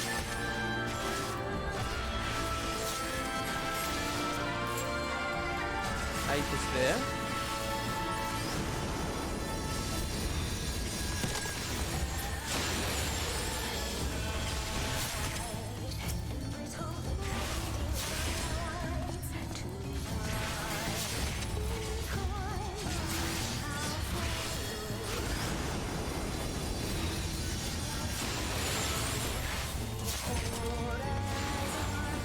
Oh, it's a PvAOE. Why, I offer you peace and serenity. Give up the freedom we worked so hard to win? Oh, shit.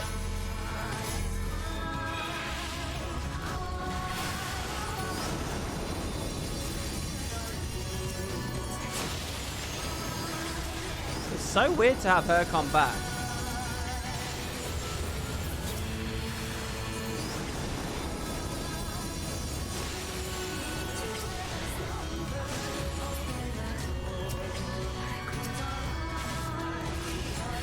Do not your mortal bodies tire?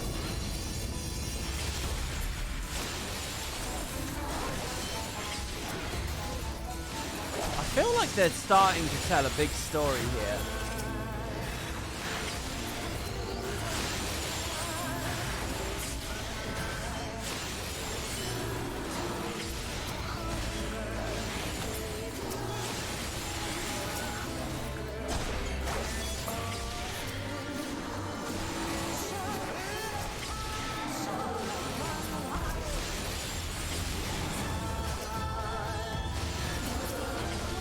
to free you from your hate.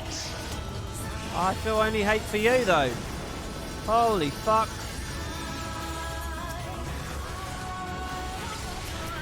I mean, I'm really nervous now because I missed just one before. And it was instant game over. No. Oh, we're okay, right?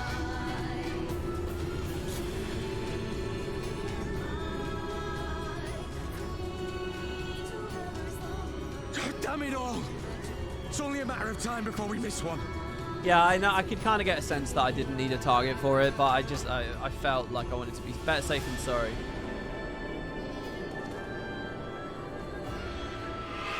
I don't know. I like this. I like that they brought her back because she's like quite. Oh, it's Fordola. Oh, that's who Lise went. That's what Lise went to do. What of it? Do you want to kill this thing or not? Welcome, Negan.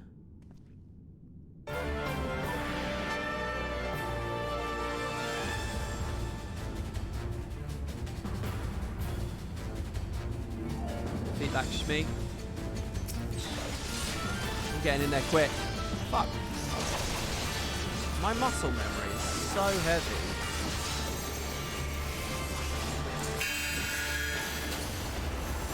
We'll keep an eye out for more of these things though, right?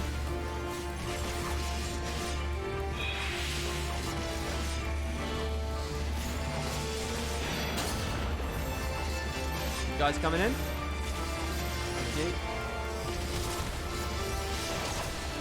Spamming my delirium. Where did she stay on your guard?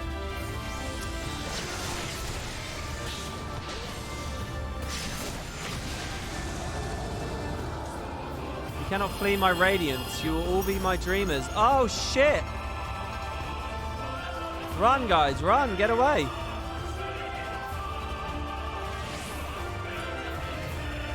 We'll lock her down as best we can. The rest of you need to run. Quickly now while the primal is. Lise? Oh, shit. Is Lise going to get tempered? I can't run away from this. They need us. Then we stand and fight together. Alphino, the envoys are always in your...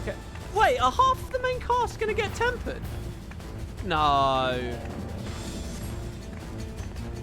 They forsake eternal bliss?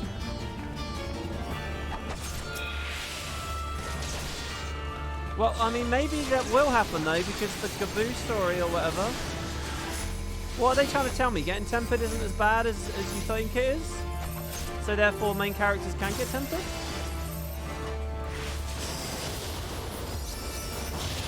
I could have stood with them, right? Probably should have.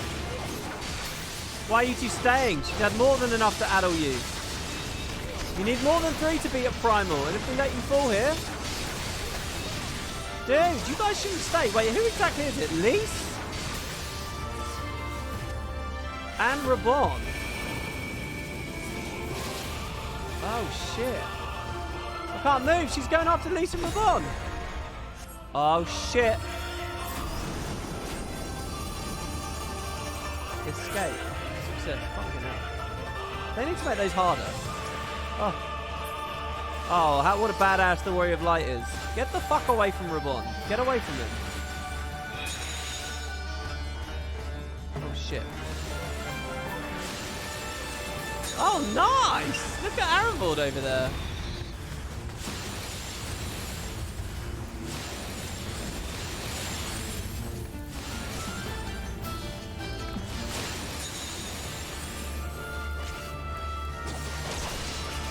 Thanks, mate. And I'll make sure my steel is worth the effort. Yeah, I'd rather you just leave. Again and again, you refuse my gift.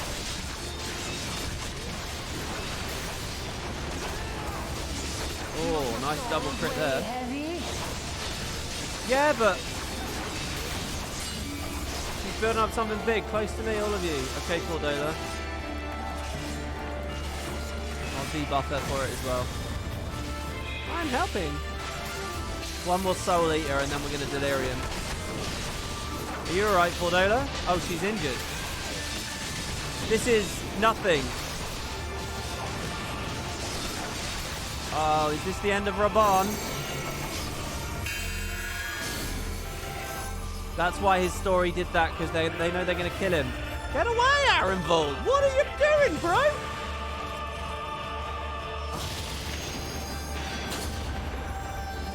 God, he's worse than me.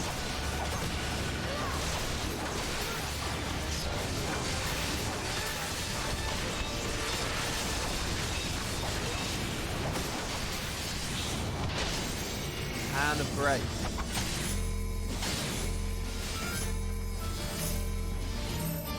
What is this?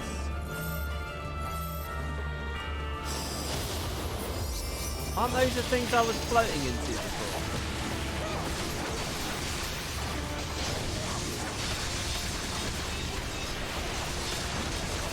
I like how I have her attention. Why do you cling to your misery? She's starting to weaken, don't give up. Just get out, man. Just get out, honestly. I don't like this. What in the? Her power's out of control. Oh, shield us, but you have to finish her off. I'm not building a limit break with you people. Divine Denial. I can't debuff her this time. I'm going to Shadow Wall.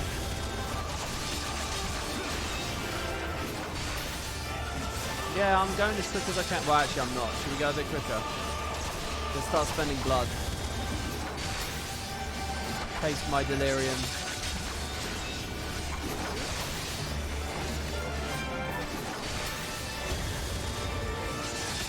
Kill her. You have to kill her now.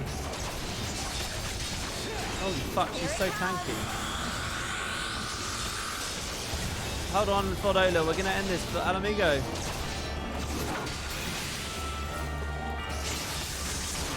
Should I deflect? Oh, shit. Alright, now how is everyone? Are we all okay? Oh, there was a meter low down. Did you guys see that? There's a meter called Fordola's Aether. Oh, lease LB3. Nice. Was it the actual monk one as well?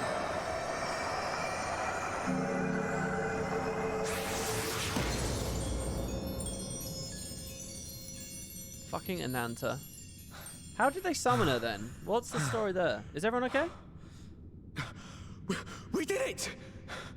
We beat her! Oh, it's Tifa's final heaven. Oh, look at me with the head on, but not the visor. Oh! There you go. You're a hero now. You're a good guy now. Oh, shit. Is that me seeing her or her seeing me?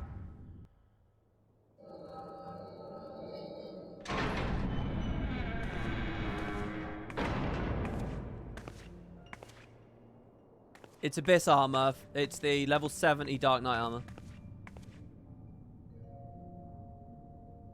This is Lise letting her out, right?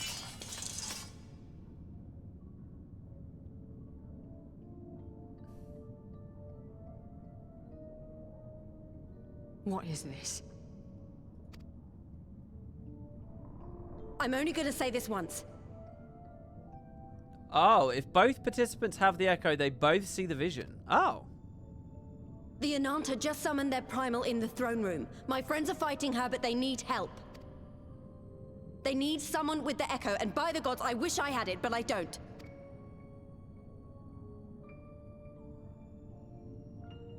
I told you before that you still had time, but things have changed. I need your answer now. You can end it like Xenos, or you can fight for Alamigo. Your choice. It doesn't matter what side you stand for, mate. You should hate icons, so just get in there.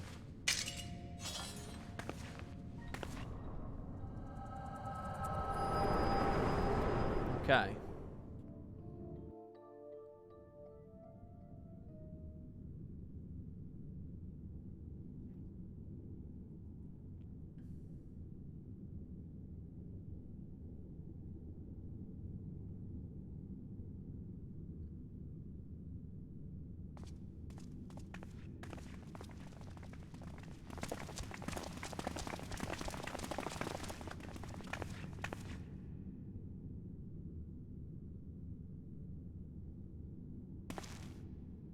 Seven hells. It's her. butcher.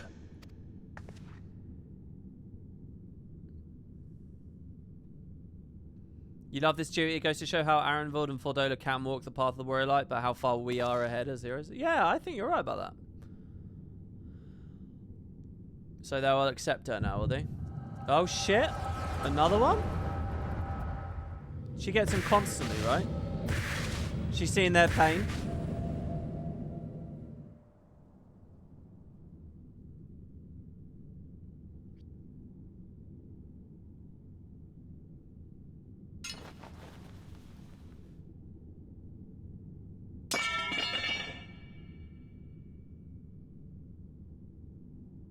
It's done. Take me back to my cell. What class is she? Is she a profession? Is she a combat class? You are not forgiven.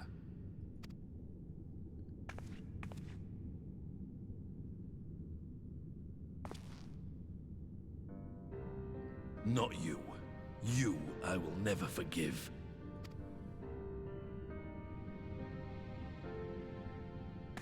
But I will thank you.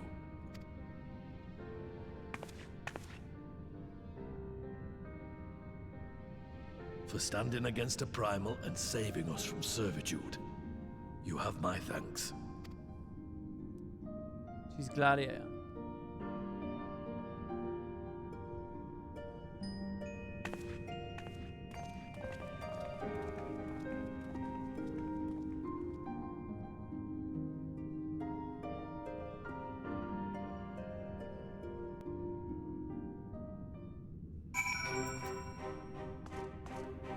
Is everyone fine? That was unlike any battle I've ever seen. I'm not entirely sure I survived it, to be honest. One wrong step and I would have lost my will to that fiend for the rest of my days. 'Tis a sobering thought. Lisa's certainly living up to her own ideal. Not every commander would choose to enlist a former enemy's aid in battle. I think I should make a habit of checking for primal influence before our meetings from now on. I quite like you, Stola. Hello. We encountered our fair share of enthralled outside the palace, enough to delay us from lending you a timely hand, I'm afraid. My thanks. I thought myself done for. I was ill prepared for such a meeting.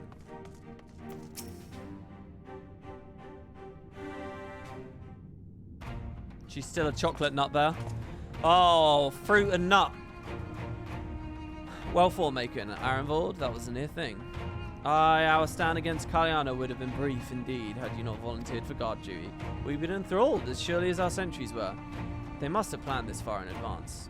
Security was my responsibility, and I know how dangerous primals can be. I should have... it's my fault. My stupid mistake. Nay, lads, we're all caught unaware. We'll take this as a lesson and watch more carefully.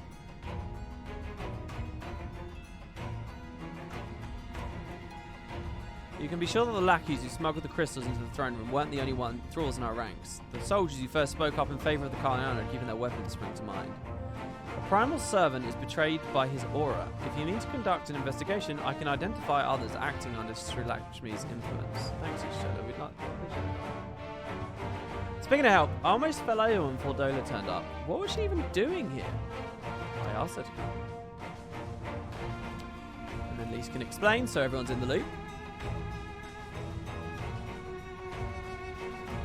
Well, that explains it then. It's sad, but Ragnfrid was right. Her victims will never forgive her. But I don't think Fordola picked up that sword looking for forgiveness. She just wanted to fight for her country. If you say the world in which Fordola grew up is partly to blame for what she became, then as an Alamegan, I feel responsible for improving that world. We can't ignore what's happening right now. We have to show people a better way than vengeance. I know it's idealistic, but I want to help people let go of their old grievances. It's a long and arduous path you've chosen. Thanks, Alphino. We'll see you're not interrupted. Macon, you and the Science stand down and get some rest. You've earned it. I really thought they were about to give me a story where a bunch of my friends became tempered and we would really have to figure out what that means and what chance those who are tempered have and so on. And force us to deal with some tough decisions. Maybe get rid of Raban. Spot to contemplate the heavens. Who might fizzle out. Either have a happy ending or fizzle out here. I really thought that would be really interesting. The meeting is over. The envoys have chosen to instate a government modelled on Ishgard's House of Commons, a ruling body of representatives elected by the people. Why are they all going for a House of Commons?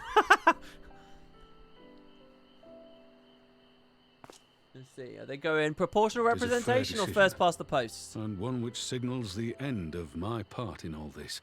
I bet it's FTPT. In which case, good fucking luck in 100 years.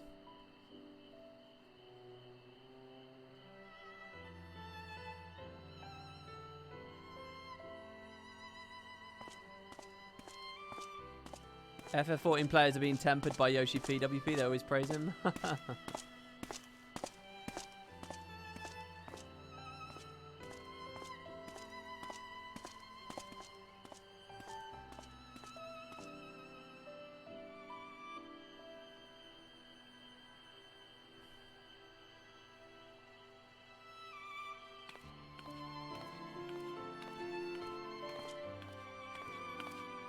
Yeah, it's weird to say we're having a House of Commons when, like, the reason you would have a House of Commons is to be in a dual system with the House of Lords, right?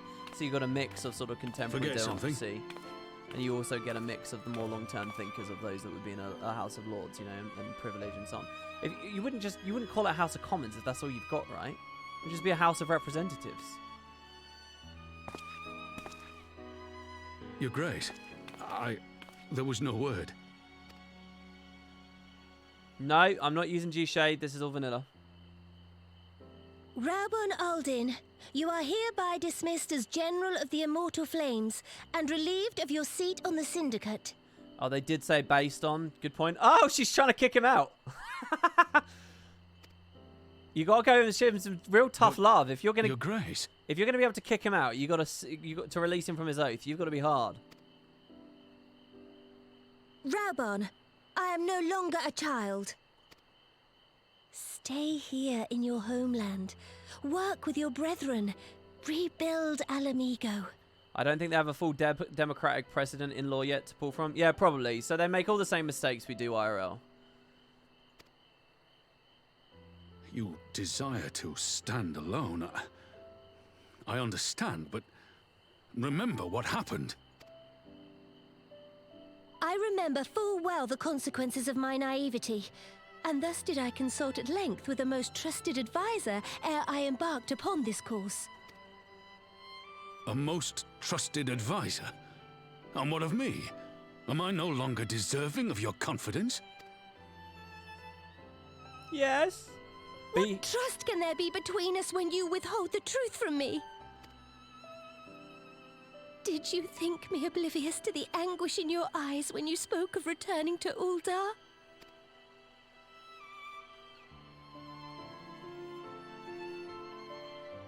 For years and years, we have trusted one another. Yet now you refuse to confess your heart's desire? I swore an oath to you that day on the sands. I pledged my sword. And it has served me well. But in Pippin you have forged a new sword, as sharp and deadly as the blade you bequeathed him. Sorry, Pippin's a Lalafell. Look at the size of this man. Look at the size. Who would you want staring? Let's say like a Primal's looking you in the face. I will show you a Sultana who can wield every weapon at her disposal, including Lolorito and his monetarist cronies. I like people saying adopted in chat, like that's what I was outraged about. No, I'm being racist. I'm being racist about his physical side. I mean, obviously you'd pick Rabon as your defender. Obviously.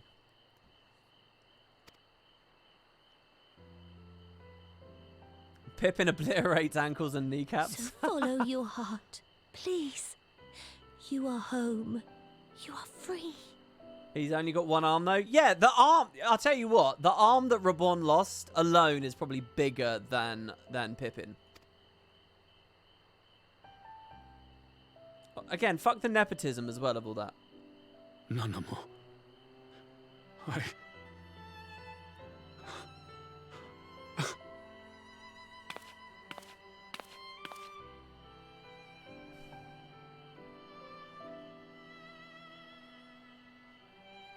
smile for me, Raubon. I would have this parting be a joyous one. Tiny Lalafell assassins can just run under a bond, can't sneak around Pippin. I like it. That's beautiful. This is a really intense scene, by the way, and I'm sort of stepping all over it here. Aww.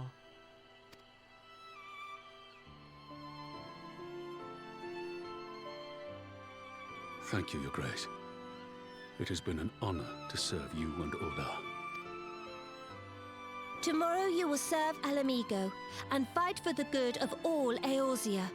Am I understood? I like the... You know, earlier we had the scene where Rabon was actually quite cunning. He came to us in private and he said, look, I'm going to leave. When everyone objects, I want you to vouch for me. Do you remember he said that? About an hour and a half ago on the stream? He said that to Macon and Macon, like, nodded. Yeah, I'll vouch for you or whatever. I like the idea that now Macon comes blustering in. No, Nanamo, no. You need to let him leave, Alamigo. He needs to come back. Yes, Your Grace.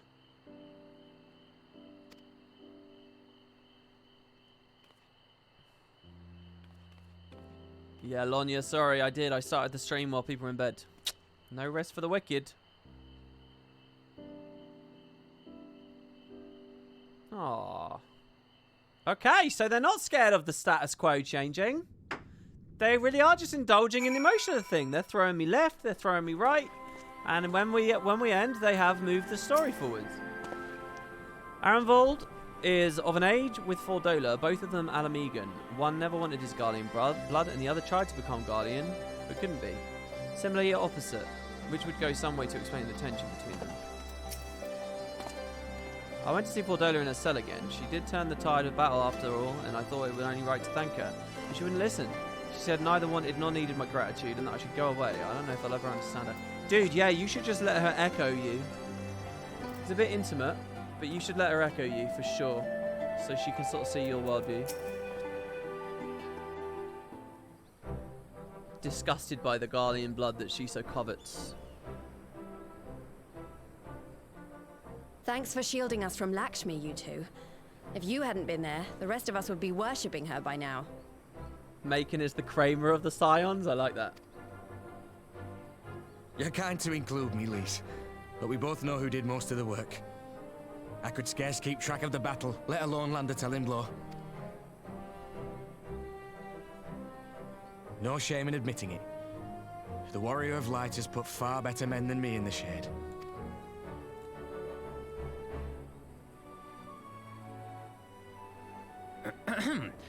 Did I mention that I encountered the Sultana in the palace? It would seem Her Grace has come to Girabania to oversee the final stages of her relocation project.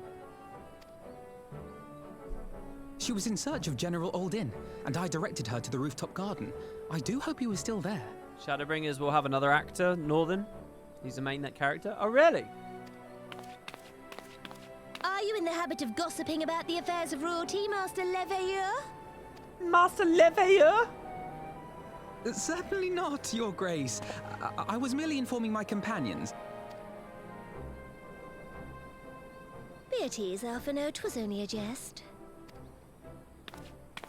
It's Gendry. Gendry is in Shadowbringers. Really? But I must yield the floor to Raubon. He has an important announcement to make.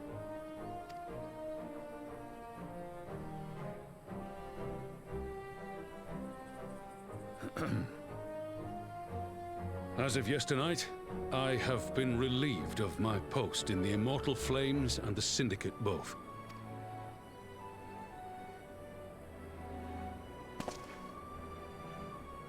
I shall be assuming my father's duties. And may I say that Tizona has never felt heavier upon my back. Tizona is the sword, is it?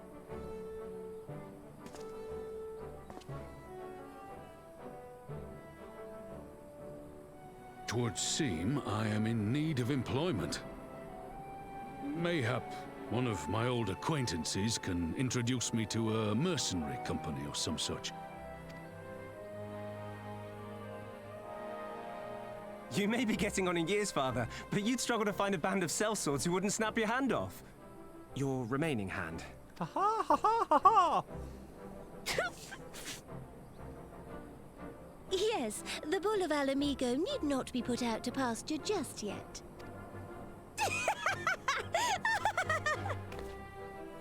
Your Grace has developed a wicked edge to her humor. And you, Pippin, would do well not to laugh when the future may hold the same for you.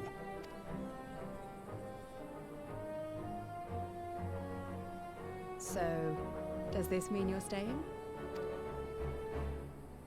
Aye. That seems to be the way of it. I would be glad to aid you in rebuilding our nation, if you'll have me. If, he says. Welcome home, Rauban. After he gets his sword, they give him Dark Knight animations because of the side of the sword. That's awesome.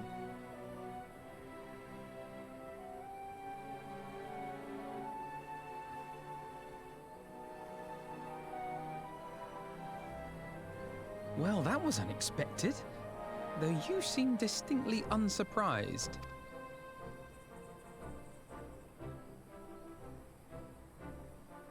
Either you're more astute than I give you credit for, or I'm losing my touch. In any event, one thing is certain. Alamigo will rejoice at the homecoming of her dearest son.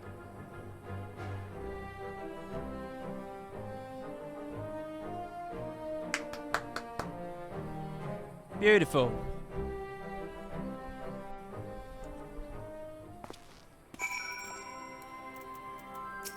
The Return of the Bull. Oh, I see. That's the name of the quest. I think it's about time I headed back to Raga's Reach. What's next for you? Alice will be eager to hear of recent events, so I'll join you if you've no objections. I'd welcome the company. Macon, why don't you come along to the Reach as well once you've said your farewells? Oh, excuse me. I keep hiccuping randomly. Upon completion of this quest, you'll be able to access the palace's rooftop gardens by speaking to the Royal Menagerie attendant. Oh, will I?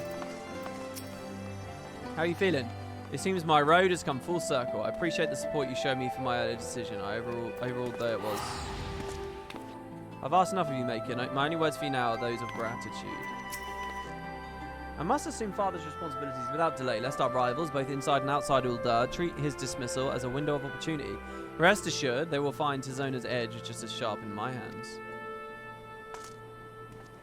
So I like how he dual-wielded that thing. So wait, it's Tizona and what? What's the other one called? What's the one he's still got called? So WP, I'm curious. As someone played Guild Wars 2 for many years, what have been the things you like most and least about FF14? I moved over in 2017. To be honest with you, I hate to sort of fob you off and not answer for real, but I did a huge review that I worked quite hard on that literally got uploaded yesterday on my YouTube channel called Guild Wars 2 versus FF14, and it kind of has all those details in it. That's like the main video I've got at the moment about it. But yeah, I really like how the big thing that I'm struck by with these mostly is how much more detail they go into with the story that I feel like I can really enjoy and sit back with it. Yeah. Speak with Lise. And once you've watched it, if you come back, I'd love to hear what you have to say. I think Tizona is a pair of blades originally, so they share the same name, I guess. Oh, okay. That's from Azure20. How do I say your name? Yeah, this isn't G-Shade. I think it's just good weather at the moment. Nice, clear. Harsh light.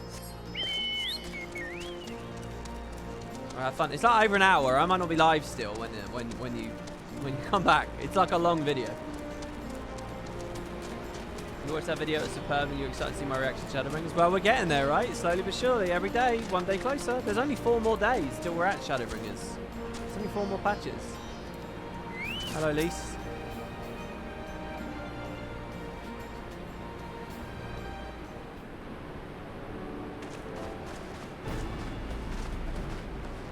That video made you realise I was playing 14. You had no idea. You usually just watch the YouTube videos and rarely on Twitch. Well, I'm glad. I mean, that was a part of my plan, honestly. I made the video because I was really hoping that people would watch it and then be a bit more invested in these streams, and it would help these streams with viewership and commenters and stuff. Because I'd really like to feel like I have a bigger audience here so I can produce more stuff.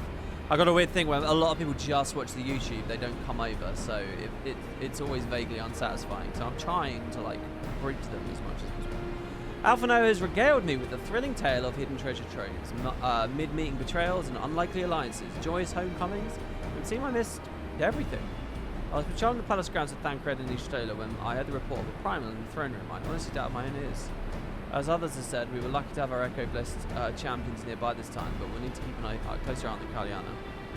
You can say that again. This whole episode reminded me just how far apart our kind still are. It looks like centuries of fear and mistrust really can't be washed away in a day. But someone has to make an effort of reconciliation if these conflicts are ever going to end. Naturally, a lot of people are crying out for vengeance, but I've been doing my best to calm things down.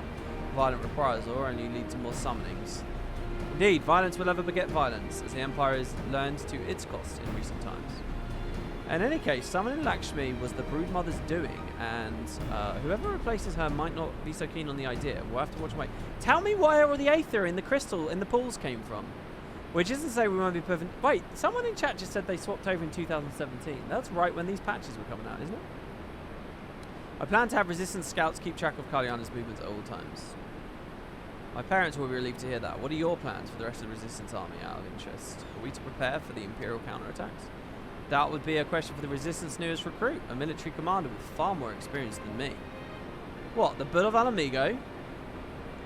We call it an army, but the Resistance is really just a collection of smaller independent groups, and when Conrad passed his command to me, that authority only extended to freedom fighters based in Ragu's Reach. He just happened to be serving as the Resistance spokesperson at the time, and needed someone to take over the role while everything was in disarray, but that time's passed. When I speak with the other leaders about reforming the army under the new government, I'll be nominating Raban as the overall commander of our forces. He has more experience than the rest of us put together. We would learn a lot from him. I agree. I like that. Tend to our promises as Alamigo blooms. Dress up Raban. Detachable arm optional. I'm new here. I got recommended your video. Oh, really? Oh, so you're like a totally new viewer. Oh, shit. It's a sideway to Kugane. Well, welcome, the demon. Honestly, my impression is everyone that's watching has known me for years or whatever, so anyone totally new, welcome. Oh, he's back at Kugane! It's my favourite! I do give thanks to the Kami that my makeshift raft withstood the fury of the seas a second time. Oh, he looks sad. Where's Yotsuyu? But their generosity ended. Without coins in our pockets for new attire, we're doomed to look much like Jetsam. Oh, woe betide the poor man in a city of rich merchants. The Tizona is a sword made of 2 cursed blades. It was taken from the hands of a former rival in the Colosseum, with a name that roughly translates to Sword of Flame. Its accursed magics are so powerful, the weapon set ablaze all who cannot control it. Oh my fucking god. Hit or Chris says, I'm a 14 player. I had tried Guild Wars 2 with my friends, who only plays Guild Wars 2 last year. The upfront cost to even access the story kind of sucked, since I had to buy each living story, even though I'd bought the expansion. And the gap from the original story to the first expansion was super jarring. Yep, those are the 2 big things. What am I looking at? What? No, I'm not buying this. I am not buying this. She is evil. She is evil. These dango are delicious. Will you have one? What? More sweetbreads. I surrendered my blade to secure what few coins we have.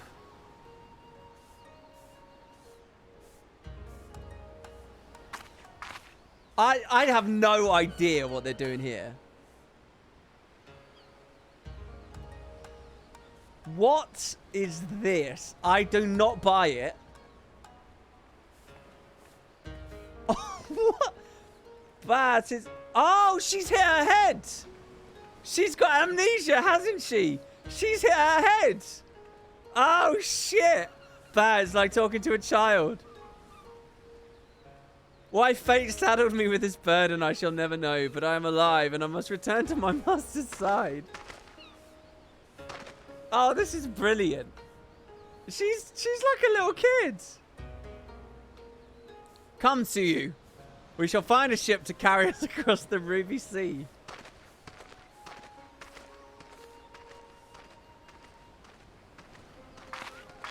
Oh my god, it's like her and Fordola are getting redemption arcs.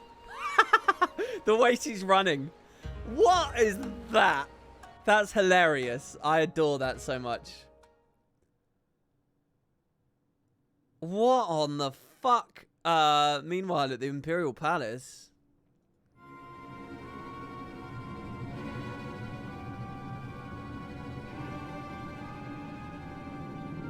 Have you seen the reports? First Doma, then Alamigo, and Lord Xenos put to the sword. Do not believe everything you read. I hear the Viceroy... Oh, this guy's a Tribunus. This is what Nero was, right? Nero was this rank? I hear the Viceroy was merely wounded, and that he has already returned to the capital. Naturally, the savages beat their chests and boast loudly of taking his head regardless. Nay, Lord Xenos lives?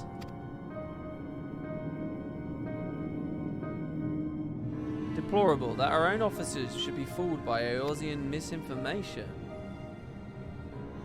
Dude, hold on. I thought I saw him chop his head off, though. Small wonder the provinces have begun rising up in rebellion. We must prepare an official and above all accurate announcement to quell these pernicious rumours. They would wage war with empty words. Let them produce the Viceroy remains then. We shall soon put the lie to their claims.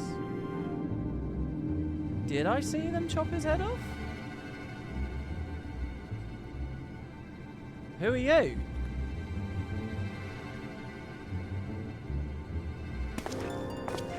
Don't believe Ondor's lies.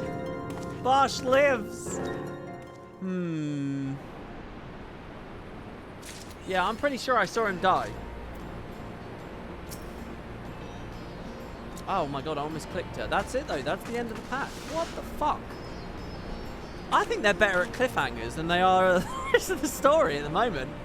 Both that patch and Stormblood was sort of like... just had much more entertaining conclusions than they had general journeys. That was a good patch, except all the stuff about the salt selling and... I mean, it was a good patch though. It was a good patch. Now to Kugane. Man. What a release. Okay, so here's the problem, right? Normally what I would do is all the other content with this. So that means Rabanasta, right? We could go to Rabanasta now. We could do the Alliance raid. The problem is, it's a whole new story. And wait, guys, I have to stream a lot of Guild Wars today. There's the big Guild Wars patch. And there's like the whole Guild Wars challenge. And like that stream, which I've already promised to do. So I kind of have to stop. I have to live a little bit of my life, eat some food and stuff, and then come straight back to Twitch in like a couple of hours with a Guild Wars stream, which will be a waiting room for the specialization stuff. And then I have to do a whole React thing with Boots following that.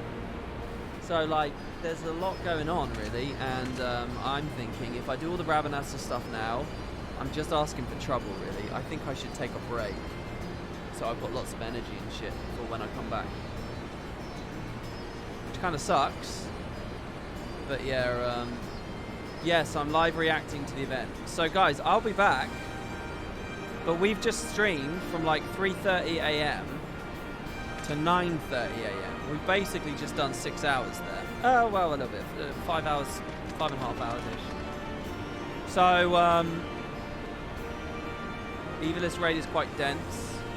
Yeah, exactly. And I don't want to, like, when I think about the Void Arc, I had a lot of fun with it because I still had energy at the end.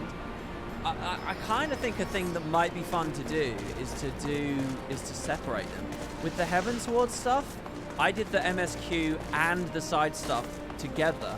But I wonder this time if I split them apart. That would mean we take 10 days to get to Shadowbringers. Well, sorry, it would mean we take 8 days instead of 4. Evilist is like an hour long cutscene all on its own.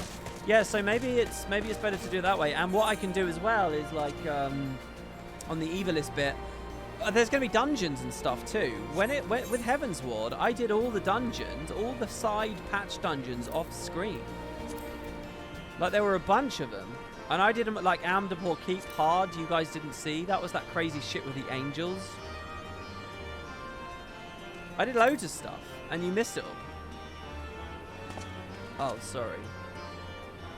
Not there. It was one of them. What did I do? Yeah, the lost city of Amdapor Heart, not the Amdapor Keep, the city. Do I plan to stream Endwalker on release? No, not really. I mean, not necessarily. I mean, I don't know. I haven't thought that far ahead. I don't. We're on track to get there, though. I think. You'll see that crazy shit with the Angels and the Shadowbringers trailer. Oh, will I? Is he going to even do Eureka? I don't know what that is.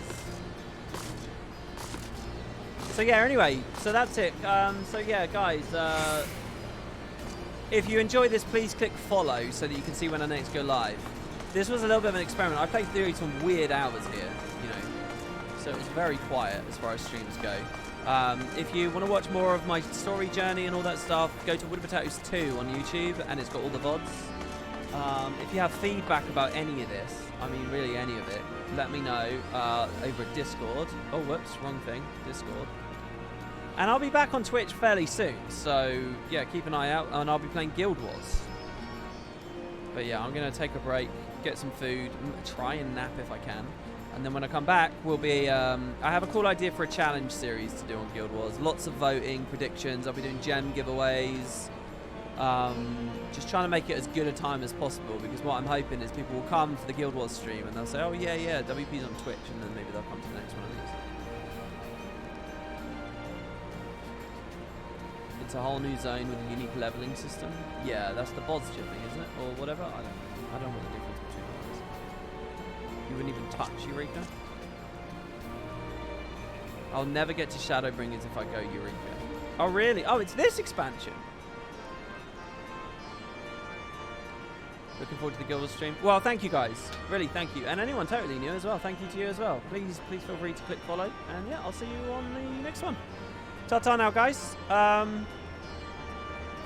See you soon.